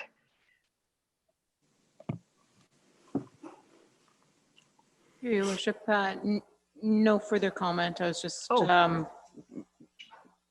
point of order was settled without, without moving it past this resolution, because it is moved and seconded and on the floor. So sorry, we're past that point now. No, but I appreciate the comment. Thank you very much. So members of council, are there any more questions with regard to this item, which is 16.1.1, approval of accounts? All right, well then, all those in favor, please indicate with a check mark. Those opposed with an X mark. Mayor Christine Robinson, I am in favor of this motion. Councillor Townsend? Councillor Townsend? Excuse me, Councillor, would you please repeat it? The audio. So Councillor Townsend, in favor. Councillor Hergert? Councillor Hergert, yes. Councillor Shea? Councillor Shea, yes. Deputy Mayor Hutchinson? Deputy Mayor Hutchinson, in favor. Councillor Hamilton? Councillor Hamilton, yes. Councillor Hutchinson? Councillor Hutchinson, in favor. Motion carried. Please clear your dashboard. Clerk Scharbeck, I'm just going to continue on with the identified reports. We had a consensus of council. Do I need anything further, or can I proceed? It's Council Swish, Mayor Robinson. The order of business in our procedural bylaw says a 2/3 vote, but I think everybody's nobody's objecting to the change in the order of business at this point. So I guess we're on 16.1.2. Is that correct? Okay, thank you. I just want clarity and always on procedure. So then with that, we are on 16.1.2, members of council and those listening in. This is the ICIP COVID-19 resilience infrastructure stream, a local government intake. Clerk Scharbeck, could you please read the recommendation at hand?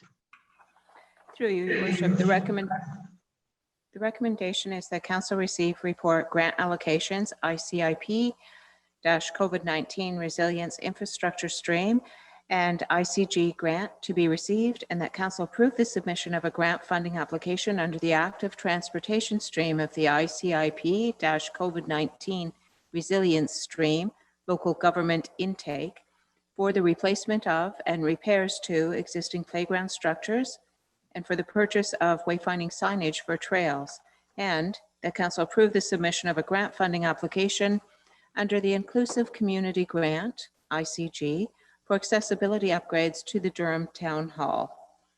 Would there be, pardon me? That's it. Okay. Would there be a mover for this motion? And I look for check marks, members of council. Councillor Shea, are you moving this motion? Councillor Shea, I'm moving the motion. Councillor Townsend, are you seconding this motion? Councillor Townsend, yes, I'm seconding the motion. Thank you. And I wonder, Director Mighton, could you please comment on your report? And then I see that there's 3 questions at hand. Sure, Your Worship. So we've got a couple of grants that we're looking at pursuing. We've asking permission to address some of the deficiencies in our playground structures and some of the very beginning parts of some wayfinding signage for the trails, and using up the 100,000 allocation that we are eligible to apply for on that. And then the Inclusive Community Grant, we're looking at trying to provide accessibility upgrades like perhaps a washroom and ramp system replacement for the Durham Town Hall. So just seeking council approval to move forward to submit those applications that are due December 21st. Thank you. Councillor Hutchinson. Yeah, Councillor Hutchinson here. So So it's good to hear that there's money allotted. I'm just curious of how do we apply for that? Do we need specifics like in cost of signs or cost of repairs? How do we justify how much we're applying for and so on? Through you, your worship. So on the ICIP COVID-19 resilience stream, our allocation amount that we are eligible for is $100,000. We can't go over 100,000, but it is 100% covered, 80% by the province, 20 or by the feds, and 20% by the province. So we can spend up to that 100,000. We don't. We have to outline within the budget of the application our estimates as far as which from replacing and repairing some of the playground structures. We have a fairly good handle on ballpark of where that might be. But so that piece, if we spend less than the 100,000 on the project that we're bundling this active transportation category, then we would have to return or wouldn't get the full 100,000 on there, but we can't go over the 100,000 that's not eligible. On the inclusive community grant, the maximum that we can apply for is up to 60,000. So we could apply for less, but the maximum on that one is 60,000 on that grant. So I'm thinking in case of the wayfinding signage that we really should have some cost of what some signs would cost us. Yes, and I believe the Director Schwinski may have some ballpark numbers that I can get from him for typical signage, similar to our roads signage and things like that, if we were to give us a ballpark idea of what we might need. Okay, that's good. Thank you. Yep. Thank you. Councillor Herger. All this ballpark and playground discussion. Anyway, I was curious, can we use this money? I mean, we talk about active transportation. Can we use that not for a bridge? Like a part of a bridge? Not as far as a road, like active transportation. It would need to be for bicycles or pedestrians, but not for vehicular traffic. Roads and bridges are not eligible for the COVID-19 ICIP stream. Could it not be an active like trailway that's right next to a bridge?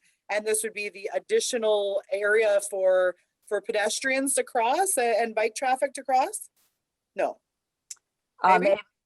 As long as it's for active transportation, it would be eligible. But again, the project is capped at 100,000. So we did hear on concession 2 that people use that bridge. So this is a concession 2 that's west of Durham, northwest of Durham.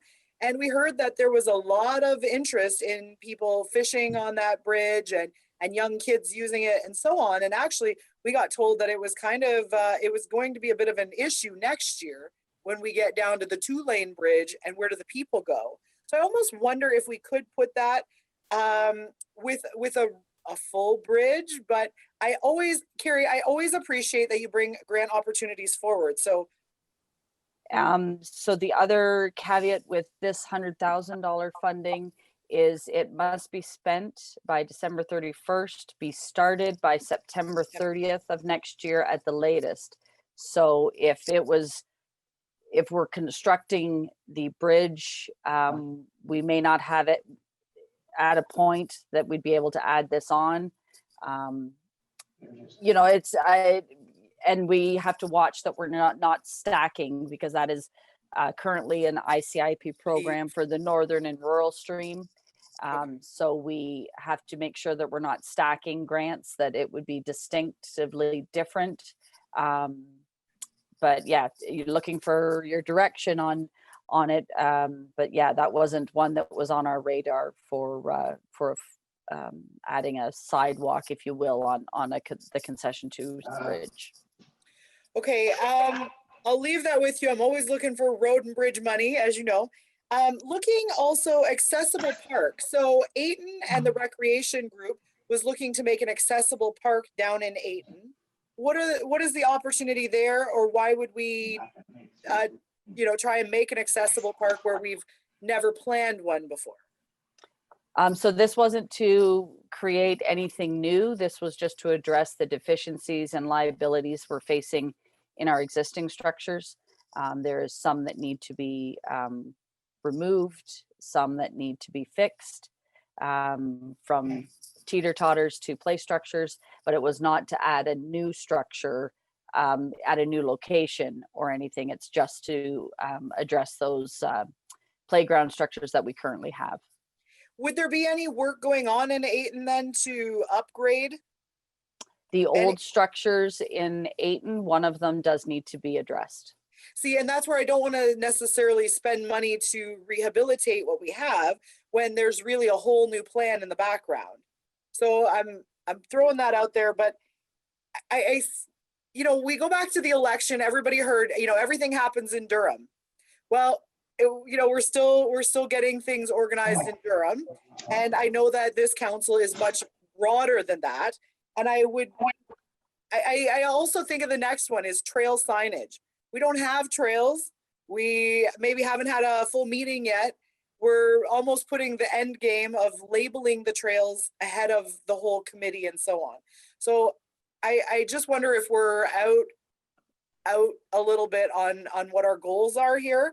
And I know, Carrie, you've mentioned before, you know, sometimes there's grant money and we try and find the application for it. And other times we have the application and we're seeking out grant money and we can't find it. So I appreciate that you bring these forward. I just those are my comments. Thank you. Thank you. Councillor Hamilton, please. Thank you, Mayor Robinson. So as your rep on the Elmwood board, I'm putting on my Elmwood hat. We have 2 play structures, and I understand West Grey, we're covered by West Grey's insurance plan as well. So I was just wondering if those structures were evaluated by the insurers to see if there were deficiencies. Is staff aware if that was part of the scope? I'll defer to Supervisor Hewlett. He has spoke with the insurance company on the Elmwood structures. Oh, okay, great. Thank you. Supervisor Hewlett. If I may, and thank you, Madam Mayor, and thank you for the question, Councillor Hamilton. Quite succinctly, when we did the inspection of all of our playgrounds, the Elmwood structures were not included because all inspections of any Elmwood facilities usually default to Brockton, so they were not on our radar at the time. However, this morning I did have a conversation with Frank Cowens, our insurer, and they're more than willing to do the inspection of the Elmwood playgrounds. It would just have to be initiated by the Elmwood board or a representative from Brockton, but I can easily make that connection. Thank you so much. And we're always right. We're trying to figure out Brockton's role and West Grey's role. So interesting. We are insured by West Grey, but then there's this other piece about Brockton. We do have our Elmwood Community Board meeting tonight. So I was hoping that I could come to them with information that, you know, this will be part of the grant investigation. So thank you for that information. And so would that be accurate, Director Mighton? What could I tell the Elmwood board tonight about this grant, and will Elmwood be considered as part of the Parks grant? Yeah, provided given direction to proceed with the grant for the playground structure. If there was something identified, it won't take long to use up the 100,000. What we're looking at is addressing Newstead, Ayton, and then there was a very small amount in Durham on the playground structures that were deficient. But yeah, if there's I believe the Elmwood structures are in fairly good condition, but if there is some sort of deficiencies that we could address, then we can certainly put it into the whole piece and see where we land on costings. Okay, that's great. Thank you. And then the second piece would be the accessibility grant. So Elmwood Community Center Board had a accessibility tour conducted a year ago, and we have a list of recommendations. And so I've had a conversation with CEO Johnston. Thank you very much. And I've sent on those recommendations to her. It's like a menu of different smaller items. And I'm wondering if that could also be considered as part of the accessibility grant application. On the inclusive community grant, I'll have to double check. We were able to bundle different projects or areas together under the ICIP grant. as long as they were the same asset type. Okay. But under the inclusive community grant, I think it is more specific to one project, one location, and we can only submit one application. I will double check that, but I'm pretty sure that was the difference in the inclusive community grant. Okay, that would just be one project. Yeah, I hear the what other you're one, saying. yeah, we were allowed to bundle similar asset types into one project on the other ICIP one. Okay, great, thank you. And perhaps this is information I could forward to the West Grey Accessibility Committee too, just to keep that flow. So I'll do that as well. Thank you, Director Martin. Thank you, Mayor Robinson. Councillor Shea, please. Thank you. I did look at that accessibility grant because we were preparing it for discussion at the committee. And I did note in there that they said they wanted contact from the applicant 3 weeks before the deadline. So I'm glad we're passing it today and not on the 15th because we still have time, and maybe questions like that could be asked and answered. Thank you. Thank you. I see additional hands for Hutchinson and Hamilton. So is there anything further, Councillor Hutchinson, or did you just not put your hand up? Okay. Members of council, is there any further questions? Seeing none, I will call the vote then. All those in favor, please signify with a check mark. Those opposed, please signify with an X mark. Mayor Christine Robinson, I am in favor of this motion. Councillor Hutchinson. Councillor Hutchison in favor. Councillor Hamilton. Councillor Hamilton, yes. Deputy Mayor Hutchinson. Deputy Mayor Hutchinson in favor. Councillor Shea. Councillor Shea, yes. Councillor Hergert. Councillor Hergert, yes. Councillor Townsend. Councillor Townsend in favor. That motion does carry. We are now moving on to item 16.2, Director of Infrastructure and Public Works. 16.2.1, Winter Maintenance Agreement, Can Do Homes. Madam Clerk, could you please read the recommendation? Through you, Your Worship, the recommendation is that Council receives the report, Winter Maintenance Request, Can Do Homes, and that the Municipality of West Grey provide winter maintenance services in the Sunvale subdivision at an hourly rate of $150 per winter event, and that an agreement be brought forward at a future council meeting for ratification by bylaw. Is there a mover for this motion? Councillor Hutchinson, are you moving this motion? Yes, Councillor Hutchison moves the motion. Councillor Hamilton, are you seconding this motion? Councillor Hamilton, I second the motion. Are there questions, members of council? Councillor Shea? Just a quick one. Is it $150 per hour or $150 per winter event? Director Schwinski? Certainly, through your worship, it would be essentially it would be $150 an hour. That was a mistake on my part, but it's basically $150 per hour every time that we would essentially go out, it would be $150 an hour. Terrific, thank you. Councillor Hutchinson? Yeah, Councillor Hutchison, just a question. Since this is going to come forward with an agreement in the future, what's happening in the meantime? Are they looking after it, or are we doing it somehow? Director Schwinski? Through your worship, thank you very kindly for the question, Councillor. We are not doing any winter maintenance services for them in the meantime, and we will not do that until council approves that. Okay, thank you. Right, you'll note that an agreement has to be brought forward. Madam CIO, I note your hand up.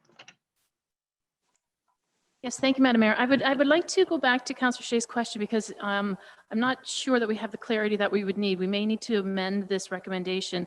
Yep. Mr. Swinski, my understanding is that it's a minimum of $150, whether it takes us an hour or 20 minutes, but it's each time we come out, it's the $150 minimum charge. So that is why we're saying it's $150 per event or per call out or something like that.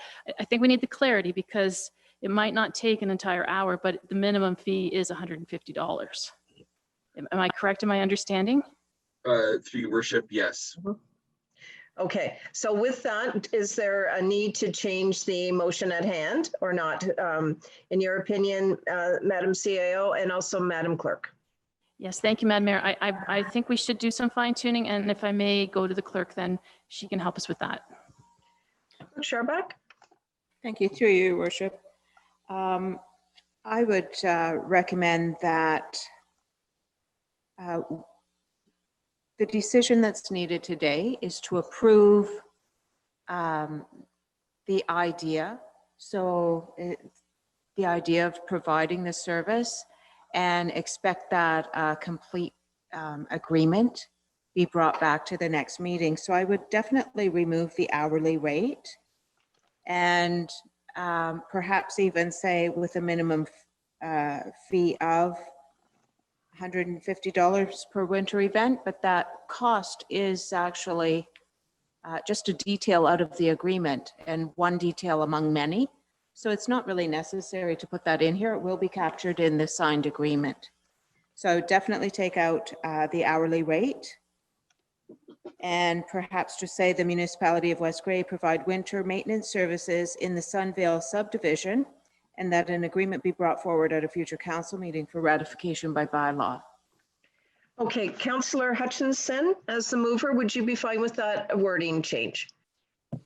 Yeah, that's fine. Thank you. Councillor Hamilton as the seconder? Yes, thank you, Mayor Robinson. Okay, thank you. And thank you, Councillor Shea, for bringing that forward. Are there any other questions? Seeing none. All those in favor, please signify with a check mark. Those opposed, please signify with an X mark. Mayor Christine Robinson, I am in favor of this motion. Councillor Townsend? Councillor Townsend, in favor. Councillor, could I please just ask you to redo it? The audio was not clear. Councillor Townsend, in favor. Councillor Hergert? Councillor Hergert, yes. Councillor Shea? Councillor Shea, yes. Deputy Mayor Hutchinson? Deputy Mayor Hutchinson, in favor. Councillor Hamilton? Councillor Hamilton, yes. Councillor Hutchinson? Councillor Hutchison, in favor. That motion does carry. We are now moving on, members of council, if I could ask you to clear your dashboard. We are going now on to the 16 point, I believe it's 16.4. Just a moment. Yeah, 16.4 clerk, but it is 16.4.2, 2021 Municipality of West Grey Council meeting and holiday schedule. Clerk Scharbeck, could you please read the motion at hand? Through you, Your Worship, the recommendation is that West Grey Council receives the report from Clerk Scharbeck regarding the 2021 council meeting and holiday schedule, and that the 2021 council meeting and holiday calendar be approved as presented. Is there a mover for this motion?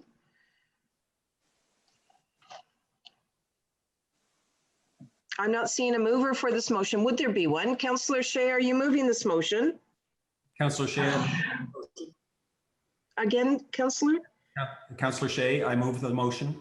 Thank you. Deputy Mayor Hutchinson, are you seconding this motion? This is Deputy Mayor Hutchinson. I will second the motion.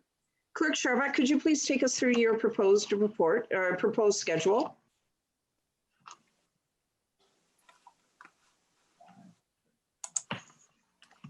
Through you, Your Worship, the proposed schedule is set out for council's consideration. It does include or has been based on a number of discussions that have happened at council meetings and committee of the whole meetings.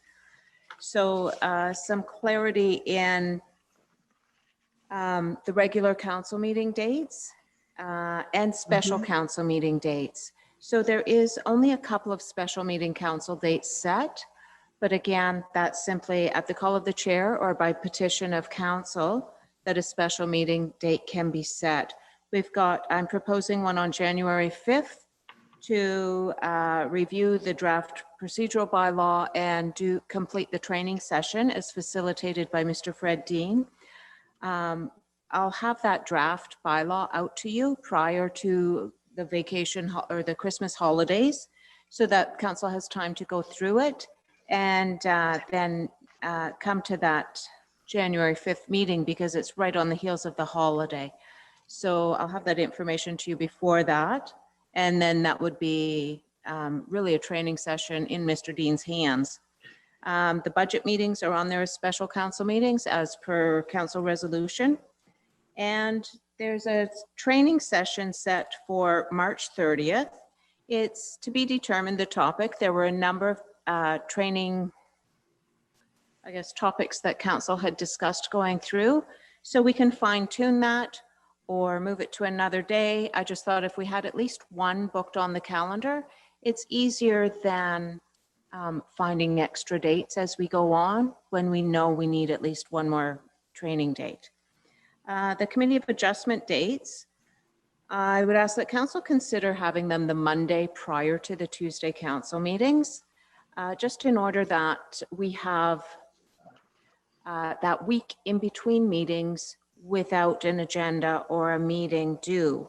And that would allow the regular council meeting agendas to be provided a full 6 days prior to the meeting. And that was a comment and a concern that many councillors have noted, that they'd like a little bit more time with the council package. And as the material that municipal councils deal with becomes increasingly more complicated, I think that's only fair to offer that extra lead time. But we can't have the agenda out a week before with a meeting every week. The Committee of Adjustment meeting dates are as needed. So if there are no planning applications, then there's no meeting, it would be canceled. I would suggest that if there's a planning meeting, that is I would say a public meeting under the Planning Act required for a very straightforward zoning amendment, that it be included in the council regular agenda under that public meeting section. If it's going to be a lengthy discussion, we do have the option of, on Committee of Adjustment days, having a planning meeting or an extended public meeting in the morning prior to that, and then having a noon hour break if it's council's wish to do that for those special projects. And one of those might be our comprehensive zoning bylaw. That's not a piece that's going to fit into a regular council agenda, right? So there's schedule, and I think it will allow for really comprehensive reports to be prepared, and allow council a little bit more time with the information. Thank you, Clerk Chabot. Does that conclude your presentation at this point? Yes, I'd be happy to answer any questions. Thank you. Thank you, Councillor Townsend. Thank you very much, Madam Mayor. My first comment is thank you very much for all the work in the presentation. I particularly like the graph, the calendar pictorial. You can put it up on the wall. You know exactly where it is. Scratch out, write in whatever you need. The wife will love it too, so she know where I am. More importantly, though, we were having a quick discussion after the lunch, and Councillor Hutchison had raised the issue of inserting public meetings and how long it took, and et cetera, and we get off track. And I was very concerned about the planning in the same way, but as you say, taking the high ones out, like the long, comprehensive or complex ones out of that, I think is an absolutely great idea. And I appreciate the fact that you're actually going to have it 6 days before. And I say that because in anticipation of this meeting, I did some analysis, and the average Committee of Adjustment has 48 pages, but it goes to 123. And this is actual 2020 numbers. When you look at council averages 152 pages, but the maximum has been 272. There's been a few over 200, but most of them are the mid to high hundreds. So this is another example, the one today, and it shows what happens when you insert, another one that you can't actually predict the time frame on. And so I was concerned about that. So I do appreciate that, and I was going to ask on those 2 points. So you've answered my questions, but I wanted to give you kudos and credit for actually identifying them before and addressing it. Thank you. Thank you. Excellent, excellent, excellent. Councillor Hergert. Yes, thank you, Madam Clerk. We have for a long time been wanting longer amount of time with the agenda. I mean, our responsibility starts as soon as staff is done, and our responsibility is to go out and communicate that with the public and get the feedback. So I definitely appreciate that timing. Just the timing is perfect. I do have a question about the January 5th meeting. Is that one set in stone? We have Mr. Fred Dean available? Through you, Your Worship. Yes, Councillor Hergert, we have booked him in for that date, and that's based on his schedule. There were a few scheduling problems in December, so January 5th is the first time that we could get together and have him attend. And I think he will provide a really great training session, and it's well worth having him. But that would allow us to meet the timeline of having this wrapped up by the end of January. And then moving forward in the new year with, I guess, working through getting used to that new procedural bylaw. So that's what I'm kind of curious about, is we haven't really debated or discussed this at our local level. And then we have one meeting between now and January 5th. And I guess I gather at that time, the procedural bylaw would be coming up for our discussion or our input, or not? Through you, Your Worship. Actually, what the plan is to make sure that Council has that draft procedural bylaw before the Christmas meeting. So before the Christmas break, so that you have it for quite a length of time to read through it and digest it and have your questions ready. Actually, if you could send me your questions, what I'd like to do is provide a question and answer sheet as well, so that I can capture all the questions on one question and answer sheet. And then that would form part of the January 5th meeting. So the January 5th meeting would be a presentation of the draft bylaw and a walkthrough and training session on the hows and whys of the procedural bylaw and the tools that are in there for council as a whole and for council members as individuals, tools to facilitate good meeting practices. So after that, that's just a training session. It's not adopting the bylaw. If there's amendments to be made, we can still make amendments and then bring back the final version on the January 19th council meeting. That's what I'm proposing. So there's lots of time with that draft bylaw, lots of time for a fulsome discussion about it and an opportunity to make amendments before it's brought back as like under our bylaw section of the agenda. Does that? Well, it does help. It does help a lot. I guess I was curious, is it more beneficial after we have one passed? But you're suggesting that it allows time and opportunity to fully discuss each part of the procedural bylaw, and then we're making sure that we have the procedure bylaw we like, and then we bring it back later on.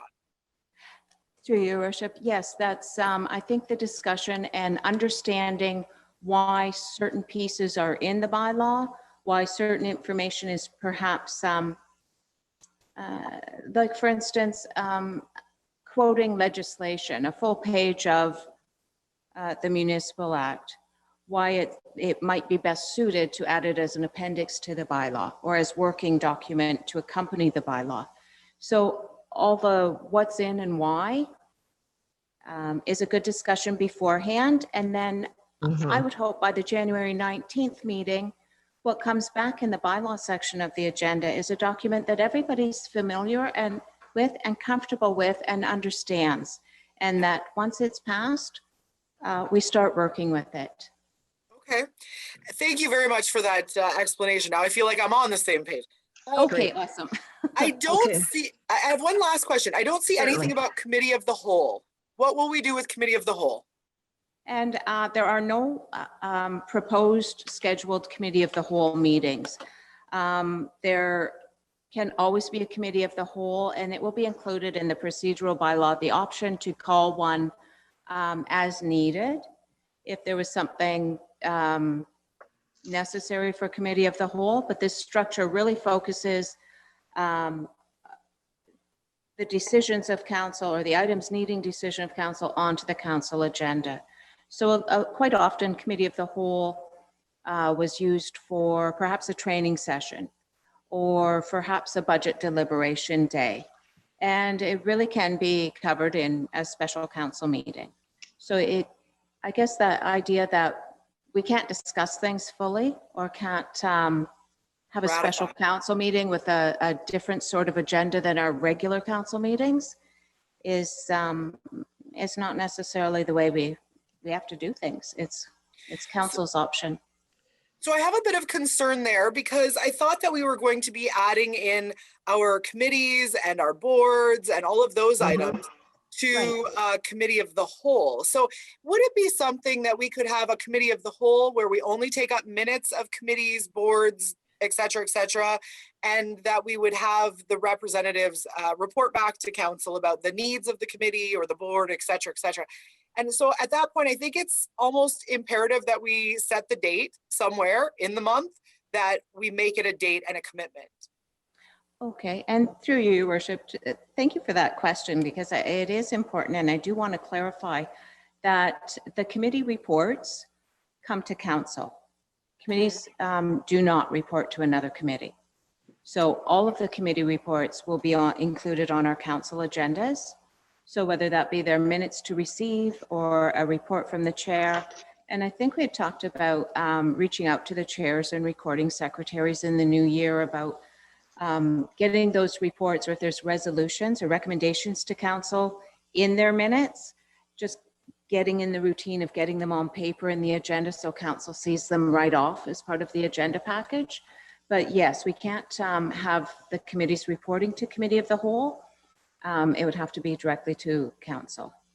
So would we propose to have like a quarterly special council meeting regarding committees, boards, et cetera? I mean, I think that's really an important piece of the work that we do. How do we propose to fit that in? Right, through you, Your Worship. That's a good question too. And we did talk about the quarterly reports or the regular reports. And I think my recollection is that council deemed it desirable to have something at every council meeting, or the opportunity for the minutes or a chair's report to be brought forward at every council meeting. So it is timely. And if they have recommendations that they need council approval for, it's happening and it's going directly to council. So there is an opportunity for perhaps a more fulsome meeting or a special meeting of council to invite perhaps committee chairs and recording secretaries or all committee members to a virtual type meeting, even for a training session, an opportunity to have some round table sort of discussions. And that gets tricky virtually, but we can do that and figure it out.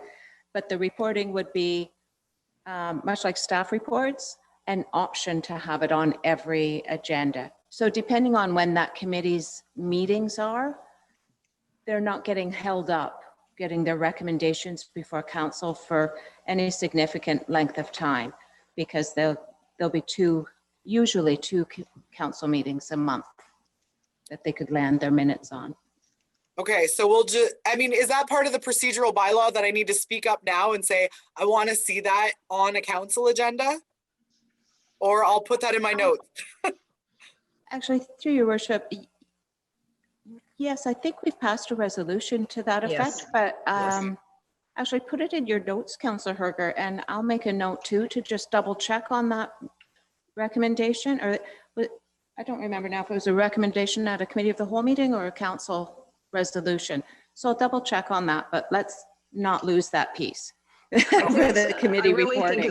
I think it's important that we get to our procedural bylaw once we've had our full discussion on it, because I would very much appreciate if we could tighten up the agenda so that it is a very free flowing agenda in order to make decisions and have the opportunity for a lot of discussion. And I do note, I had it in my note under item 10, when we talk about the committee and and local boards minutes and reports, that I was just going to ask the general question, are there any other committee reports seeking anything verbal? And I did note that it was something that this council wished for it to be on every council agenda, but we will look forward to that procedural bylaw report. I am so much in favor of getting a new report forward, or a new procedure forward, so that it is smooth running, not only for council and staff, but for our citizens.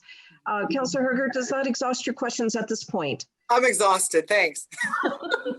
Thank you for the humor. I very much appreciate it. Councillor Hutchinson? Yeah, Councillor Hutchison here. So I have a couple questions too regarding that. I have a concern when we're talking now, we talk about our committees reporting in council, and we've already suggested we're going to do the committee, the whole planning in our council meetings. And now we're going to get rid of the committee, the whole meetings. I have a real concern. I think unless we change something where we don't have as much discussion or something to shorten our meetings, but already we're looking at 6 hours, 7 hours, 8 hours, sometimes seems like with some of our meetings, our council meetings, and I can't see them getting any shorter when we keep adding stuff into it. So that's one of my concerns. I don't know how we're going to resolve that, but I mean, I'm willing to try it if that's the direction we want to go, but I think it's going to be an issue. So just a couple of things that I wanted to point out in what's here. I noticed in next year's budget, we have special council meeting, our Tuesday, November 30th, 2021, we have a budget meeting. I'm curious why we didn't have one of those this year. I know we made some changes in COVID, so maybe because we're not really having our first budget meeting until January, and I know we made some changes on that. And thank you to Carrie for giving us a package to look at. But normally we had already started our budget by now. I'm curious why we didn't do that. Through you, Your Worship. The council budget schedule and the meeting schedule was set out by council resolution. I believe Councillor Townsend brought that forward. So It was not a staff decision. That was a council resolution. And that's the November 30th, 2021 meeting was not on that resolution. It's in here just as a tentative. We have a date booked for perhaps that first council discussion or a preliminary meeting. But the January meetings and the November meeting this year were based on council resolution. Yeah, okay. I remember having that discussion and whatnot, but I do think that it's sort of nice to get the budget rolling and whatnot, because again, I think we're going to end up getting into the summer before we have our budget finalized, which is an issue. Anyways, moving on under council dates, it says on the every first Tuesday of the month, 9 a.m. and the third Tuesday of the month, it's a 6 p.m. Now, is that 6 p.m. start based on a closed session, or is that going to be the actual council meeting start? Through you, Your Worship, that I'm proposing that the 9 a.m. and 6 p.m. starts are for every meeting all the time. It should not change if there's a closed session. And I would suggest that the closed session not be first thing in the agenda, that it be later in the agenda, and that we start with our delegations. So there's a few introductory items and then straight to delegations. If there are any, the closed session be addressed later. But having a different start time, if there's a closed session or not, means this schedule that we put up is really just a guess until we get to that agenda preparation and know that there is a closed meeting. I know there were discussions. I'm not sure, and perhaps Councillor Shea could help my memory, that we talked about those evening meetings starting a little bit earlier. Yeah. So yeah, I had suggested that also. Yes, we could even go at 5 o'clock based on the amount of time that we put like into to our eat. yeah. But anyways, I think that's a good idea. My only concern with that, if we're going to do closed session, I would suggest we do it at the end, because we don't really want people sitting there waiting for us to come out of closed session to continue our meeting. So that's right. Yeah. So that's that. I just wondered about that when I saw it was 6 p.m. And I also like to say that my wife thanks you for that calendar. That would be great if we could have a hard copy like that saves me writing it on my wife's calendar. Otherwise, that's it. Thanks. Well, thank you, Councillor Hutchinson. And I just want to, before I go to Councillor Shea, if I might, I just want Council to be really acutely aware where we had the two public meetings on today, and they were very important. There was a lot of discussion from Council, and that is very important as well. And then the input from our citizens. And I just don't know at this point how we are going, and that's why I put it forward, how are we going to balance when we have very detailed discussion, which this Council is used to doing, and I very much appreciate it, how we can balance off so that we completely understand the agenda before us, go through the process, the requirements, the legislative requirements of a planning act, have the question and responses, and then go on to a regular agenda, which may take another 4 hours, depending on the discussion. So I just look to the clerk to balance out that. And also when we look at timing of delegations and timing of reports before us, and recognizing that we want the detailed reports, we like to have it earlier on, but I would really look to our scheduling and our new procedural bylaw in order to dovetail together and make for a very smooth running meeting, so that it's enjoyable, it's informative, that there's decision making that is done, and that our public understands the transparency and the process for it. So I wonder, with all of that in mind, does this draft schedule achieve all of that on behalf of Council and citizens? Clerk Sharbach.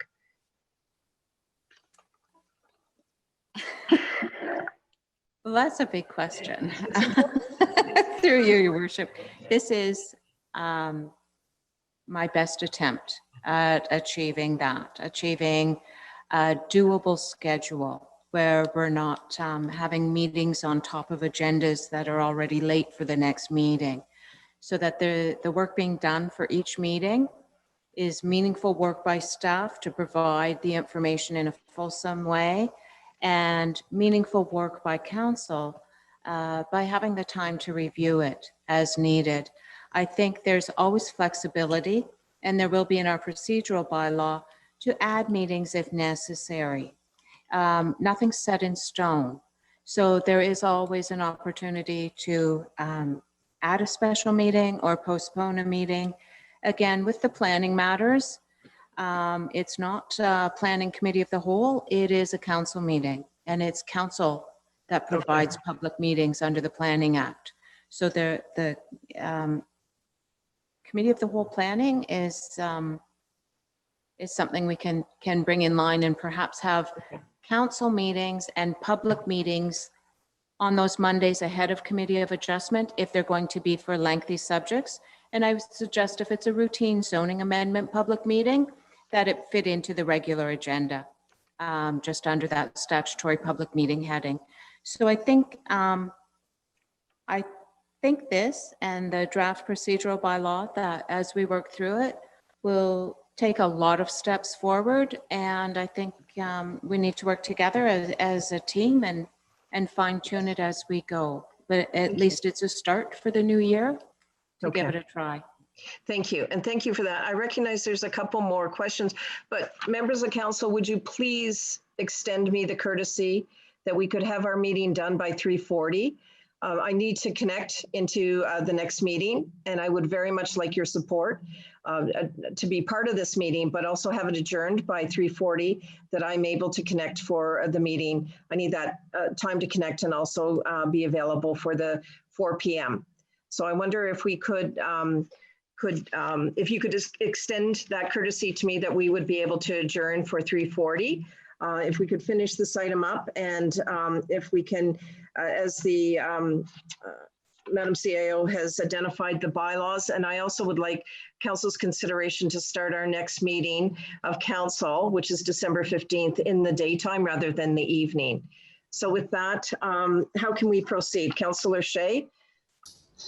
I'll withdraw my question to extend you that courtesy, but I did want to mention that I had intended to introduce a notice of motion, a direct motion for a time-sensitive matter at the end conclusion of this meeting. I don't know if you need to leave to go to that county event, if there isn't some small items of business that we could do in your absence. Well, I know that the deputy mayor is also required for the vote at the council meeting. So I would respectfully request that we could adjourn today at 3:40 and then maybe call a special meeting prior to our next council meeting on the 15th, which is what I would suggest if need be. So, okay. All right, food for thought. Councillor Hergert on this item.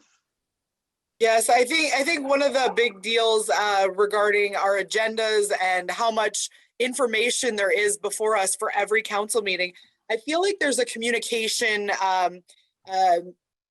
discombobulated. I don't know how to say that, but like even our building committee today, the architect and project manager come, and we haven't seen that information. I think it could have been a more fruitful discussion if we had seen that information. Now, I'm not asking for anything that I can't have, but I am just asking that the information flow freely through council. We have to work together, and I think one of the easiest ways to work together is in advance, just having all the communication flow. And then we get to a meeting and we've had time with it, and we've had time to look at other municipalities, how they do it. We've had time to, talk with our staff and so on. I just feel like the flow of communication, it really gets to us at the last second, and we've got to approve it because it's due right away. And I don't think that's fair to. Yeah, I completely agree, Councillor. If we have more robust information on our agenda, and that whether it's with presentations, we have that information. And I really look to our clerk and our CAO to improve the agenda presentations. So okay, please go ahead, because I'd like to conclude this if I possibly could. Sure. So I would be very supportive to start our meetings earlier. Like we've talked about 5 o'clock before. If staff need to be excused to go have dinner earlier, or God forbid we get a dinner on time, like we should allow each other the courtesy to have a meal in good time and allow to move on. So I think that an earlier start to our evening meetings might actually accommodate people, especially since we can jump on the Zoom meetings, or people could from home, or as soon as they get home, 5:15, 5:30, something like that. But I mean, the last few meetings, we've been 10:30, 11 o'clock, we've even pushed beyond. So anyway, I'll leave my comments there. Thank you. Okay, I wonder, I'm just seeing Clerk Charbak, could you please read the motion at hand, and we will call the vote then. I'm not sure if there's a mover and seconder. There is Councillor Shea and Deputy Mayor Hutchinson. Thank you. In that respective order. The resolution is that West Grey Council receives the report from Clerk Charbak regarding the 2021 council meeting and holiday schedule, and that the 2021 council meeting and holiday calendar be approved as presented. All those in favor, please indicate with a check mark. Those opposed with an X mark. Mayor Christine Robinson, I am in favor of this motion. Councillor Townsend. Councillor Townsend in favor. Councillor Hergert. Councillor Hergert, yes. Councillor Shea. Councillor Shea, yes. Deputy Mayor Hutchinson. Deputy Mayor Hutchinson in favor. Councillor Hamilton. Councillor Hamilton, yes. Councillor Hutchinson. Councillor Hutchinson in favor. Motion carried. I wonder if we could please move on to the bylaws, of which we have 4, and then I would very much like to look at the next meeting date. So with that, item 17, members of council, bylaws, 17.1, bylaw 83-2020 community improvement plan. Oh, excuse me. Community Improvement Plan West Grey 2020. Clerk Charbak, could you read the motion at hand? And I do apologize for my voice. Thank you, through you, Your Worship. The recommendation is that council gives first, second, and third and final reading to bylaw 83-2020, being a bylaw to approve a community improvement plan for the municipality of West Grey. Would there be a motion? Would there be a mover for this motion? Councillor Hamilton, are you moving this motion? Councillor Hamilton, I move the motion. Deputy Mayor Hutchinson, are you seconding this motion? Deputy Mayor Hutchinson, I will second the motion. We've had a lot of discussion over the year, and are there any questions before I call the vote? All those in favor signify with a check mark, those opposed with an X mark. I believe this is where Councillor Hergert requested a recorded vote. So Clerk Scharbeck, could you please take it from me, and then I will deal with the next bylaw at hand, please. Thank you. Through you, Your Worship. On this resolution, how do you vote? Councillor Hamilton. Councillor Hamilton in favor. Councillor Hergert. Councillor Hergert, no. Councillor Hutchinson. Councillor Hutchison in favor. Councillor Shea. Councillor Shea, yes. Councillor Townsend. Councillor Townsend in favor. Deputy Mayor Hutchinson. Deputy Mayor Hutchinson in favor. Mayor Robinson. Mayor Christine Robinson in favor. And that motion is carried. Thank you. Members of council, we are moving on to bylaw 17.2, bylaw 84-2020, appointment of an emergency management program committee. Clerk Scharbeck, could you please read the motion at hand? Through you, Your Worship, the recommendation is that council gives first, second, and third and final reading to bylaw number 84-2020, being a bylaw to appoint an emergency management program committee. Would there be a mover for this motion? Councillor Hergert, are you moving this motion? Councillor Hergert, yes. Councillor Townsend, are you seconding this motion? Councillor Townsend, yes, I second the motion. Questions, Councillor Hergert? Yes, I was just curious, how is this any different than the emergency management team that we already have? Clerk Scharbeck. Thank you. Through you, Your Worship, that's a good question. And this bylaw and the one following it, we didn't get a chance to quite introduce that and clarify it. Fire Chief Swartz was with us earlier and he had to head out. I'm not sure if he's been able to rejoin. Basically, these are housekeeping matters to follow up on our existing emergency plan. Our emergency plan was adopted late December of 2019. And these two committees, or both this bylaw and the next one, they are incorporated into that plan, but Emergency Management Ontario requires that they are set out carefully in their own individual bylaws. So we just, I guess it just hasn't happened yet. So here they are to tidy that up. Okay, thank you. Thank you. Any other questions? All those in favor then? Utilize a check mark. Those opposed, utilize an X mark. Mayor Christine Robinson, I am in favor of this motion. Councillor Townsend. Councillor Townsend in favor. Councillor Hergert. Councillor Hergert, yes. Councillor Shea. Councillor Shea, yes. Deputy Mayor Hutchinson. Deputy Mayor Hutchinson in favor. Councillor Hamilton. Councillor Hamilton, yes. Councillor Hutchinson. Councillor Hutchison in favor. Motion carried. I am moving on to item 17.3, bylaw 85-2020, appointment of a municipal emergency control group. Madam Clerk, could you please read the recommendation? Through you, Your Worship, the recommendation is, and this is another one that is a tidy up, the same as the program committee. The Council of the Municipality of West Grey gives first, second, and third and final reading to bylaw number 85-2020, being a bylaw to appoint a municipal emergency control group. Mover, is there a mover? Councillor Hutchinson, are you moving this motion? Councillor Hutchison moves the motion. Councillor Hergert, are you seconding this motion? Councillor Hergert, yes. I'm not seeing any hands. All those in favor indicate with a check mark, opposed with an X mark. Mayor Christine Robinson, I am in favor of this motion. Councillor Hutchinson. Councillor Hutchison in favor. Councillor Hamilton. Councillor Hamilton, yes. Deputy Mayor Hutchinson. Deputy Mayor Hutchinson in favor. Councillor Shea. Councillor Shea, yes. Councillor Hergert. Councillor Hergert, yes. And Councillor Townsend, please. Councillor Townsend in favor. That motion does carry. We're moving on to item 17.4, bylaw 86-2020, confirm proceedings of council bylaw. Clerk Scharbeck, could you read the recommendation?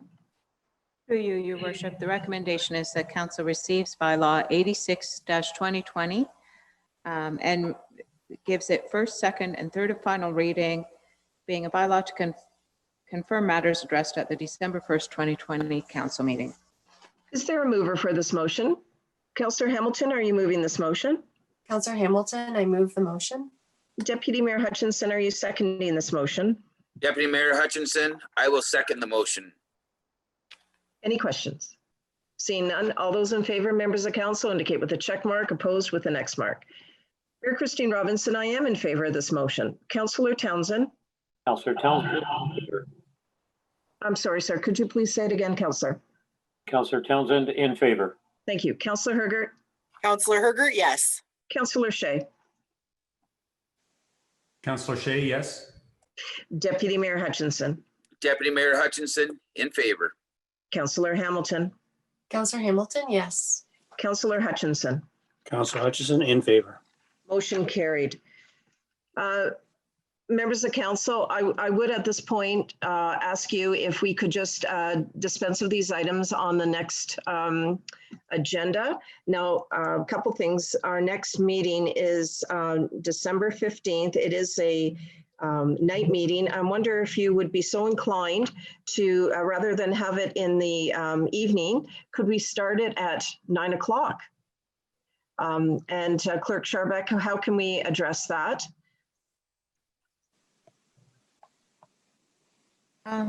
Through you, Your Worship, the council meeting schedule was set by resolution of council, so it would require just a resolution of council to approve changing that meeting date time. So from the 6 p.m. start to a 9 a.m. start. Okay, so a resolution from this council. The other thing I'm thinking, if everybody's in favor of that, would there be somebody that would move that motion? Is Councillor Hergert, is that your check mark for moving the motion? Yes, Councillor Hergert, I would move that motion to start at 9 a.m. Okay, and then Councillor Hutchinson, are you seconding that motion? Yes, Councillor Hutchison seconds the motion. Okay, I do see some hands up. So starting with Councillor Hamilton and then Councillor Townsend. Thank you, Mayor Robinson. Yeah. I'm concerned that we're not addressing the Conservation Authority. And I note that we have there's 2 citizens who have written letters to council. They have been at the meeting this whole time, expecting us to discuss it and make a decision. And I think out of most respect to those citizens and the urgency of this matter, and in support of the work that you and our deputy mayor do at Saugeen Valley, I'd really like for that decision to be made today. Okay, so if members of council are fine with that, can we deal with this motion at hand so that we start the the December 15th meeting at 9 a.m. so we can deal with the items that we're not dealing with right now. And if we can proceed with the Conservation Authority, then let's look at that. Councillor Townsend? That's okay. Councillor Hamilton dealt with the item I was going to. Thank you. So if everybody's clear on the motion, all those in favor? All those in favor, please signify with a check mark. Those opposed with an X mark. So our meeting on December 15th will be starting at 9 a.m. Correct, Clerk Scharbeck? Yes, that's correct. In the motion, I just summarized it. And we have a mover and seconder for that. So thank you very much. All those in favor signify with a check mark, X mark if you're not in favor. Mayor Christine Robinson, I am in favor of the motion. Councillor Townsend. Councillor Townsend in favor. Councillor Hergert. Councillor Hergert, yes. Councillor Shea. Councillor Shea, yes. Deputy Mayor Hutchinson. Deputy Mayor Hutchinson in favor. Councillor Hamilton. Councillor Hamilton, yes. And Councillor Hutchinson. Councillor Hutchison in favor. Clerk, it does carry. Clerk Scharbeck, could you just refresh my memory on the mover and seconder for that? Thank you. That was moved by Councillor Hergert and seconded by Councillor Hutchinson. Thank you. And carried that the December 15th meeting will begin at 9 a.m. and we will reflect that change on the website as well. Thank you very much. So if we could quickly go to, but very importantly, go to item 11, miscellaneous correspondence, 11.1, items requiring action.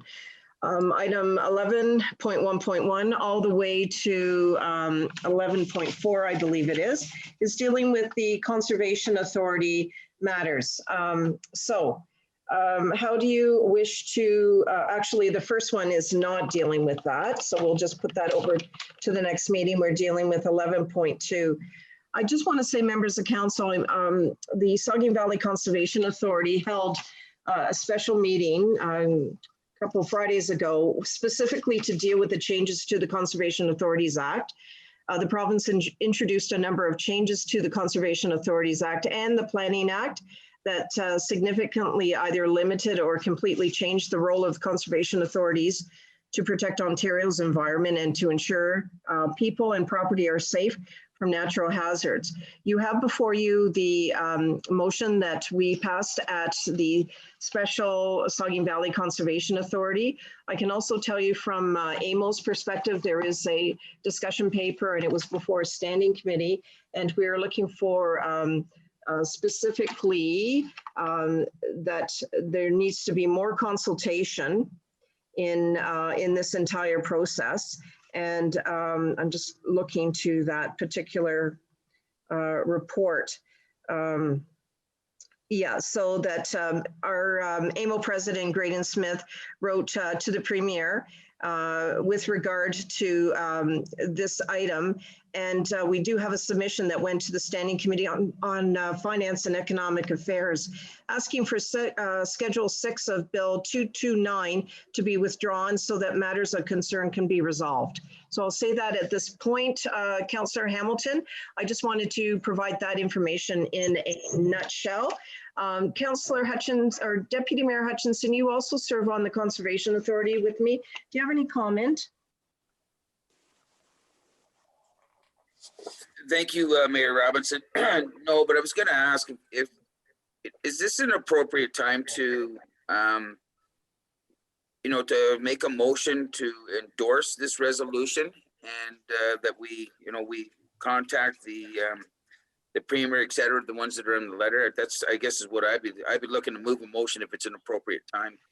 I would say it is an appropriate time.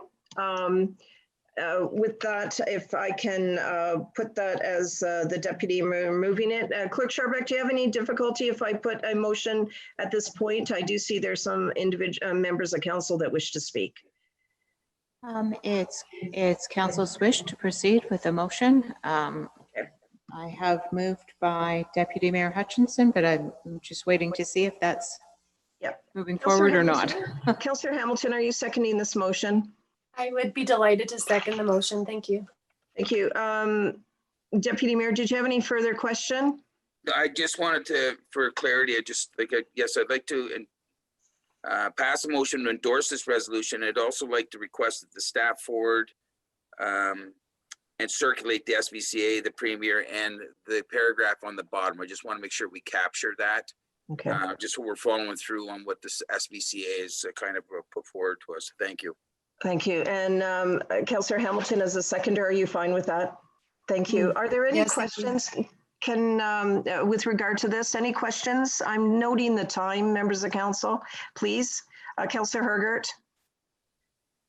Yes, so to speak up and advocate for people that do not always see conservation as the best authority, I believe there are quite a few people that would say the minister did collaborate with all 36 conservation authorities over the last year. Now, that being said, conservation's now asking for more time for consultation.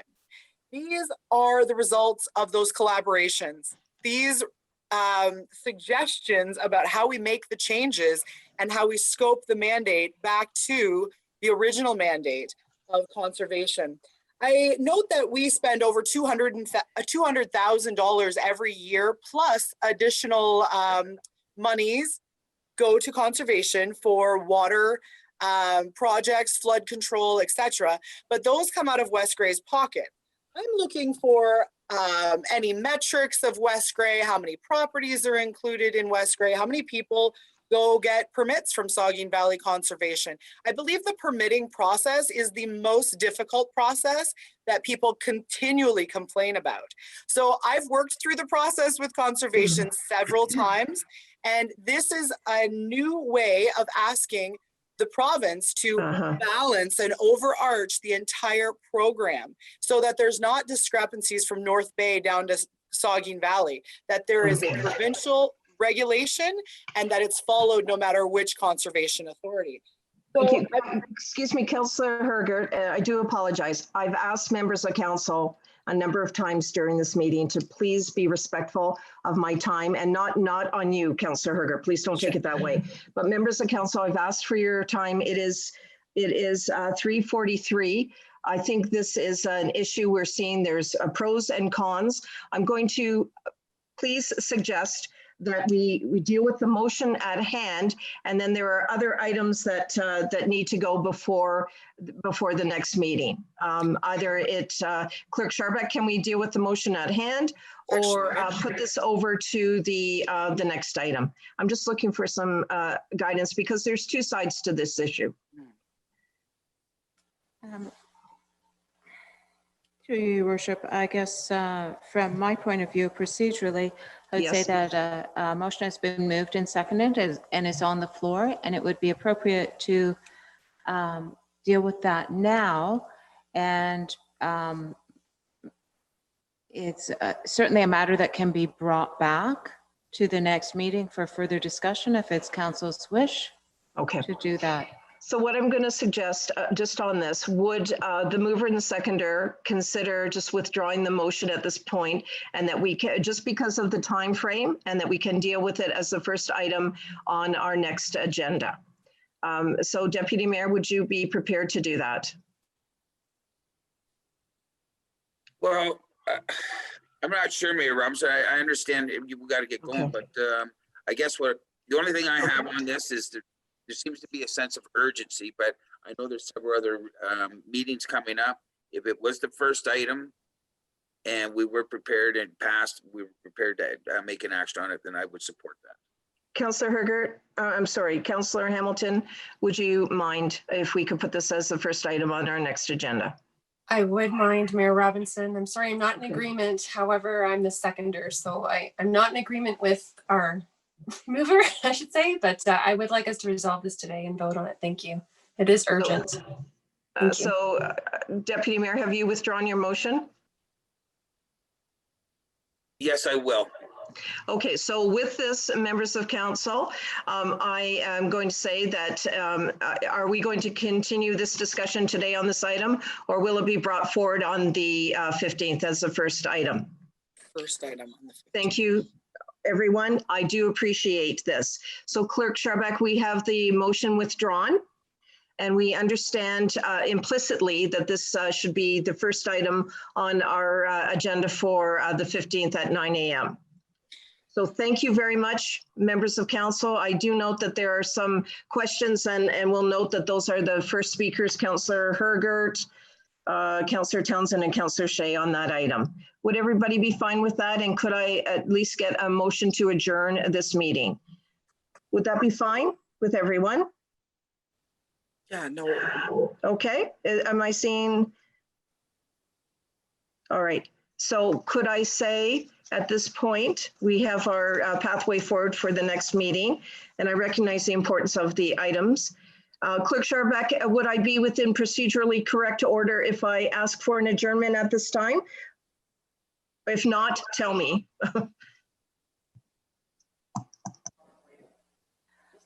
I just want to make sure all members of council are satisfied, and if not, then I will transfer the chair to the Deputy Mayor. It is to council's wish to proceed through the rest of the agenda items or to adjourn at this time. It's completely up to council if somebody moves to adjourn or carry on. I just want to note that Mr. Hewlett has advised me there are,